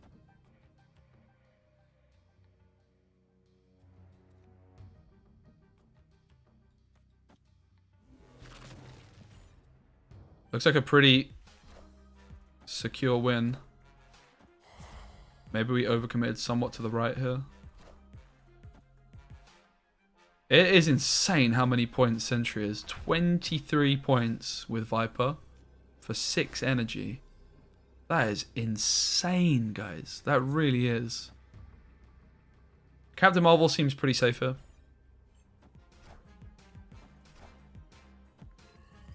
Yeah, she can just stay mid. Nice. Beautiful win. Victory.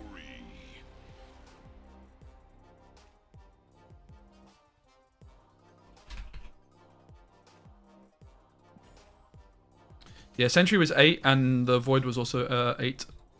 So with this play, the Viper Sentry just got 4 points extra, and the Viper Sentry is already really good. Like, really good.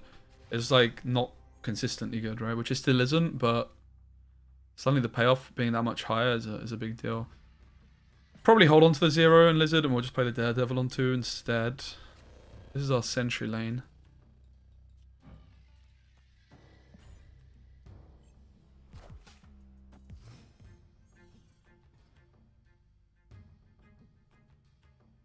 Sentry looking very awkward.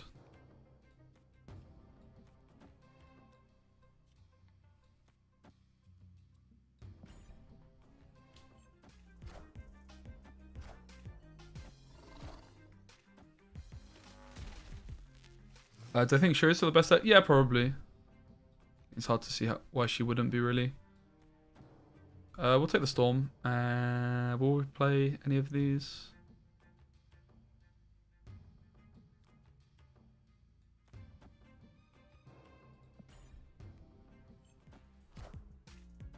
Wind, aid my hand.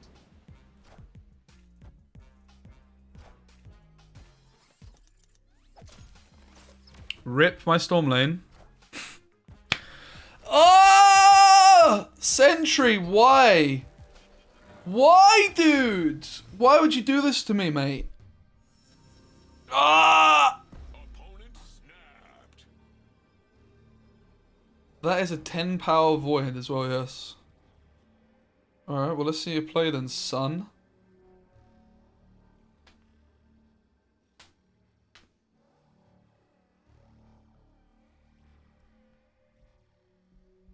Let's see you play then, son.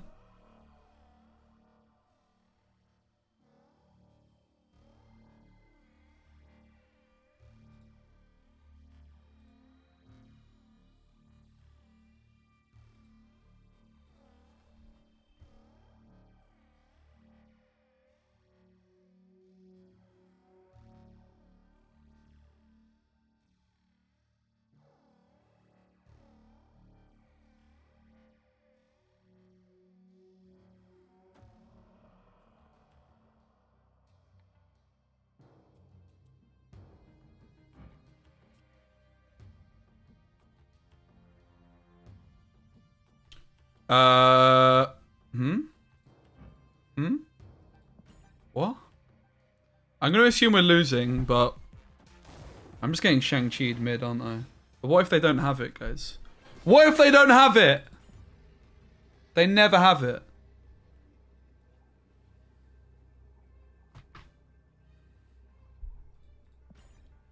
This is such an easy win, mate.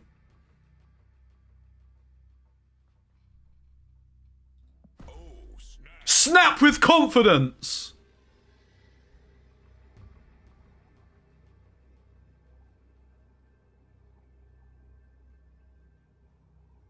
It's our only line to win, guys. We snap with confidence.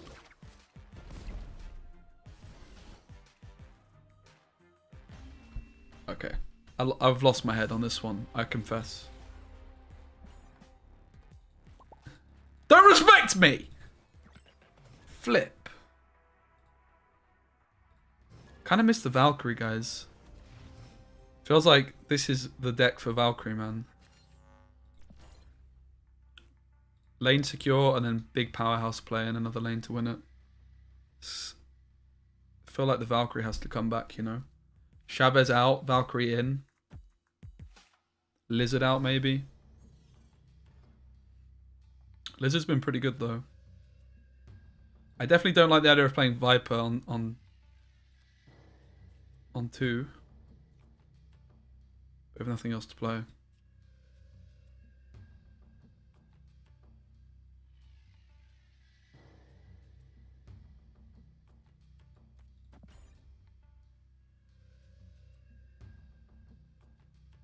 Well, Chavez is just bad with Valkyrie. Chavez is doing a bit for this deck, like giving us Storm on 3. But it's not doing that much. As soon as you put Valkyrie in, like Valkyrie feels really bad with Chavez. Because she's like a turn 6 play and you just need as many cards in hand as possible. I also like Wasp quite a lot with Titania, for example. Wind, aid my hand. Do we have a Professor X Atlantis here?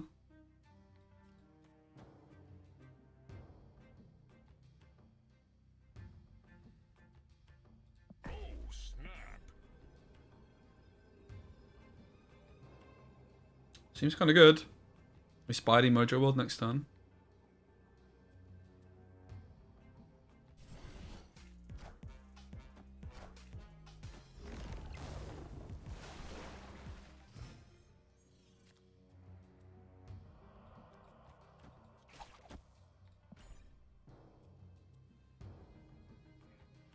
Really love the deck. Thank you, Speci. Ah, thank you.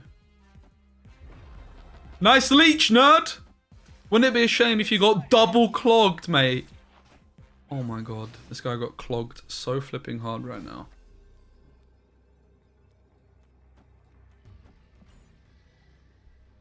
It's less points, but it doesn't matter. We're stealing Titania back. We win by 100. Let's go! The lockdown is here!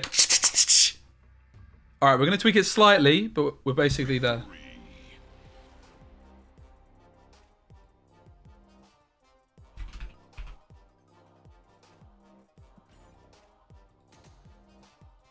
Alright, Chavez, Lizard, probs. Wait. Did I just throw?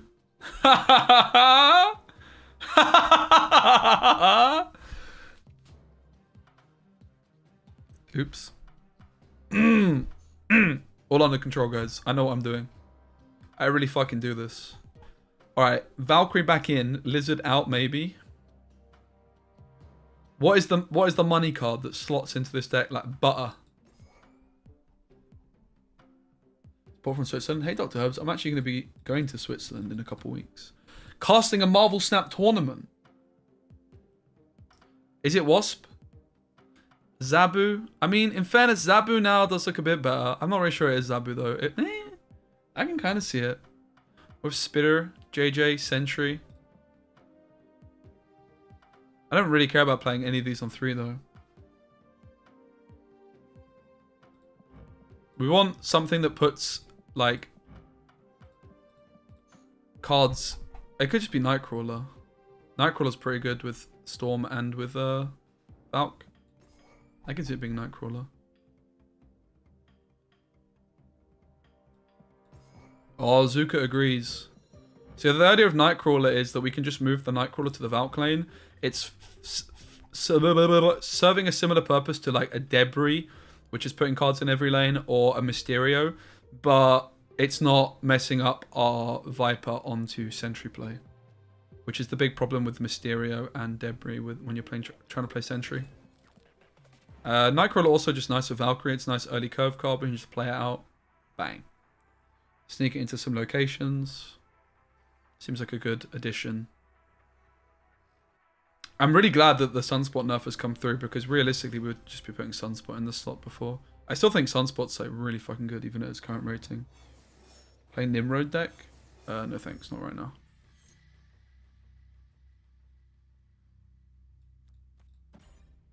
Not sure on the play.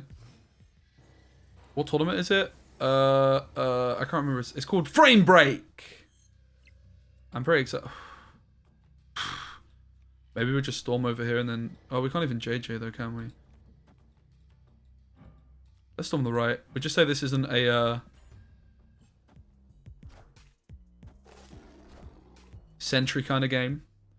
Wind, aid my hand. Yeah, I do quite like the idea of a cheeky Professor X on 4. Might just be the way to win this one.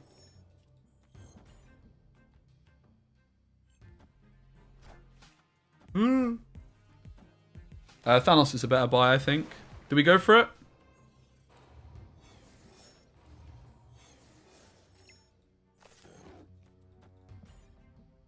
Yep, we certainly do. We're just not winning otherwise, right? We might not be winning anyway because of Rock Slide. Nice. Spider-Man! Reveal yourself. Poggers. That worked.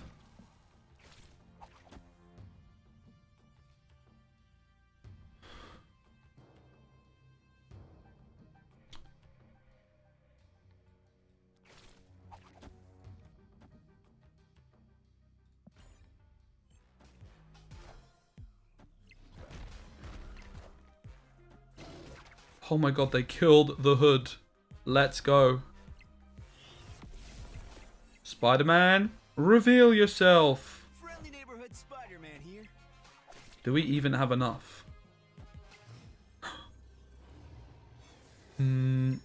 Yes, we do! Valkyrie to the flipping rescue.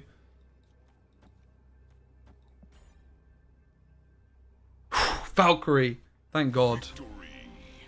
She came through.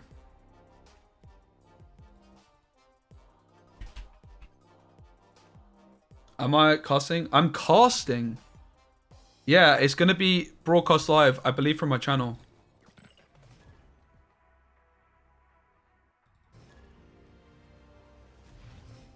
Zero the Val... What? Did I really zero my Valkyrie, guys? Why do I keep throwing these games at the end? What is wrong with me, man? It's a bit embarrassing, really. Fucking hell. Meme stream? Yeah. It's all just part, it's just a show. I need some rest. Yeah, to be fair, I just haven't been feeling myself the last 24. So. That's what I'm going to blame it on.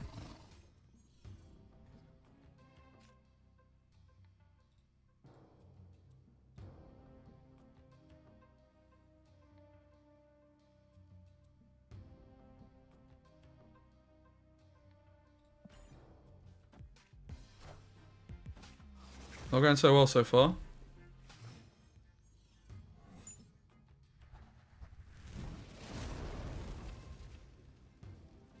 Alright.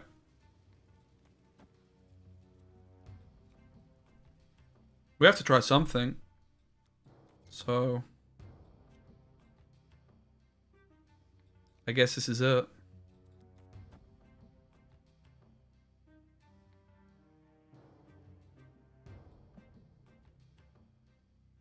I don't feel great about it though. Alright. Wind, aid my Come on, the Sentry. We need you. Or JJ. Come on.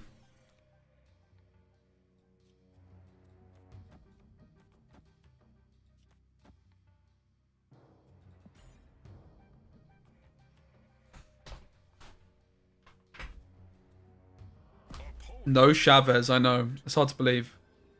Chavez is not so good with Valkyrie. And I want the Valkyrie. I've actually gone off Chavez a lot. In a lot of decks.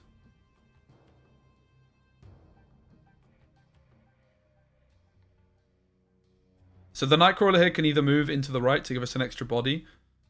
Probably should have just played the Hood right actually, because this is my Valkyrie lane. It was just a mispositioning. But we can also just move the Nightcrawler in mid.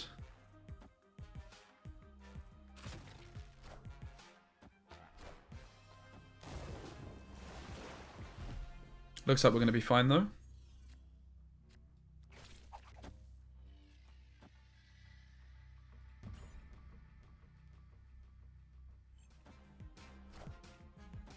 Looks like we might be losing. Neighborhood Spider-Man here. Bollocks.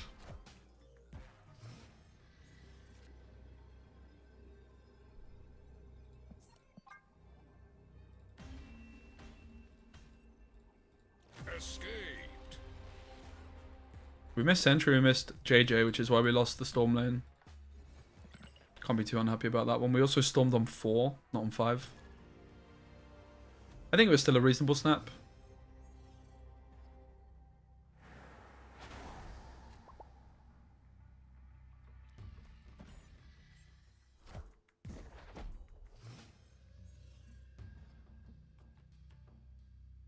It really is feeling nice that there's more 1-drops.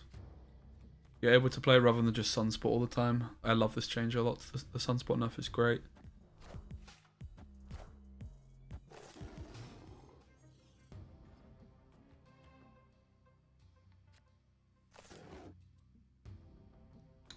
Okay.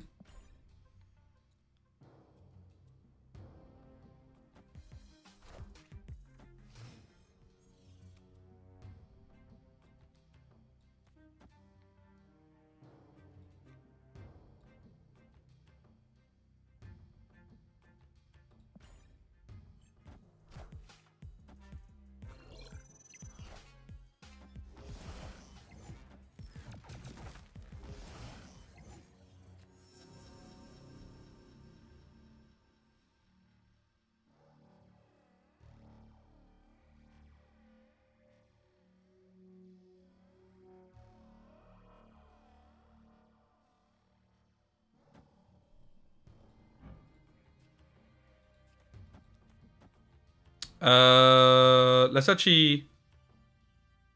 Ooh, interesting. If we move the Nightcrawler...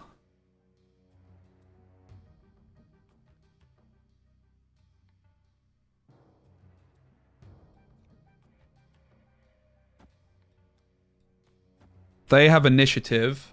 So that means I can go Valkyries. 0 just isn't enough though, right? I need the Titania, the Ant-Man, the Hood, like the Demon. This is like kind of the one problem we have with the 1-drops. Like, so they're only actually going to tie it for us. I just need to top deck the Titania.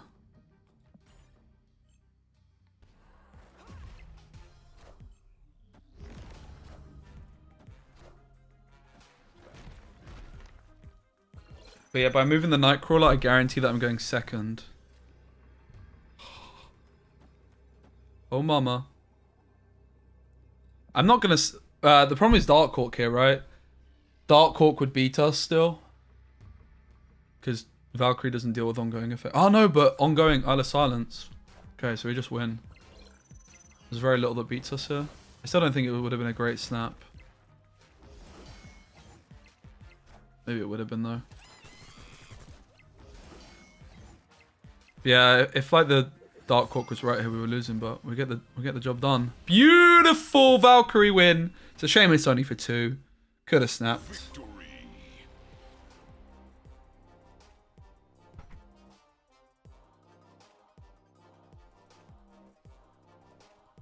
That's what you want from your Valkyrie. The Titania and the Demon are the 2 cards we can combo with her on 6. Ant-Man better than Hood. I mean, the Hood also works with Valkyrie though, right? And actually the Hood gives you 2 bodies for Valkyrie, which is pretty big. You just need to play the Hood before turn 5. Probably just not playing anything if we're not careful here, so I think we probably want to just take the Viper early. Yeah, Ant-Man's better as a turn 6 draw for sure. Oof. I was going to storm the left, but I guess we'll just storm here now. Oof. Okay, Cerebro with Necro Shot in play should be pretty good for us. Aid my hand.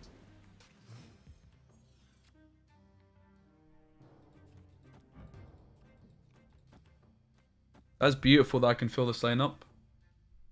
I think it's snap worthy actually.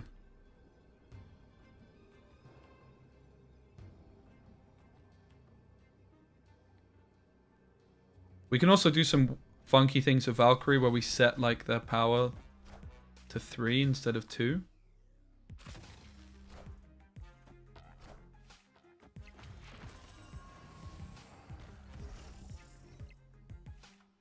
Yeah, we could have given them Titania as well, it's true. Wow, they're gonna snap? Really now? Alright. I'll see it to believe it. Professor X mid just seems good here.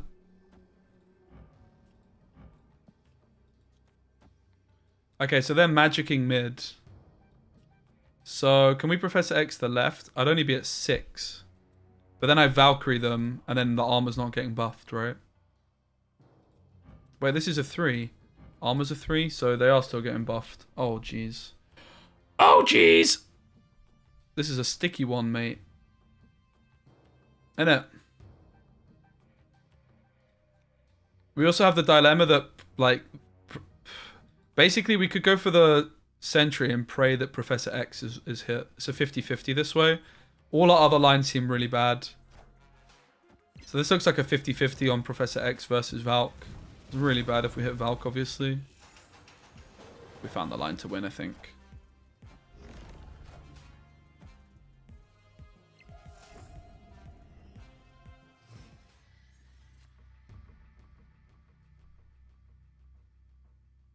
JJ Spider-Man still in the deck.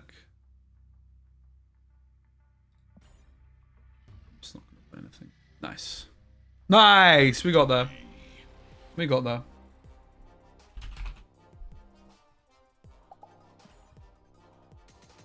We found the line. Which was just roll the 50-50.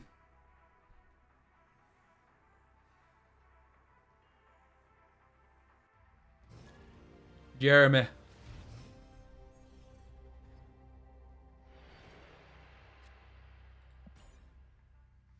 We have the Sentry Viper Wombo combo. Sentry off to the far left. Also means because of Bifrost we don't want to play anything mid. Oh. So we maybe don't have the Wombo combo, but we do have Viper onto Ninja, which is of course very good anyway. So let's go for that. Because like we could still go for it, but that's ultimately a 50-50.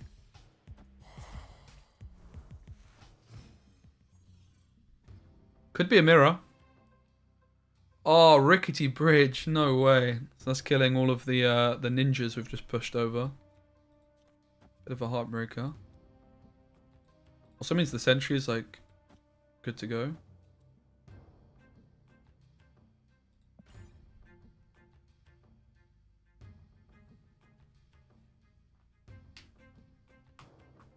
Yeah, it's good for Sentry. True. Oh, it's a spanner in the works. I'm really surprised. That's a weird play. With Bifrost moving everything, it's just bizarre. We'll just give up on this lane. The concern is that they can try and Professor Exos. It does look like it's someone up playing our deck here. Card for card so far. Could be Cerebro 2 as well.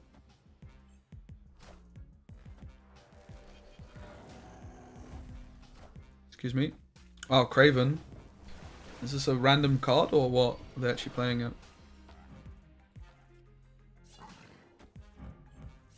So they're actually playing it. They somehow won the flooding lane with 0 points. You saucy baka.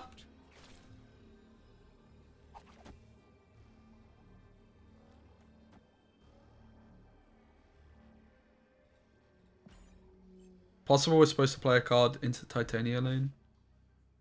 So if they play like Press X, she jumps back.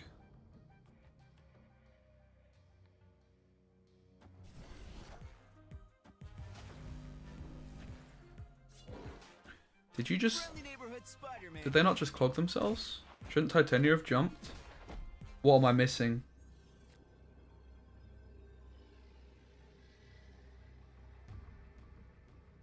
I zeroed her. GG. Escaped. Play a couple more and then we'll move on.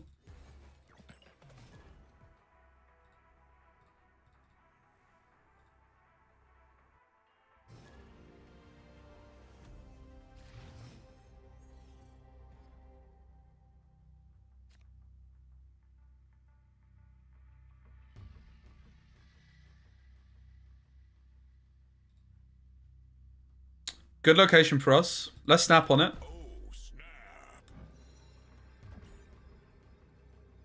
What I like about Nightcrawler here is this, you know, just play on turn 1. Happy days. A lot of the time, the cards recently have not felt like that. A lot of your 1-drops you don't really want to play early. Sunspot's still looking very, very, very good.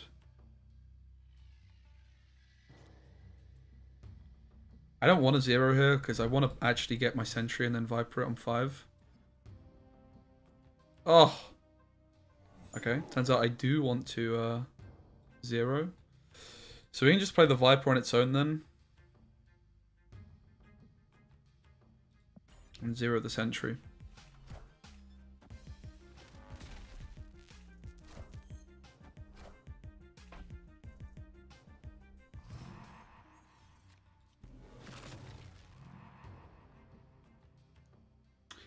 Yeah, Sunspot's still great, no doubt. The card needed to get nerfed for a long time. I wouldn't be that surprised if it still ends up getting nerfed further down the line. Wouldn't be that shocked if it ends up starting at -1 in like 6 months or so.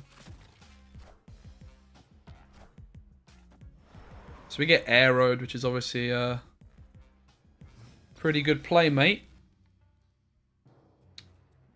Kind of feels like our only way of winning here is with like a well-timed Professor X onto the Doctor Doom.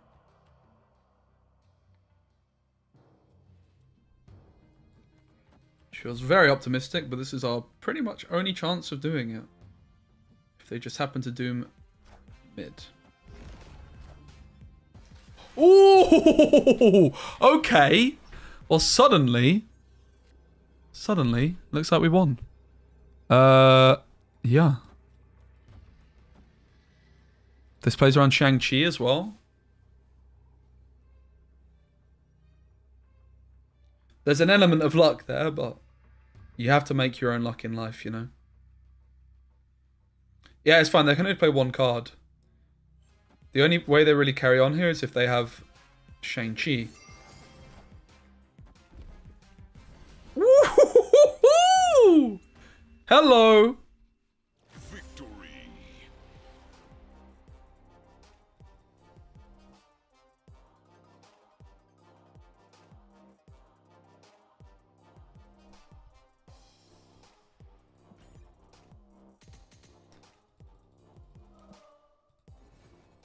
Play one more.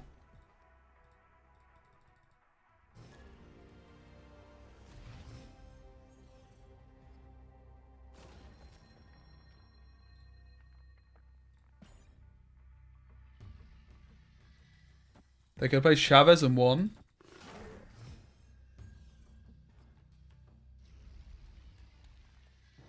Might be right.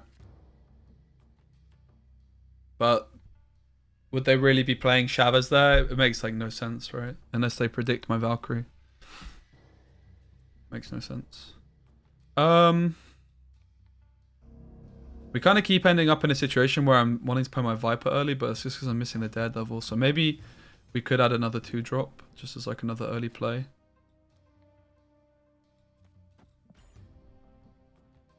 I have little choice but to Storm here. I didn't want to Viper into... I would have just Vipered before, but I didn't want to draw rocks. Maybe I could have just Vipered the far right, though. Ooh, double rock draw from them is rough. But they get points in the Storm lane, which is obviously very, very good. Aid my hand.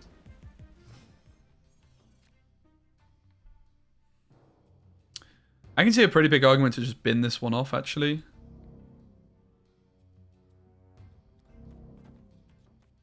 Something like this.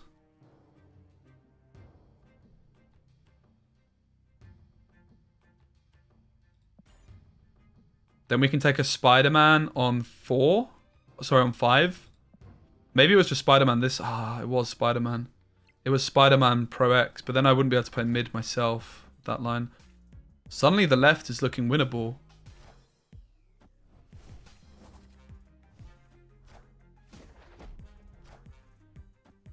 They're going to be buzzing with that.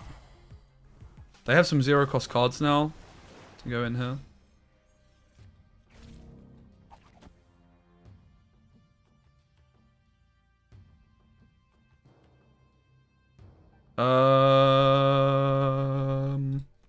Yeah.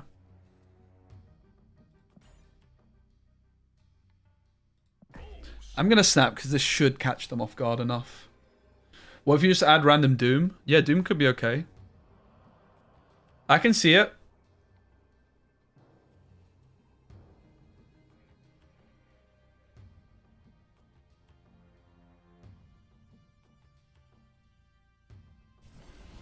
Friendly neighborhood Spider-Man. Wow, they actually go for the fill on Morag.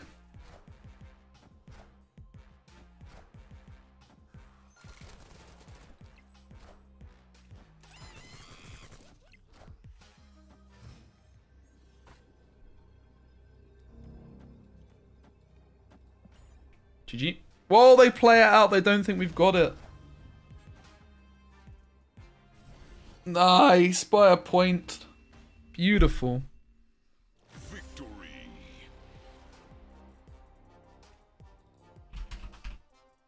Alright, let's do a little intro for this deck. Yeah, Sentry is very playable. Still, like, not 100% happy with this list, but it's very nice. I'll do my little intro.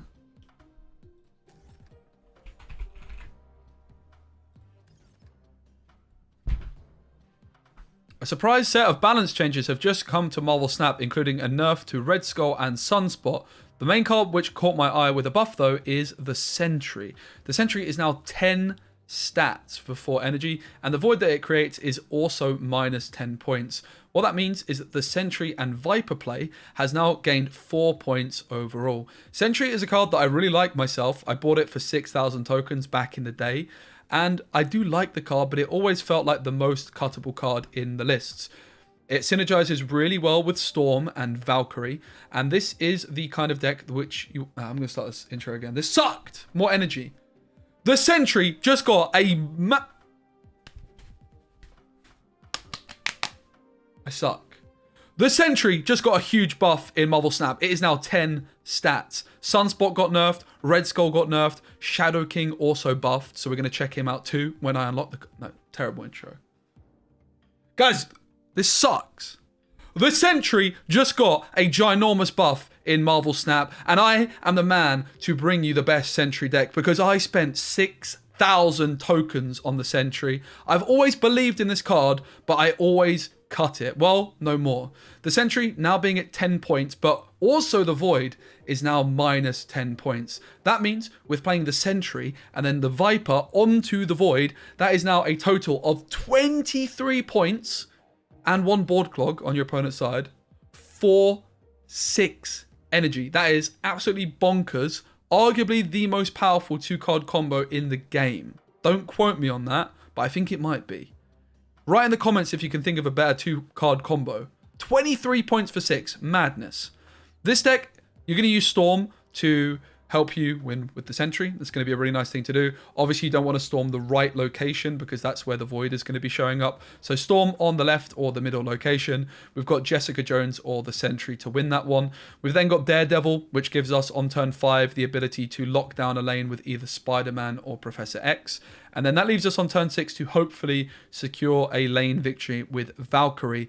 Valkyrie can be comboed with Titania or the Demon as the final 2 cards on the Valkyrie lane. If you have 4 cards there and your opponent has 4, you'll just end up with a few points more because of the Titania and the Hood. The Nightcrawler's in there because you can move it into the Storm lane. It gives you an extra body for the Valkyrie. There's a few different cards you might want to consider in this one though, like Lizard was quite nice when we tried it. You could also try America Chavez if you don't like the Valkyrie too much. There's all sorts you can try. This intro still sucked. I hate it. I'm going one more time. The Sentry just got a huge buff in Marvel Snap, and this is my favorite deck for the card. It's now 10 stats, up from 8. 2-point buff is huge, although it is now within Shang-Chi range. But the Void has also gone to -10. That means with the Viper and Sentry combo, it's now gained 4 points overall. 23 points for 6 energy between these 2 cards. Pretty ridiculous. We're playing Daredevil, as that allows us on turn 5 to see if our opponent is going to Cosmo or fill up the lane where the Void is, so then we can avoid playing the Viper. That also means we can play Professor X and Spider-Man to lock down a lane. We have Storm for that lane lockdown as well, comboing so well with the Sentry. 10 stats on turn 4 without the need for an Atuma. With an armor is pretty incredible. 0, of course, does give us that option to play the Sentry if we don't want the Void. And then we've got the Viper and the Valkyrie to deal with the Void at other times. Also, occasionally, you can just fill up your right location to prevent the Void from being spawned there. Jessica Jones, just a nice option as well to win the Storm lane. Spider-Man and Professor X for that turn 5 lockdown. The 0, the Titania, all combo well together and combo well with Sentry and with Spider-Man and Storm to win the Storm lane really easily. The Hood and the Titania are our 2 ways of winning the Valkyrie lane convincingly. We can play the Valkyrie onto a lane with 3 cards and then play either the Titania or the Demon as the 4th card. And as long as we're going second, our Valkyrie is going to set all of our opponent's cards to 3. Bear in mind, it doesn't hit ongoing cards like Dino, Darkhawk, but things like Red Skull will get hit down to 3 power, and then you just slot that Titania or slot the Demon into that location as the final touch. The Nightcrawler then is in there as it is a way of getting an extra card into the Valkyrie lane where you need it. You can just play it early. It can help you in the Storm lane, but moreover, you can just move the Nightcrawler into the Valkyrie lane. A lot of the time with Valkyrie, you want to play cards like Debris, cards like Mysterio, which put cards into all 3 locations. The issue with that and Sentry is that it's going to cock block you from playing your Viper on to the Void. Hope you guys enjoy the deck. Give the video a like and subscribe for more. That was a bit better. It still wasn't the best, but if he says he doesn't like it, it wasn't great, was it?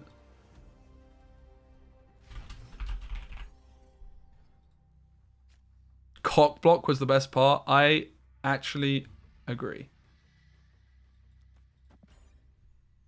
We'll play the Hood. Increases the, you know, the Professor X down here would be a nightmare.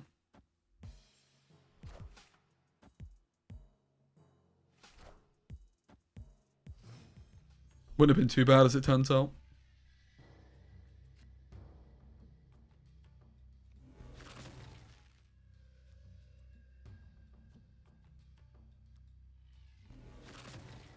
We'll make an attempt to win Asgard here.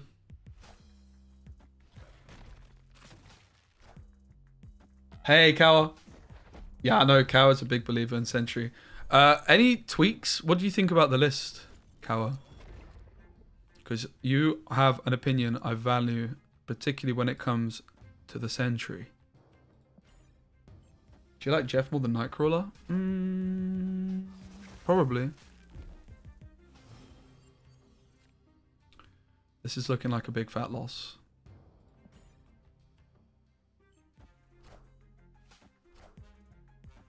We can move the Nightcrawler out of here though, so mid is actually looking pretty winnable. We'll have to JJ the right.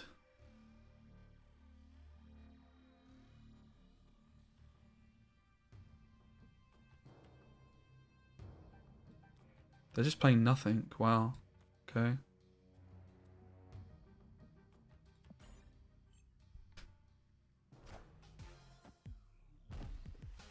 We can move the Nightcrawler in perhaps. What a dreadful draw.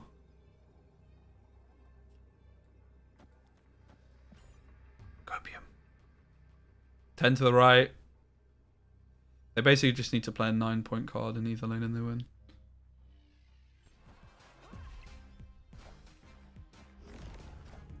Oh! Close one.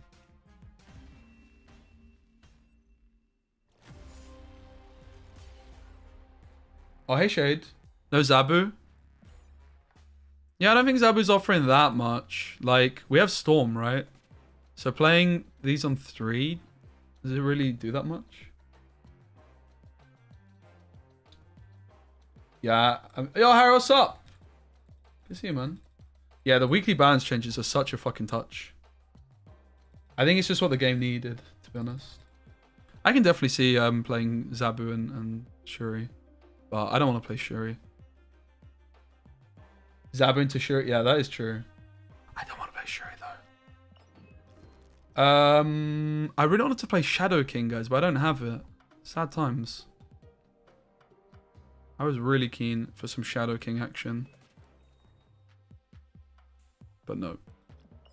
I'm probably going to call it there, guys. I've not been feeling too hot today. But we came on, did a little stream. It was good. I will be back tomorrow.